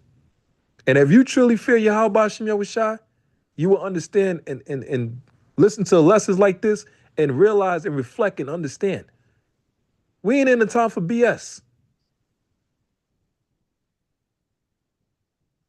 There's too much prophecies going on, man. California got burned to the ground. New York is frozen, looking like the damn blizzard and hit it, like the ice age. Africa's gearing up, kicking out the Frenchmen. Europe, chariots all over it. People ain't really talking about it. Lightning strikes that happen in New York and in DC. Suicide bombers. Ishmaelite yesterday. They had a news report in Chicago. Sleeper cell. Arabic man. Had dynamites and AK-47s in his place and whatever. In a hotel. Trying to blow the place up. Chariots being shown all around the whole earth. And people could see it clearly now. Because the Lord wants people to see it as judgment coming. Esau, Trump. Do people know Trump is going to get inaugurated January 20th? Do you know what's significant about that? Trump is going to get inaugurated the same day as Martin Luther King Day. Ain't that crazy? That's the first time that happened. Inauguration happens once every 4 years. Martin Luther King Day lines up with the same day as Trump inauguration. That's not a coincidence. That's for another lesson. But so with us as Israel, we dealing with stuff like this. Like, come on, man. We got to get our stuff together, man. Keep reading, all right. That man David tried to, boy. Now he got to backpedal and try to finish this and cover this and correct this and lie about this person, that person. He got to cover his lies. All because of what? That lust. God? Bring it out, King. 13, and when David had called him, he did eat and drink before him, and he made him drunk.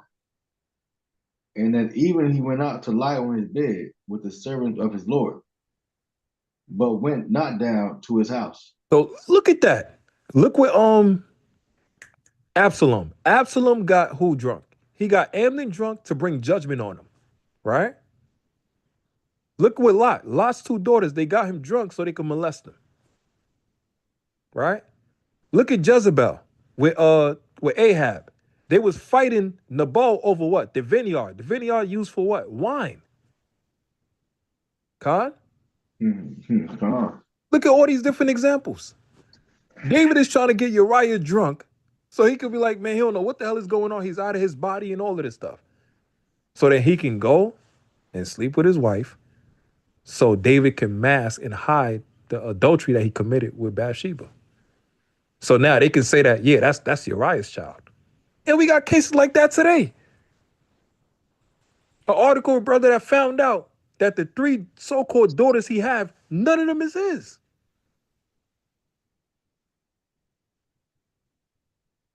His wife was cheating on him the whole time. None of his children was his.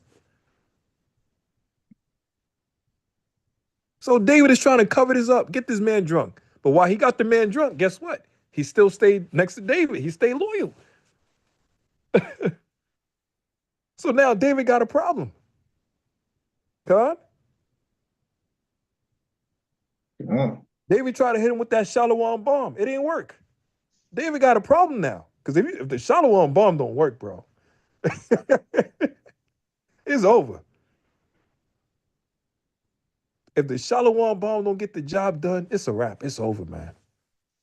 You gotta take this L, playboy. You hit him with the blue Hawaiian. It didn't work. Hit him with the sorrel. It didn't work. Hit him with the damn what is it? Bacardi. None of that worked.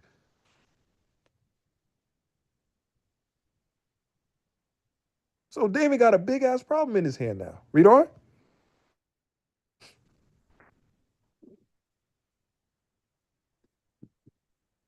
And it came to pass in the morning that David wrote a letter to Joab and sent it by the hand of Uriah. And he wrote in the letter, saying, set ye Uriah in the forefront of the hottest battle, and retire ye from him, that he may be smitten and die. See that? That was the scheme. Put him right in the front lines. And when he felt like he got backup, the A1 back up from him. Pull away from him and let him get slaughtered to get rid of him.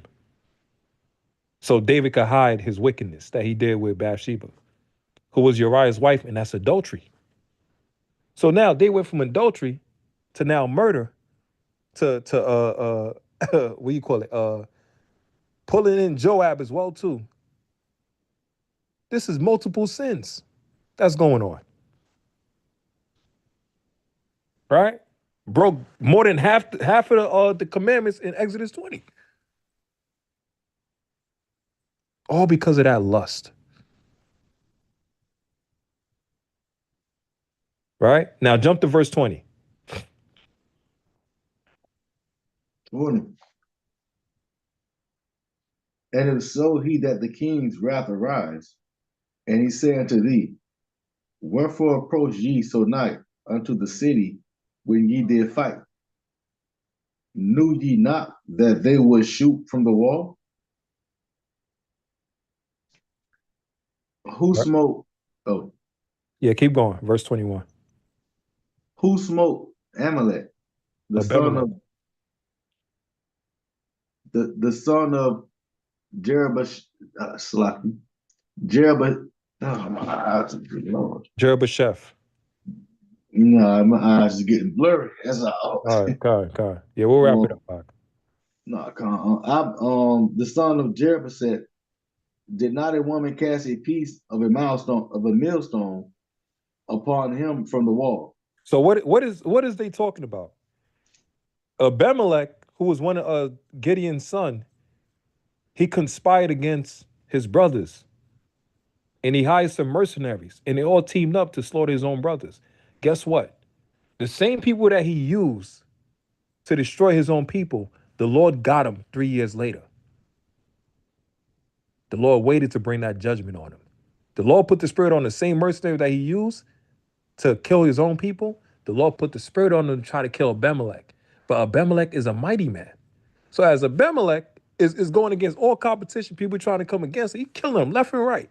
The Lord was leading him to a specific building, castle, and wall. And guess what? The Lord took him out in a way he never expected. A woman came out of nowhere and dropped a damn millstone on his forehead and cracked his head like a sunflower seed. And he was so ashamed because he did not see that judgment coming. He told his men, kill me before people find out I got killed by a woman. The Lord sniped him. The Lord got him. He got his judgment 3 or 4 years later. Right? Whatever sins and wickedness you commit, the Lord might not get you right now, but he's waiting. Perfect example, perfect setup situation, all of this stuff, he's waiting. And when that judgment comes, you will never see it coming.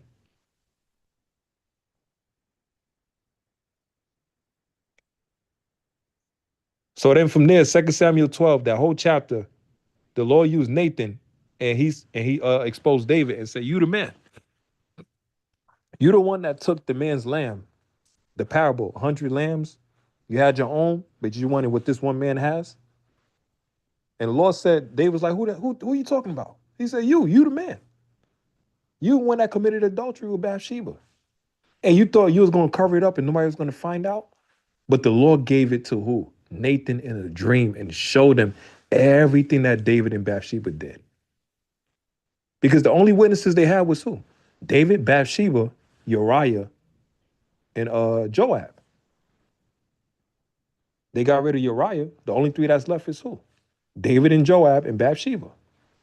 But the Lord put the spirit on who? Nathan, and showed him in a dream exactly what happened, step by step, line by line. He wasn't even there. The Lord waited a year later on. David was chilling, relaxing, caught slipping, and got him. Khan? Sentence against the evil work and executed speedily, that's into the hearts of men to commit wickedness. And the Lord gonna get you. Let's close it out. Let me get Susanna chapter 1. I have more examples, but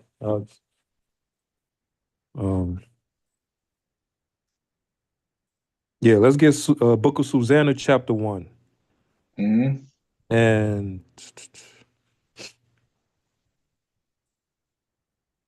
Slakia. Let's get verse number 5. The book of Susanna, The book of Susanna, beginning at verse 5.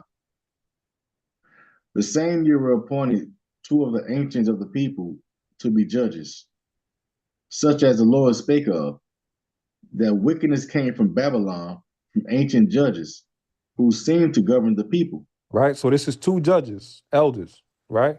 They're high in position. They got reputation and respect and everything. They hold power. Read on.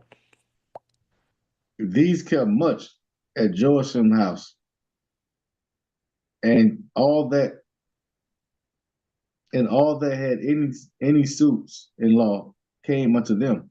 Right? Read on. Now when the people departed away at noon, Susanna went into her husband's garden to walk. Right? Susanna went into her husband's garden, and Susanna was a mother. She had children too. Right? So she's a wife. Right? Read on. And the two elders saw her going in every day and walking, so that their lust was inflamed toward her. Look at that, man. Susanna was drop dead gorgeous, and they was scheming on her the whole time. Every time they seen her, they wanted her. Two elders. So this is from David as the king to now two elders. They're not the kings, they're judges. But they have a high position of power. Khan? And they lusting after her. Their mind is racing. Like the Lord said, Jeremiah 4:22, our people is wise to do wicked. The mind start racing. If I could find a way to scheme this up and line this, even the elder said it. He said, Jake is scared to fight the white man, but let him fight his own people. The nigga's a damn military 10-star general, high-level tacticianist. He got this battle plan, he got that battle plan, and all of this stuff, and A7 point this and that. He know all the decimals and the multiplications and all of this to line a person up to kill him. I'm gonna hide under his basement, this and that for 7 days, no eating, no drinking. I'm gonna wait till he come back and this, all of this stuff. I know his schedule and all of this, man, and wickedness. So imagine them in a position of power, what they scheming in their mind. Read on.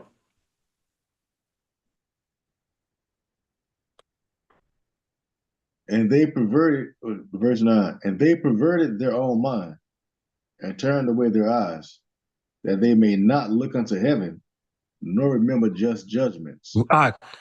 Read that again. They did what? And they perverted their own mind and turned away their eyes, that they may not look unto heaven, nor remember just judgments. Do you know what that's saying? They know what they do in his office, hell. They know the Lord is watching. They know the Lord is watching, man. That you lusting after this woman, somebody else's wife. That's why I said they want to look up to heaven, because they know the judgment and the repercussions that come with it. They know the law. That's why in the lesson I said, Yahweh is watching. Khan? You know? Yeah, okay. Slakia. Somebody says Slakia. Every time I read that story, I always have this one question, like, what's the level of wickedness that a person has to have inside of him to go to another brother and say, let's rape her, without the fear of that other brother saying, you wicked bastard, and killing him right there on the spot or exposing him? You got to think the level of wickedness for two of them to come together and have the same wicked thought and be in agreement with it. Like, did one think it first and say it and just took a chance that the other one would turn him in for what he was thinking? Like, but for them to both be in agreement with it, right? Can two walk together except they agree? Like, you got to understand the level of wickedness that was in these two dudes. That's just wild and off his head. I remember the elder told me this. I remember Elder Torah told me this in New York, right? He said, brothers got to understand, when you move in times, the level of demon you have on you, a demon can recognize that. Definitely can. Familiar spirit. A demon can recognize the same spirit you have on you, trying to hide here, this and that. No. You just like Sort of like how we used to be at camp, and certain brothers, he ain't with the body no more, but a certain brother used to be at camp with us, camouflaging the fact that he, had a drinking problem, and he's sitting there drunk on the line, and we wondering why we study encountering drunk demons coming after us. right. And what happened, because even they'll say the spirit, that demon will say it. He said, yeah, I know them, but nigga, you can't say nothing to me, nigga. I know you. Actually, it was two of them. Well, one was camp and Manatias was with the body, but yeah. That's definitely true. It be like that, huh? Yeah, we experienced that. So them damn demons do recognize each other. And we kept trying to figure out why we study battling with these damn drunk demons. Whole time, I on the line drunk, and a potential prospect that's with us every camp. He drunk. The whole time. God. Right? It's like a it's like a person that was a person that used to be an alcoholic. He knows those tendencies. Because he could have been the worst alcoholic. So he knows one when he see one. The body language, all of that stuff. Different example. I'm just using that as an example, right? So these two elders, they hooked up. They're like, let's go, man. Don't look up. Like the movie, don't look up. Don't look up. Let's just focus on her. Read on.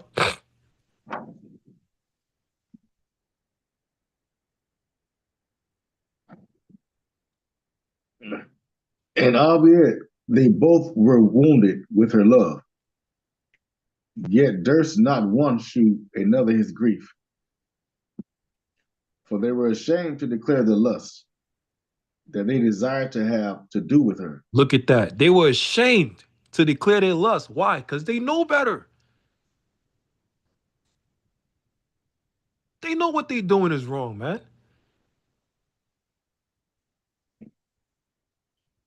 You know this woman is married. You know she has a family, children here and there. And you already thinking of what you're going to do to her. You're going to set up. And as long as y'all two keep it together, y'all keep the secret together, nobody going to find out. As long as y'all both agree, don't worry. Nobody going to find out. Y'all in high position. Y'all leadership. So nobody going to find out. Don't worry. Y'all control the narrative. Con? Y'all put the information out there, all of this stuff. Y'all hide this, y'all hide that. Nobody gonna find out. Somebody find out, get rid of them. Somebody find out, get rid of them. That's how they thinking. Read on. Yeah, they watched diligently from day to see her. And the one said to the other, let us now go home, for it is dinner time. So when they were gone out, they parted the one from the other. And turning back again, they came to the same place. And after that, they had asked one another the cause. They acknowledged their lust. Then appointed they a time both together, when they might find her alone. Look at that. They both agreed that they lusting after this woman. So they got to double down. They got to get confirmation from each other. This is the second time. They met again the second time.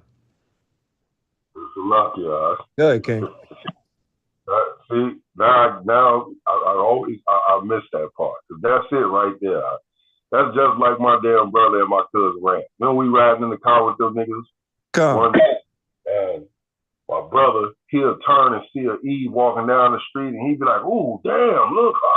And then my cousin would be right with him. Oh, hell yeah, man! From there, they get to holler about what they'll do, and this. She look like she can this and that, and so yeah, that's what them two wicked Negroes just did. God. And we'll set her up. We'll tag team. Right? Read on.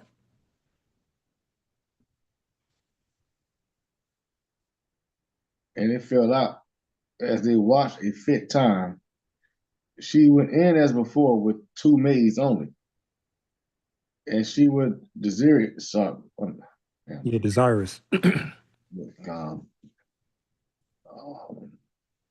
You got it, Doc. yeah, Sorry, Doc. Salaki. You got it. You got it. Keep pushing. And she was desirous to wash herself in the garden, for it was hot.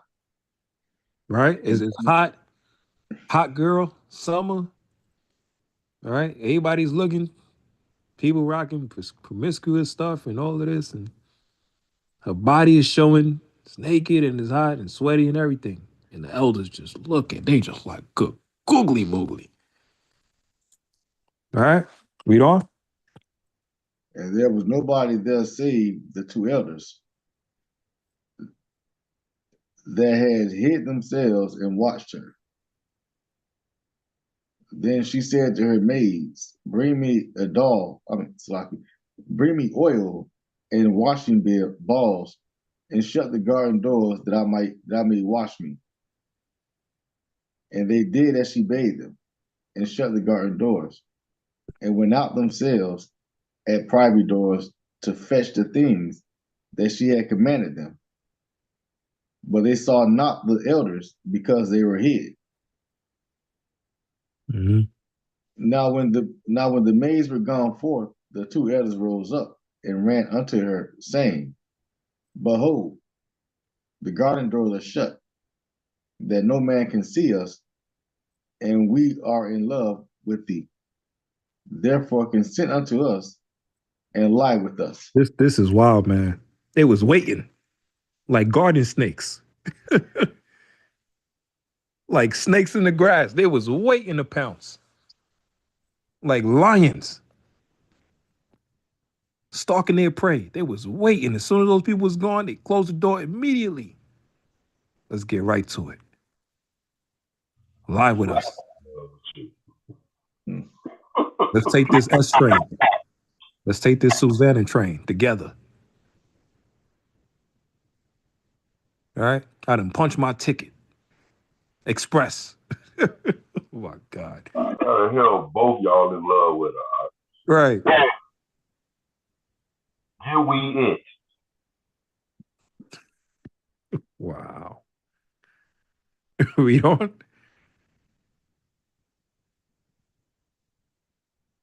Read verse 21, King.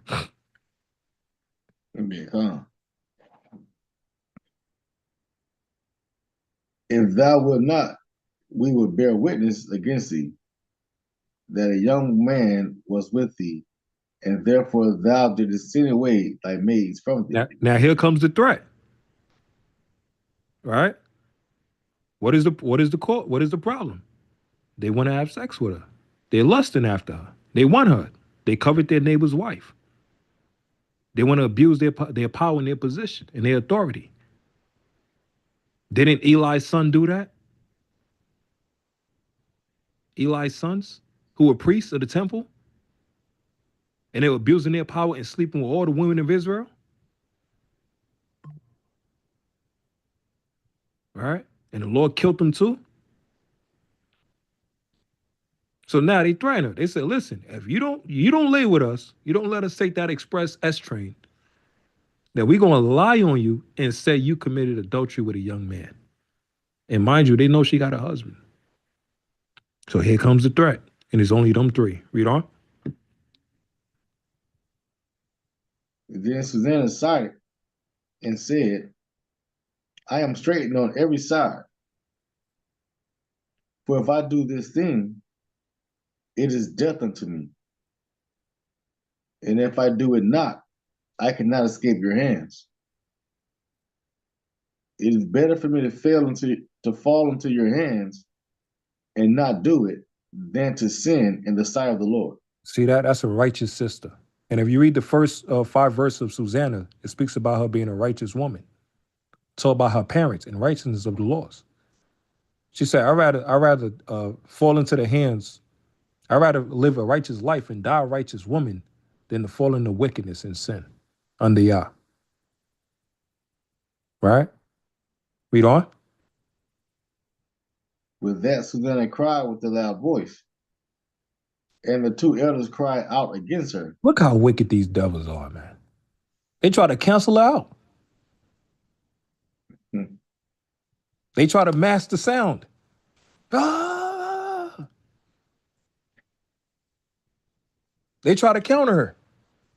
Like they's like, oh my God. They already had this all planned out. That's why they came back and forth. They had their meeting. They had everything planned out. She screamed, we gonna scream too. Cause she gonna scream what? And say they trying to molest me or rape me, this and that. We're gonna scream and said, the boy ran. Get her. Get him. We can't get him, so get her, grab her. The male adulterer ran. So we got the woman though. Ain't that the story with Yahushua and the so-called adulterer and the 10 men? What was it, about 10 men? And they accused her of adultery? And he said, he that sin cast the first stone. He that has no sin cast the first stone. And all the men was cut. Read on. Then ran the one and opened the garden door. So when the servant of the house heard the cry in the garden, they rushed in at the private door to see what was done to her. But when the elders had declared their matter, the servants were greatly ashamed, for there was never such a report made of Susanna. So look at that. Why were the servants so ashamed? Because they probably believed what the elder said. And it said there was never such a report made of Susanna. She had a good report. She had a good reputation. But the way the elders lined it up, hey, she was right there. She was dealing with this boy here and there, and she didn't want us to know. So she told all of y'all servants to get away, go do something else, stay busy, so I could go sleep with this dude behind the scenes. And there's a TV show called The Tutors. Huh? And don't forget, at the mouth of two or more witnesses, let a matter be established. And so they looking at the fact that it's two senior men, they elders, high rankers, and they both in agreement with what they saying happened. Khan, beautiful point. So they knew the law, and they knew how to use the law as a weapon. Ain't that crazy? They knew that law. They know how to use it as a weapon to destroy their own people. And the bully. Right? There was a TV show called The Tutors. It was a woman, Anne Boleyn. She was married to King Henry VIII. And Anne Boleyn was an adulteress. So there was this one boy in the castle, that was working under the king. I think he was a musician, whatever. So she would sneak behind, and they would have like some hidden corridors and all of this stuff in the castle. And she would meet up in a secret spot with him in the castle and sleep with the young man. Right under people's noses. There's a TV show called The Tutors. Right? And then that also ties in with Daniel. Remember that story in Daniel? Bella and the Dragon? They had that secret door people was going into. Stealing cookies and milk and food and all of this stuff. Secret places to link up, sneaky links. Right? So they're like, yeah, that's what she was doing. She had this all planned out. That's what they're lying about pertaining to her. Read on.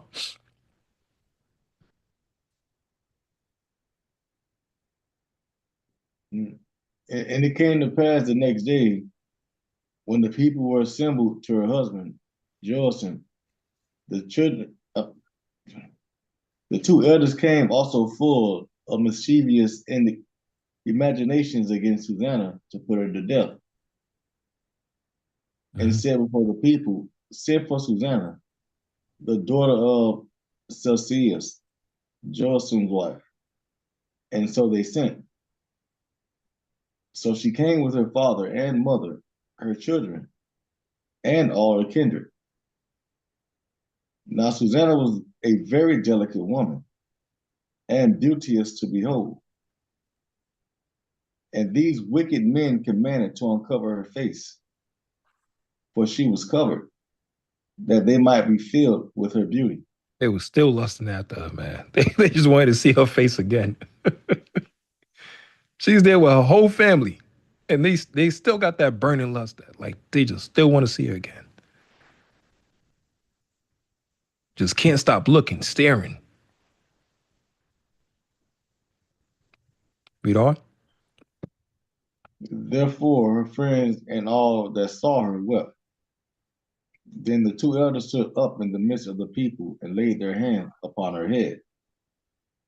And she, weeping, looked up toward heaven, for her heart trusted in the Lord. And the elders said, as we walked in the garden alone, this woman came in with two maids and shut the garden doors and sent the maids away. Right. Then a young man who was there hid came unto her and lay with her.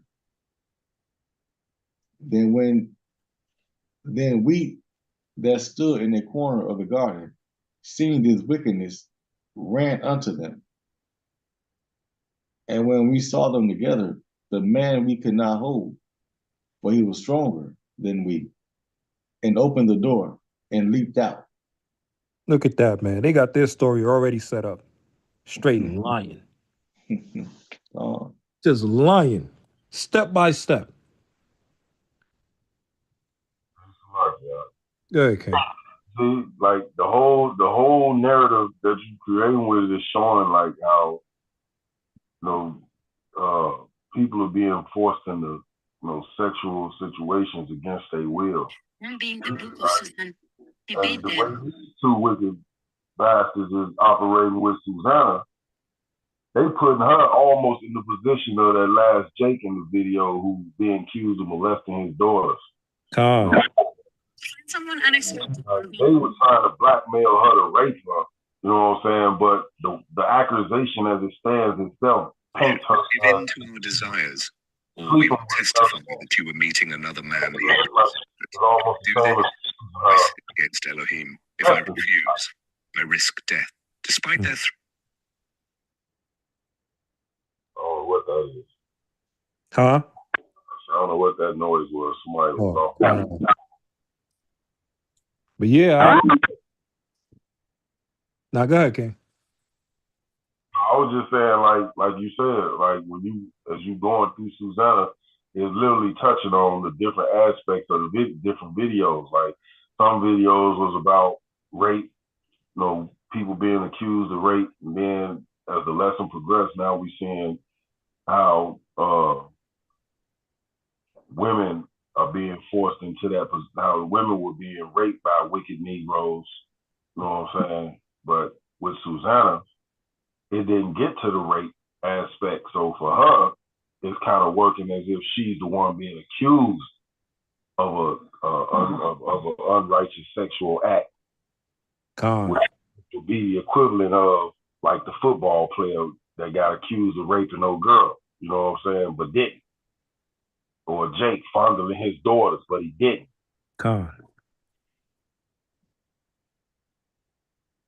King. And that's what's crazy about it. Go ahead, King. No, I say nothing. Yeah, I said that's what's crazy about the chapter. And the chapter's like what? A good, let me see. It's a good 64 verses, but it touched on multiple things throughout the different stories in the Bible. You know? Man. Keep reading, King.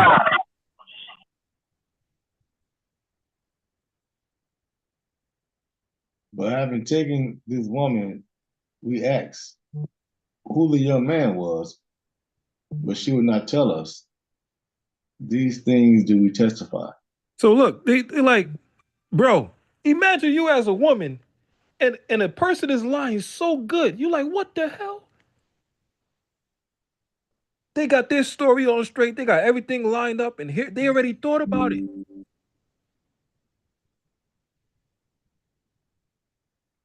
And Yeah, she talked with this person.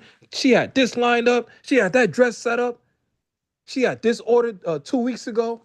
She was talking to this guy. You like, what the hell?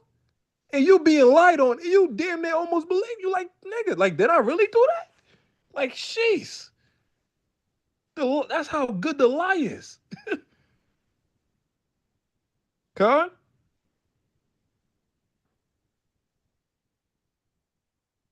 They got everything lined up. Talking about the man, we try to get the man, he wasn't there, he ran. This is crazy. Read on.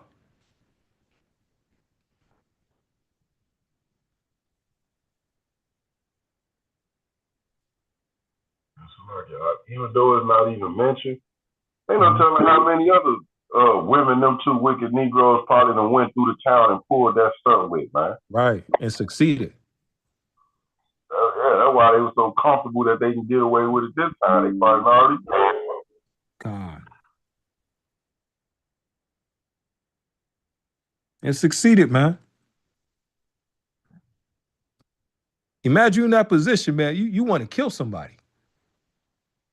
They lie on you like that because they trying to put you to death. Because you ain't want to give them what they wanted from you and all of that. Nah, man. Yeah, you can finish. You keep reading, Doc. Because we're going to close out with this book. Then the assembly believed them as those that were the elders and judges of the people, so they condemned her to death. Look at that, Doc. They didn't even do no examination. They didn't even test the evidence or nothing. They just took their word for it. So you about to get a sister condemned and put to death based on what somebody said. You ain't do no examination or nothing.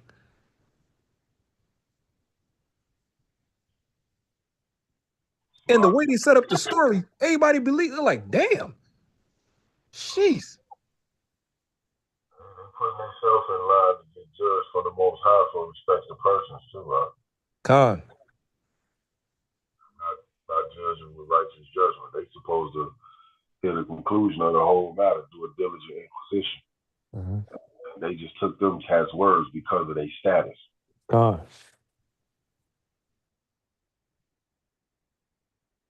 Yeah, that happened today in Israel too. Remember the case with the brother that counseled the woman and the dude, the couple? He ended up with the wife. Yeah, everybody believed him. Until they found out later on, the dude wasn't having it. He's like, bro, this shit is great. Like, dude took my wife and all of that stuff. They was both in agreement. He brought it to the nation. And they had what? A diligent search. They had counsels. They had people evidence. They had everything all set up. They examined everything. And then they brought the judgment. And you know what's crazy about that case? The dude is wicked. Yeah, the senior man, the elder. Yeah, no, I'm saying the dude that wife committed adultery on him. That dude is wicked too. But even people knew that wasn't right. Yeah, that's why they was in the council in the first place. Yeah. Even people knew that wasn't right. The brother was wicked, but even people knew you're not supposed to try to commit adultery and take somebody's wife. That's law. The brother is off in some ways, but even Israel knew that is law.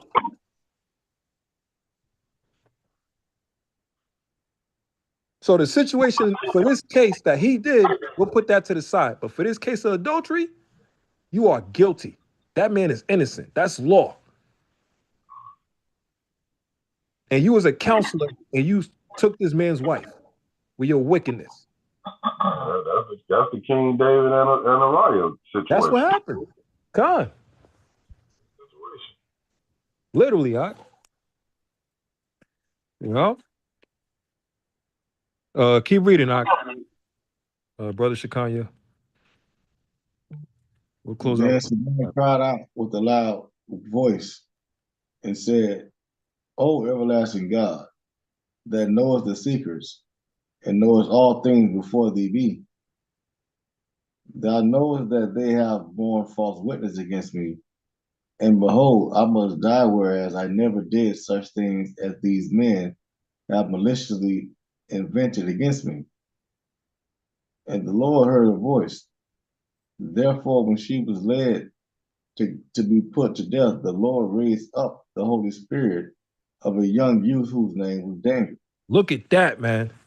It says the Lord raised up the Holy Spirit of a young man named Daniel. Right? So Daniel was moving in the spirit. He wasn't there for the situation of what happened.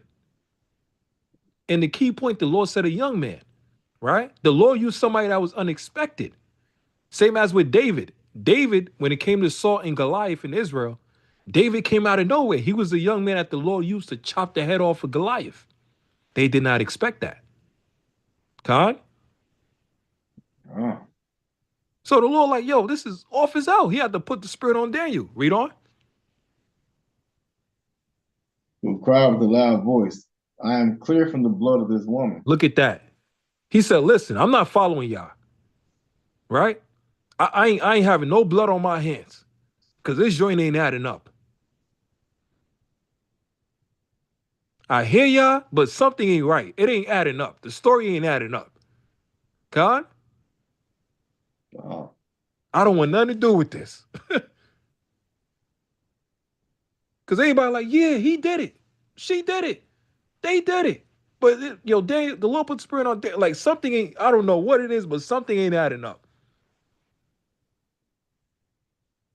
Read on.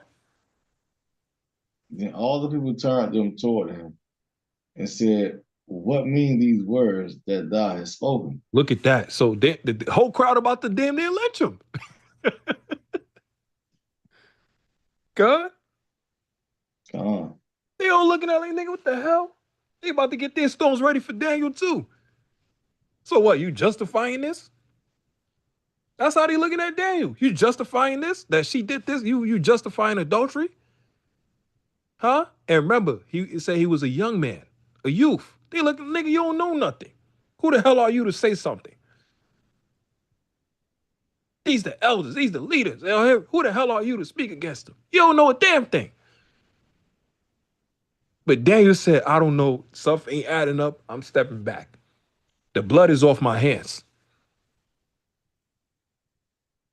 Read on. So he standing in the midst of them said, are ye such fools, ye sons of Israel, that without examination or knowledge of the truth, ye have condemned a daughter of Israel? So Daniel took it back to the law. And he's showing them, you supposed to be judges, leaders in Israel. Go through the law. Matthew 18. Issue with a brother says Deuteronomy 19, Deuteronomy 22. Go through the law. Follow the steps correctly. You didn't even examine the matter. Y'all just agreed. That's it. What's the motives behind this? Khan? Examine the entire matter. So what happens? When you're doing an examination, when it comes to a case, you're not going to bring judgment immediately. It takes time. We all been to court. We all been set up as jurors, jury duty and all of that stuff. It takes time. You might be there for 6 months, a year, 2 years. Certain cases go for 5 years, certain for 10. Why? Because people still got to examine the matter. They got to make sure they got all their ducks in a row. They hear both sides. One side put a good argument, like, damn, he sound like, damn, this person must have did it. Another side put another argument, God damn, wait, hold on, I don't think he did it. This sister must have did this. That sister, damn, that sister wicked. She was doing that. And then you hear the other side counter argument. Wait, hold up. This side is wicked as hell. They didn't set that sister up. You got to examine the matter. It's a lot, y'all. Go ahead, King.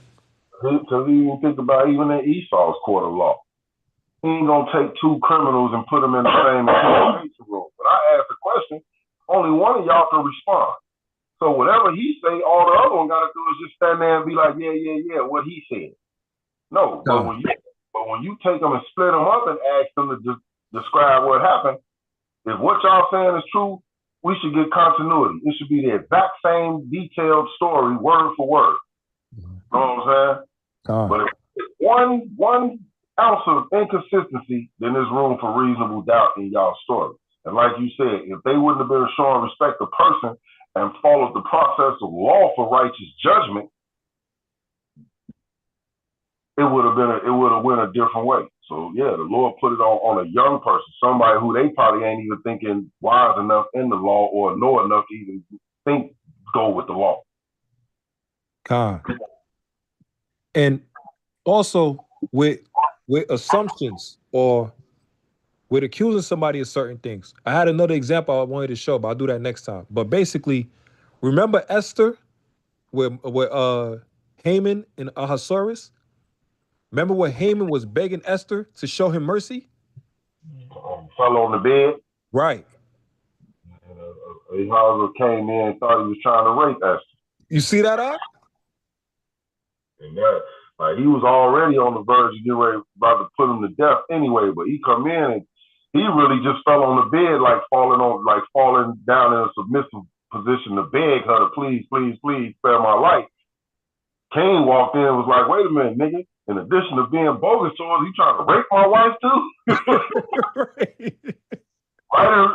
what I'm saying? In front of me?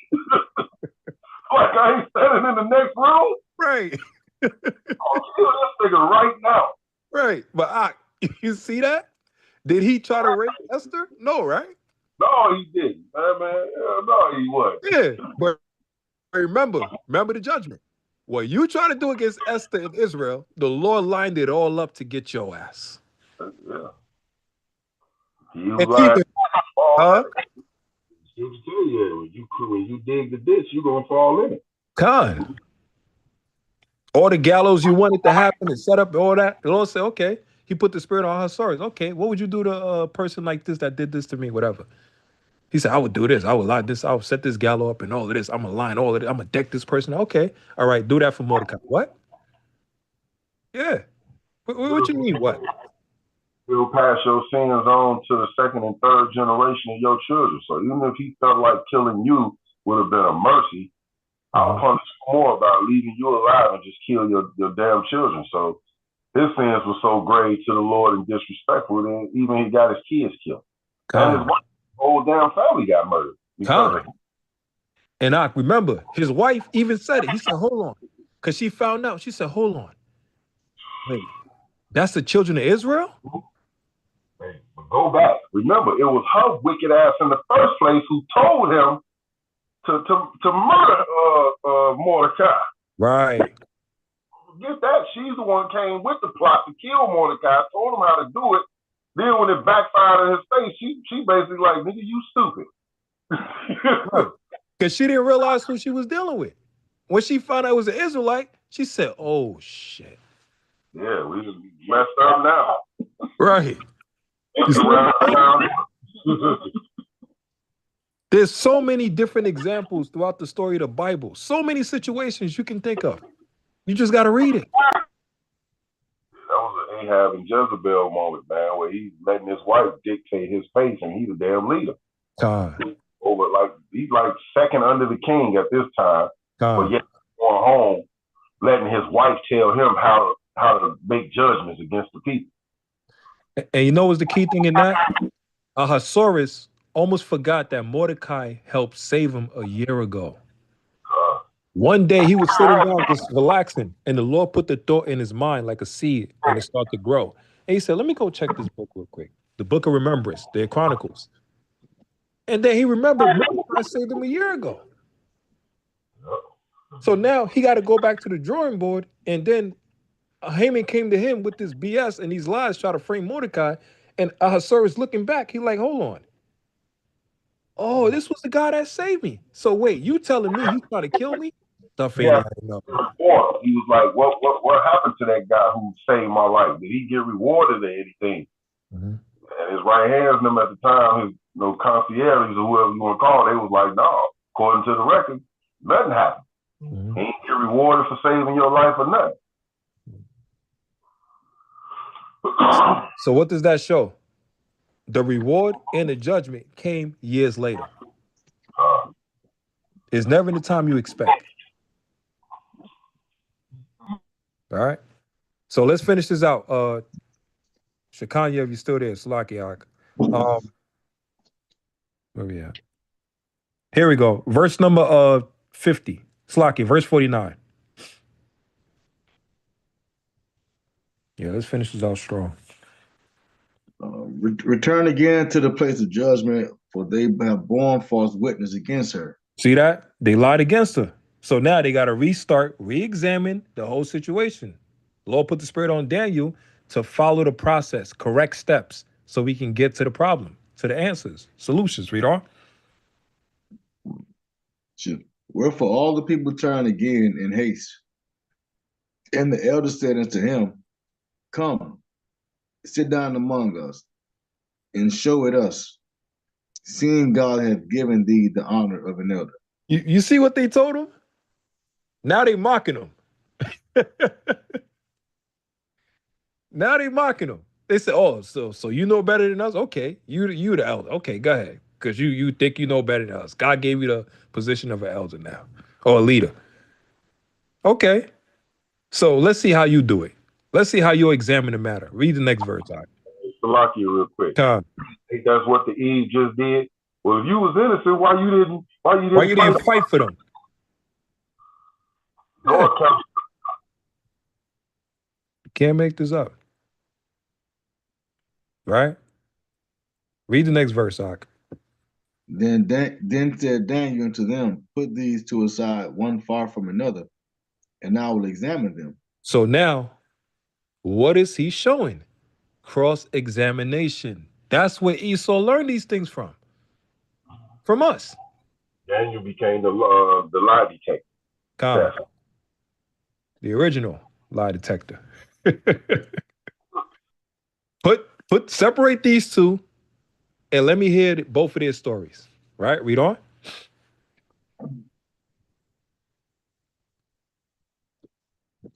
So when they were put asunder one from another, he called one of them and said unto him, O thou that art waxing old in wickedness, now thy sins which thou hast committed aforetime are come to light. For thou hast pronounced false judgment and hast condemned the innocent and hast let the guilty go free. Albeit the Lord saith, the innocent and righteous shalt thou not slay. Now then, if thou hast seen her, tell me, under what tree sawest thou them company together? Who answered, under a mystic tree. Right. So now he's like, listen, you was lying. Y'all story not adding up. So I'm gonna ask you this question. If y'all seen her under a tree, which tree was she under? He said a mastic tree. Right? Read on. And Daniel said, very well, thou hast lied against thy own head. Right. That's 2 strikes. You lied again. The story ain't adding up. From the story I gave us in the beginning. Right? The boy was there and the girl was there and they came together and they closed the gates. They told the maids and the servants to go away, all of this stuff. They was hiding under this tree like a bunch of snakes in the grass. The story ain't adding up. Cross-examination. Read on. For even now the angel of God hath received the sentence of God to cut thee in two. Read that again, Ak. For even now the angel of God hath received the sentence of God to cut thee in two. Look at that. The death angel was right there the whole time watching. They worried about them two making an agreement to lie on this woman, Susanna, to say she committed adultery with another man that wasn't even there. They created a whole story not knowing the person behind them. Not just behind them, around them. That's 2 Kings 6 and verse 17. Elisha's servant didn't believe that they had angels around them. The Lord said, open up his eyes. And he's seen thousands of angels around them, watching them the whole time. Look at right now. Look what's going on. All the chariots all throughout the world. People are seeing it now. Clearly. Those are angels in those chariots. They're watching everything that's going on. They've been watching. They never left. Khan? Oh. Lucky, huh? Khan. So too, man, and like the scripture tell us that, like we was reading earlier, if you rape a woman, that's murder. So they were literally plotting. It was a attempt murder case because they were attempting to, you know what I'm saying, take it from her. So they were literally being charged with attempt murder as well on top of all that, and that's punishment right there. Khan. You try to kill her. Bearing false witness, lied, didn't even get the full story. So now you put yourself in a situation, don't even know what's really going on. Because of anger, spite, envy, murder, jealousy. So we can go at it so many different ways, even with Jezebel. Ahab allowing Jezebel to lead the damn household, strong-arming her. We can go at it so many different angles.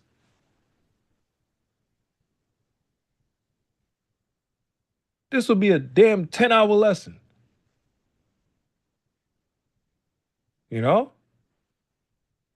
Abraham, Lot, going back and forth, and then they split. One go one side, other one go the other way. Barnabas, Paul. Because of strife and issues in certain situations. But in all of that, people got to remember, even with David, Bathsheba, adultery, all of this stuff, people got to remember, Yahweh Hashem Yahushai sees everything. Khan? Khan.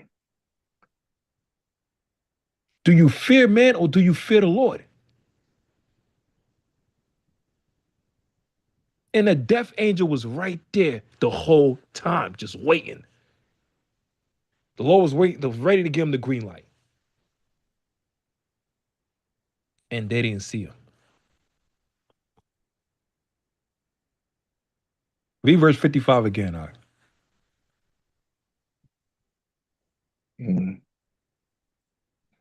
55, and Daniel said, very well, thou hast lied against thy own head.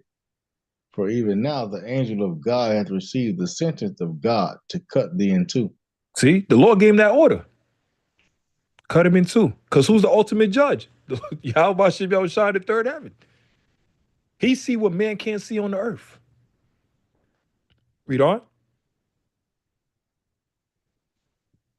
So he put aside and commanded to bring the other, and said unto him, O thou seed of Shannon, and not of Judah. Right, seed of Canaan.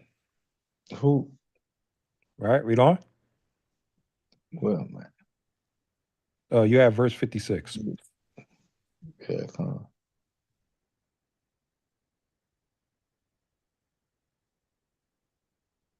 It's finished strong, Ak. You're almost done. Yeah, Khan. I'm sorry, my Slocky. What? Want me to close it out? 56. Khan. So he put him aside and commanded to bring the other, and said unto him, O thou seed of Canaan, and not of Judah, beauty hath deceived thee, and lust hath perverted thy heart. Thus have ye dealt with the daughters of Israel, and they for fear campaign with you, but the daughter of Judah would not abide your wickedness. You know what what he just said ties into? With Dinah and the Canaanites. Right? Remember what Simeon and Levi did when they wiped out most of the Canaanites? Because they basically raped or molested or slept with Dinah? The same thing.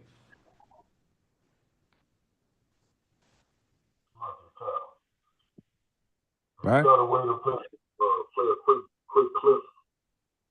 Con. I was talking about, I just sent you a clip because we're talking about how the death angels is always all around, waiting on the Lord to give them the word to just put you to death, right?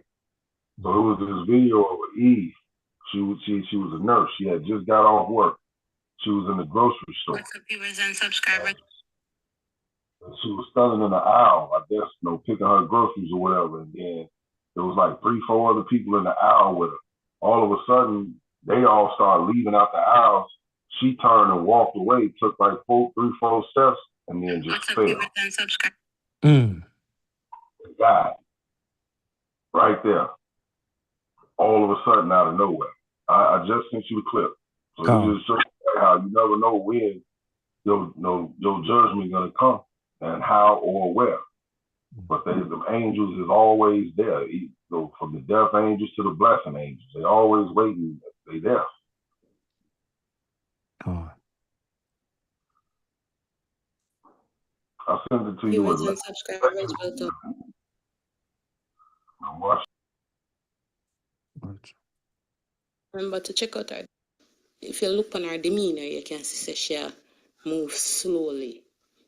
She not move like lively, like just look. You can see she turn her back and go walk away, but she feel away. This is the part where them say she probably go hold her chest and then hold on the something and then break her fall.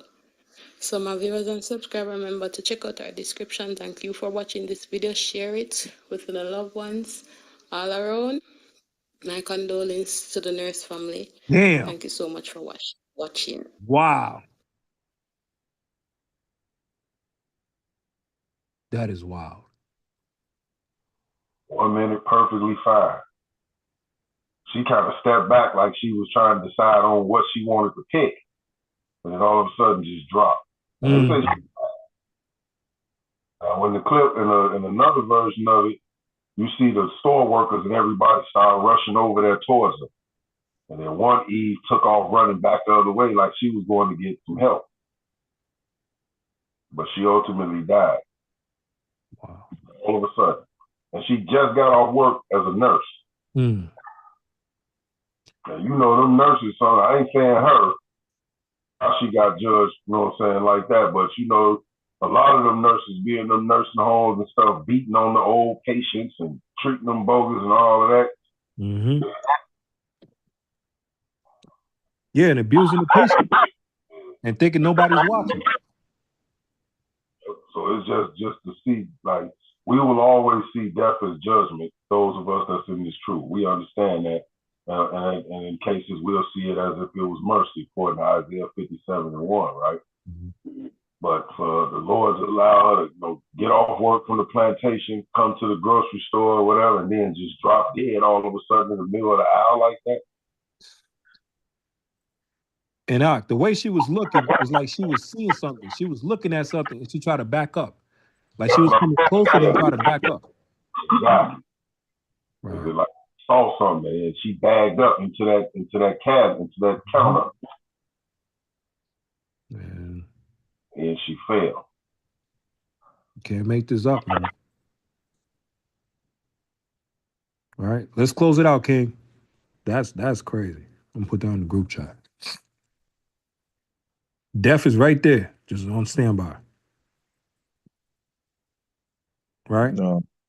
57. Verse 58, King. 58. Now therefore tell me, under what tree didst thou take them company together? Who answered? Under an almond tree. Hey, remember that clip with the dude said, you know you effed up, right?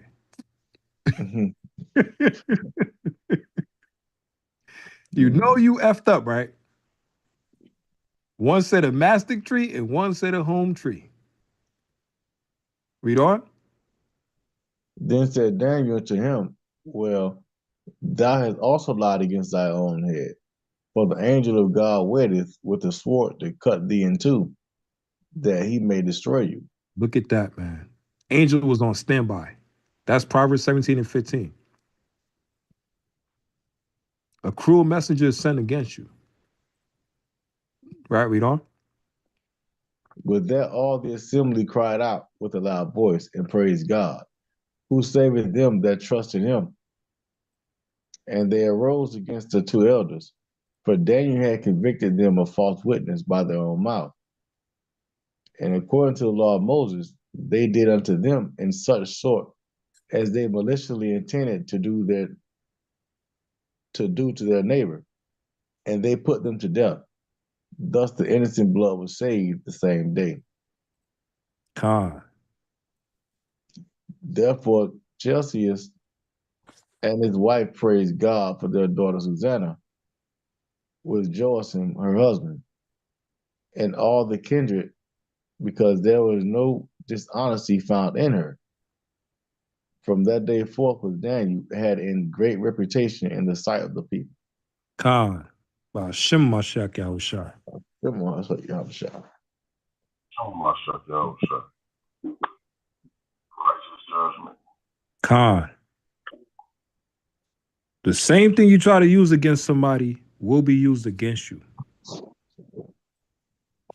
Con? Wow.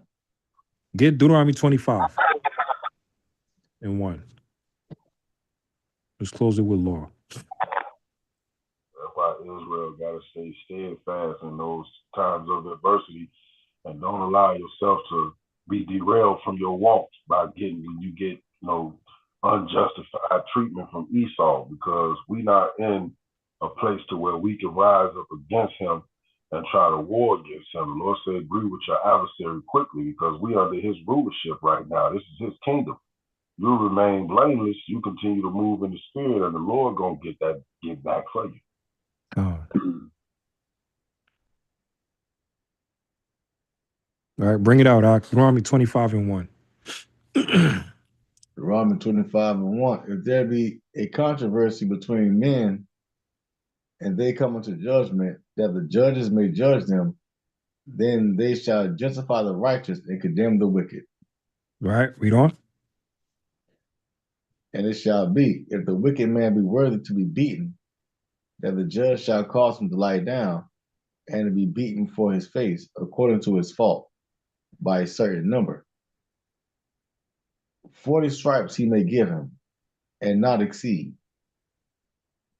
Lest, if he should exceed, and be him above these with many stripes, then thy brother should seem vile unto thee. Thou shalt not muzzle the ox when he So that 40 slocky, that 40 stripes tying into judgment. That's the judgment he's supposed to get. Right? For wickedness, accusations, laws, and all of this stuff. That's the judgment he's supposed to get. 40 stripes. And the Ahrayah gonna come with that 40 stripes. Because he said in the book of Luke. We might have to implement that a law, We'll need 40 stripes out. Good. I concur. Right? Now get Matthew 7 and 2. What you call that? Matthew chapter 7 and verse 2.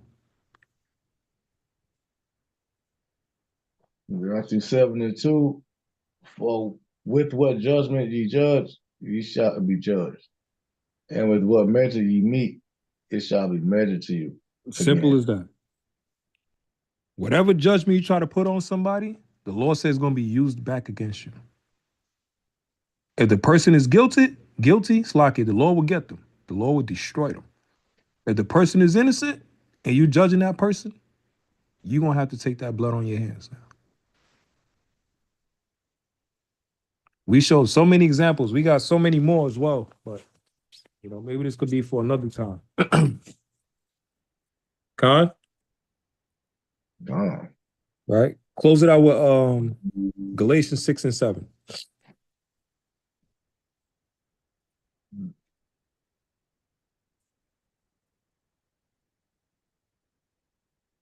This book of Galatians 6 and 7, be not deceived. God is not mocked, for whatsoever a man soweth, that shall he also reap. God, just like that. Whatever you sow, you're going to reap. Matthew 12 and 36 too, huh? God, close it out with that. Matthew 12, 36. Every idle word. So the Lord sees all things, man. Huh? Look at Matthew 12. But I say unto you that every idle word that man shall speak, thou shalt give account thereof in the day of judgment. God. Break it down, Ken. Especially in context with the lesson. Anything you say against somebody, if you bear false witness and tale-bearing and backbiting against your brothers and your sisters and lying in the face of man, you might prevail and get away with that. But at the end, you're gonna have to go and face the Most High, man, and be judged for those same words that you prevailed against in wickedness. You ain't gonna prevail against him. You're gonna get judged for it, right? Same way I tell you in Ecclesiastes 11 and 9. Do what you feel. No paraphrasing it. Do whatever you set your heart desire to do. Be what you be, say what you say, but just know that you're gonna get judged for it. So if you gotta ask yourself, do you fear the Most High or do you fear men? Because if you fear the Most High, then you're gonna be very meticulous about what you say out of your mouth when you speaking against someone. God, King. And I would say for y'all, a good precept to prove the sneaky link is Sirach 23, verse 16 on down to 28. That shows the Lord sees all things. People that's hiding, finessing, committing adultery behind the scenes, thinking that people don't see whatever. You get the chick pregnant and all of that stuff, and then everybody examine and see exactly what happened. Now they put a curse on the woman, the man, their household, their family, and everything. The Lord sees it all. And whoremongers and all of that. So just want to say again, how about Shem Yahushai sees it all. From all these examples, hopefully brothers and sisters was edified. I just want to present it the lesson to show y'all different examples of situations, people being accused, people that's guilty, people that was innocent, and hopefully I was edified. I know the lesson was a bit longer than I expected, but I ain't done one in a while, but hopefully I was edified. Khan? Oh, praises, man. Why do you how about Definitely in these days, brothers and sisters better watch what they saying out of their mouth. The Lord said in the last days, scoffers was gonna come, and then people was gonna start to choose their own teachers that they would want to listen to. And we know Israel is stiff-necked and hard-headed, so anything that fits their narrative that goes along with what they want, that's what they're gonna listen to. And we know our people don't like correction. Yeah, you didn't nothing. You didn't even check nothing. You don't even know what's really going on. Nobody was there. This person wasn't there. That person wasn't there. And now everybody all over the damn nation talking about this, talking about that. Just allow the people that was there for that situation, let them deal with that. UPKIURC, John. That video that was going around. Yeah. Scandalizing names, accusing brothers of sins that's punishable by death. And come to find out after diligent inquisition, thorough righteous judgment of the matter, brothers are found to be liars. You know what I'm saying? Making accusations that's unto death, found to be liars. No truth in what they, and the crazy thing is, these elders, just like these two wicked bastards in Susanna.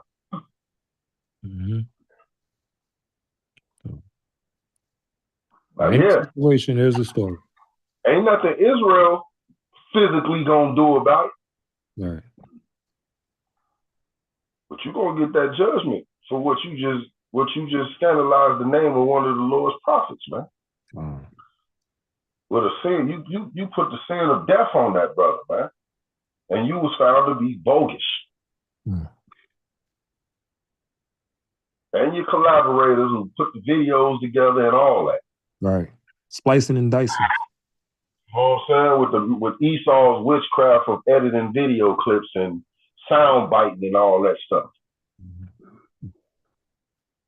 So like you said, yeah, it's happening right now in Israel. We literally just watched the video of it.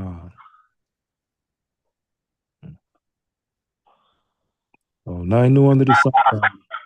But hopefully I was edified by the grace of how about Shah. Kwame Shala. Yes, sir. The recording has stopped. Yeah, man. That joint, man. This is why we be always telling people, y'all hear us teaching and bringing out the precepts, right? Mm-hmm. It's loose translation to your ears when you don't know the backstories. Con. This is why you have to go and read the books of Esther, the Susannas, the Kings, the Chronicles, the Samuels. You know what I'm saying? Because, like, diligent inquisition leads us to find precepts in any book, right? But then you got some books that's not really about the preceptual aspect in regards to teaching. It's the historical aspect of that book. You need to go read about the behavior of the people in that book, because it's their behavior that led to these damn laws that we telling you about. Con. It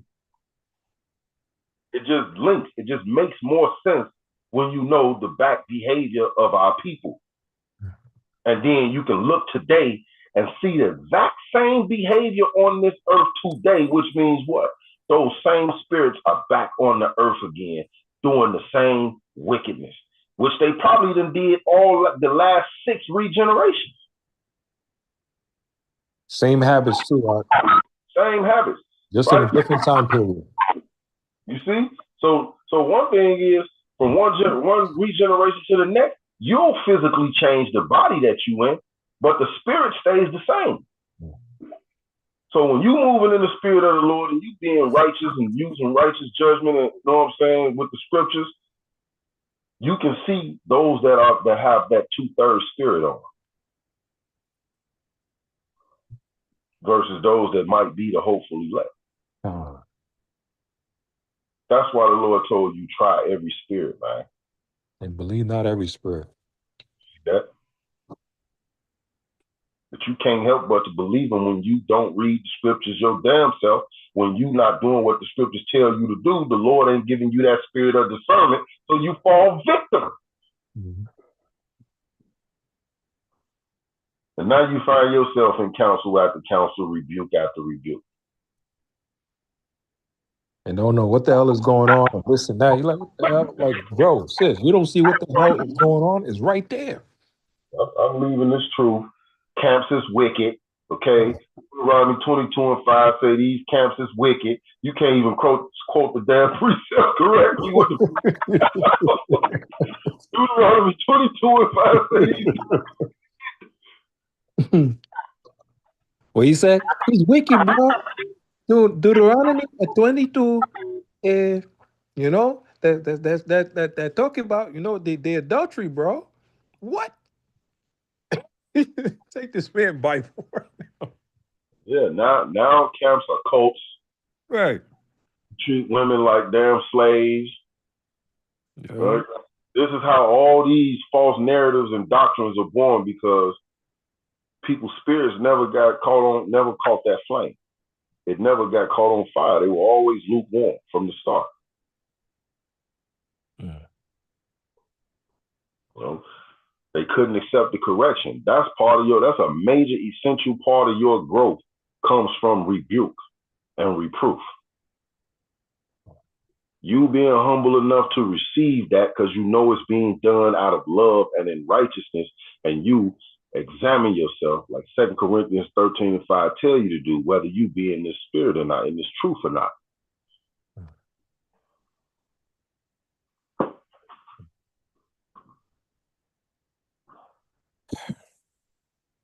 Yeah. Lord, keep us all in prayers, boy.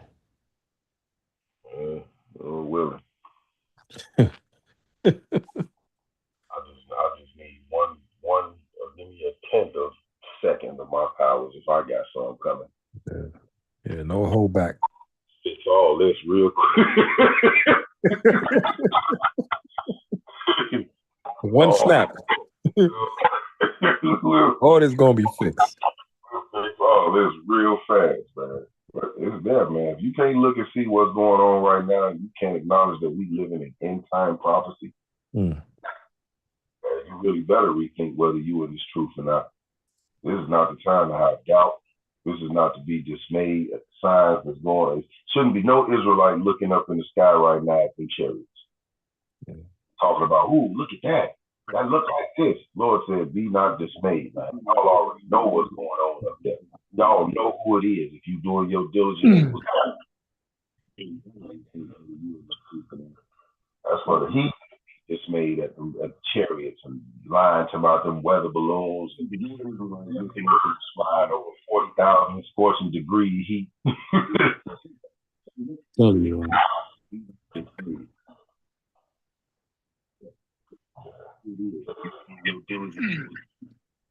Hey, Shamaya.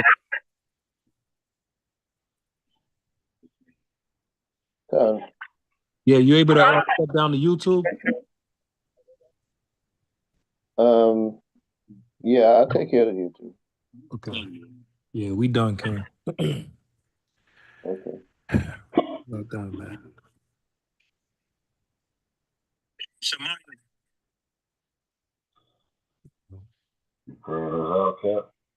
Huh?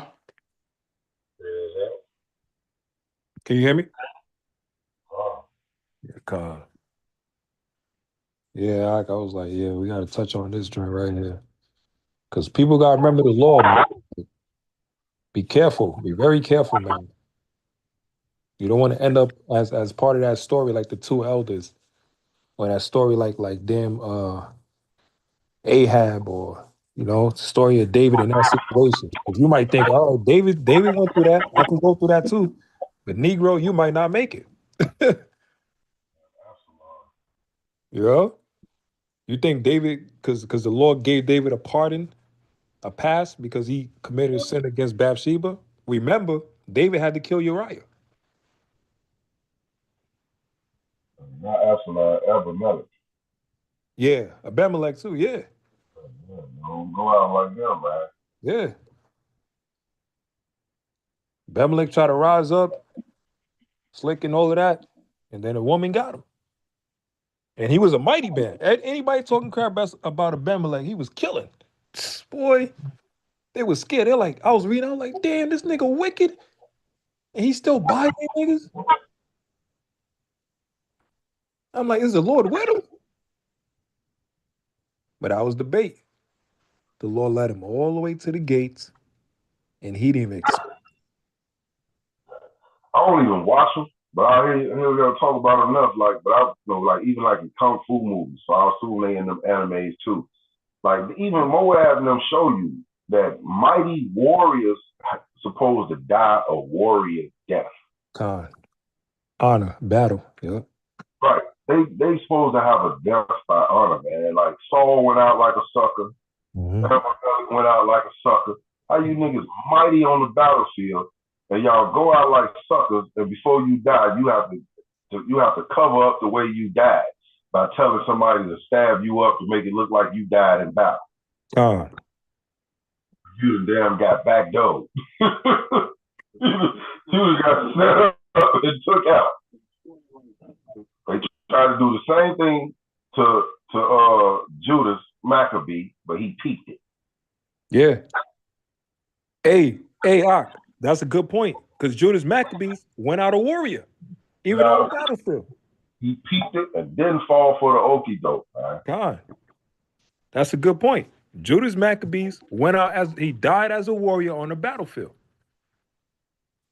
Remember? Some of the men backed up and ran.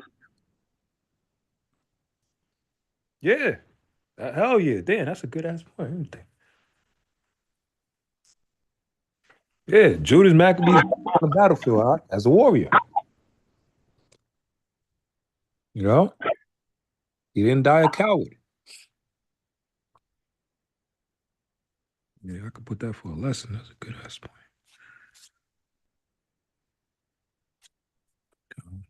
Too far in just to turn around now, man. That's why I say, man, no surrender, no retreat. You didn't die a coward. Too far in to turn around now. nothing behind you anyway. It's like every step you take towards the Most High and this truth, everything behind you is disintegrating. Like it's literally nothing behind you. You turn around and go back into the world, you going into a wasteland, going into desolation. Yeah, we ain't got time for that. We gotta keep pushing forward. Hey, Shamaya, if you're able to shut down YouTube, let me know. Because I want to show this movie video clip that Quadash sent me. I don't want them to take down the YouTube. What do you want me to do? If you're able to shut down YouTube, let me know so I can show this movie clip that Quadash sent me. The class already done. Okay, I'll shut it down.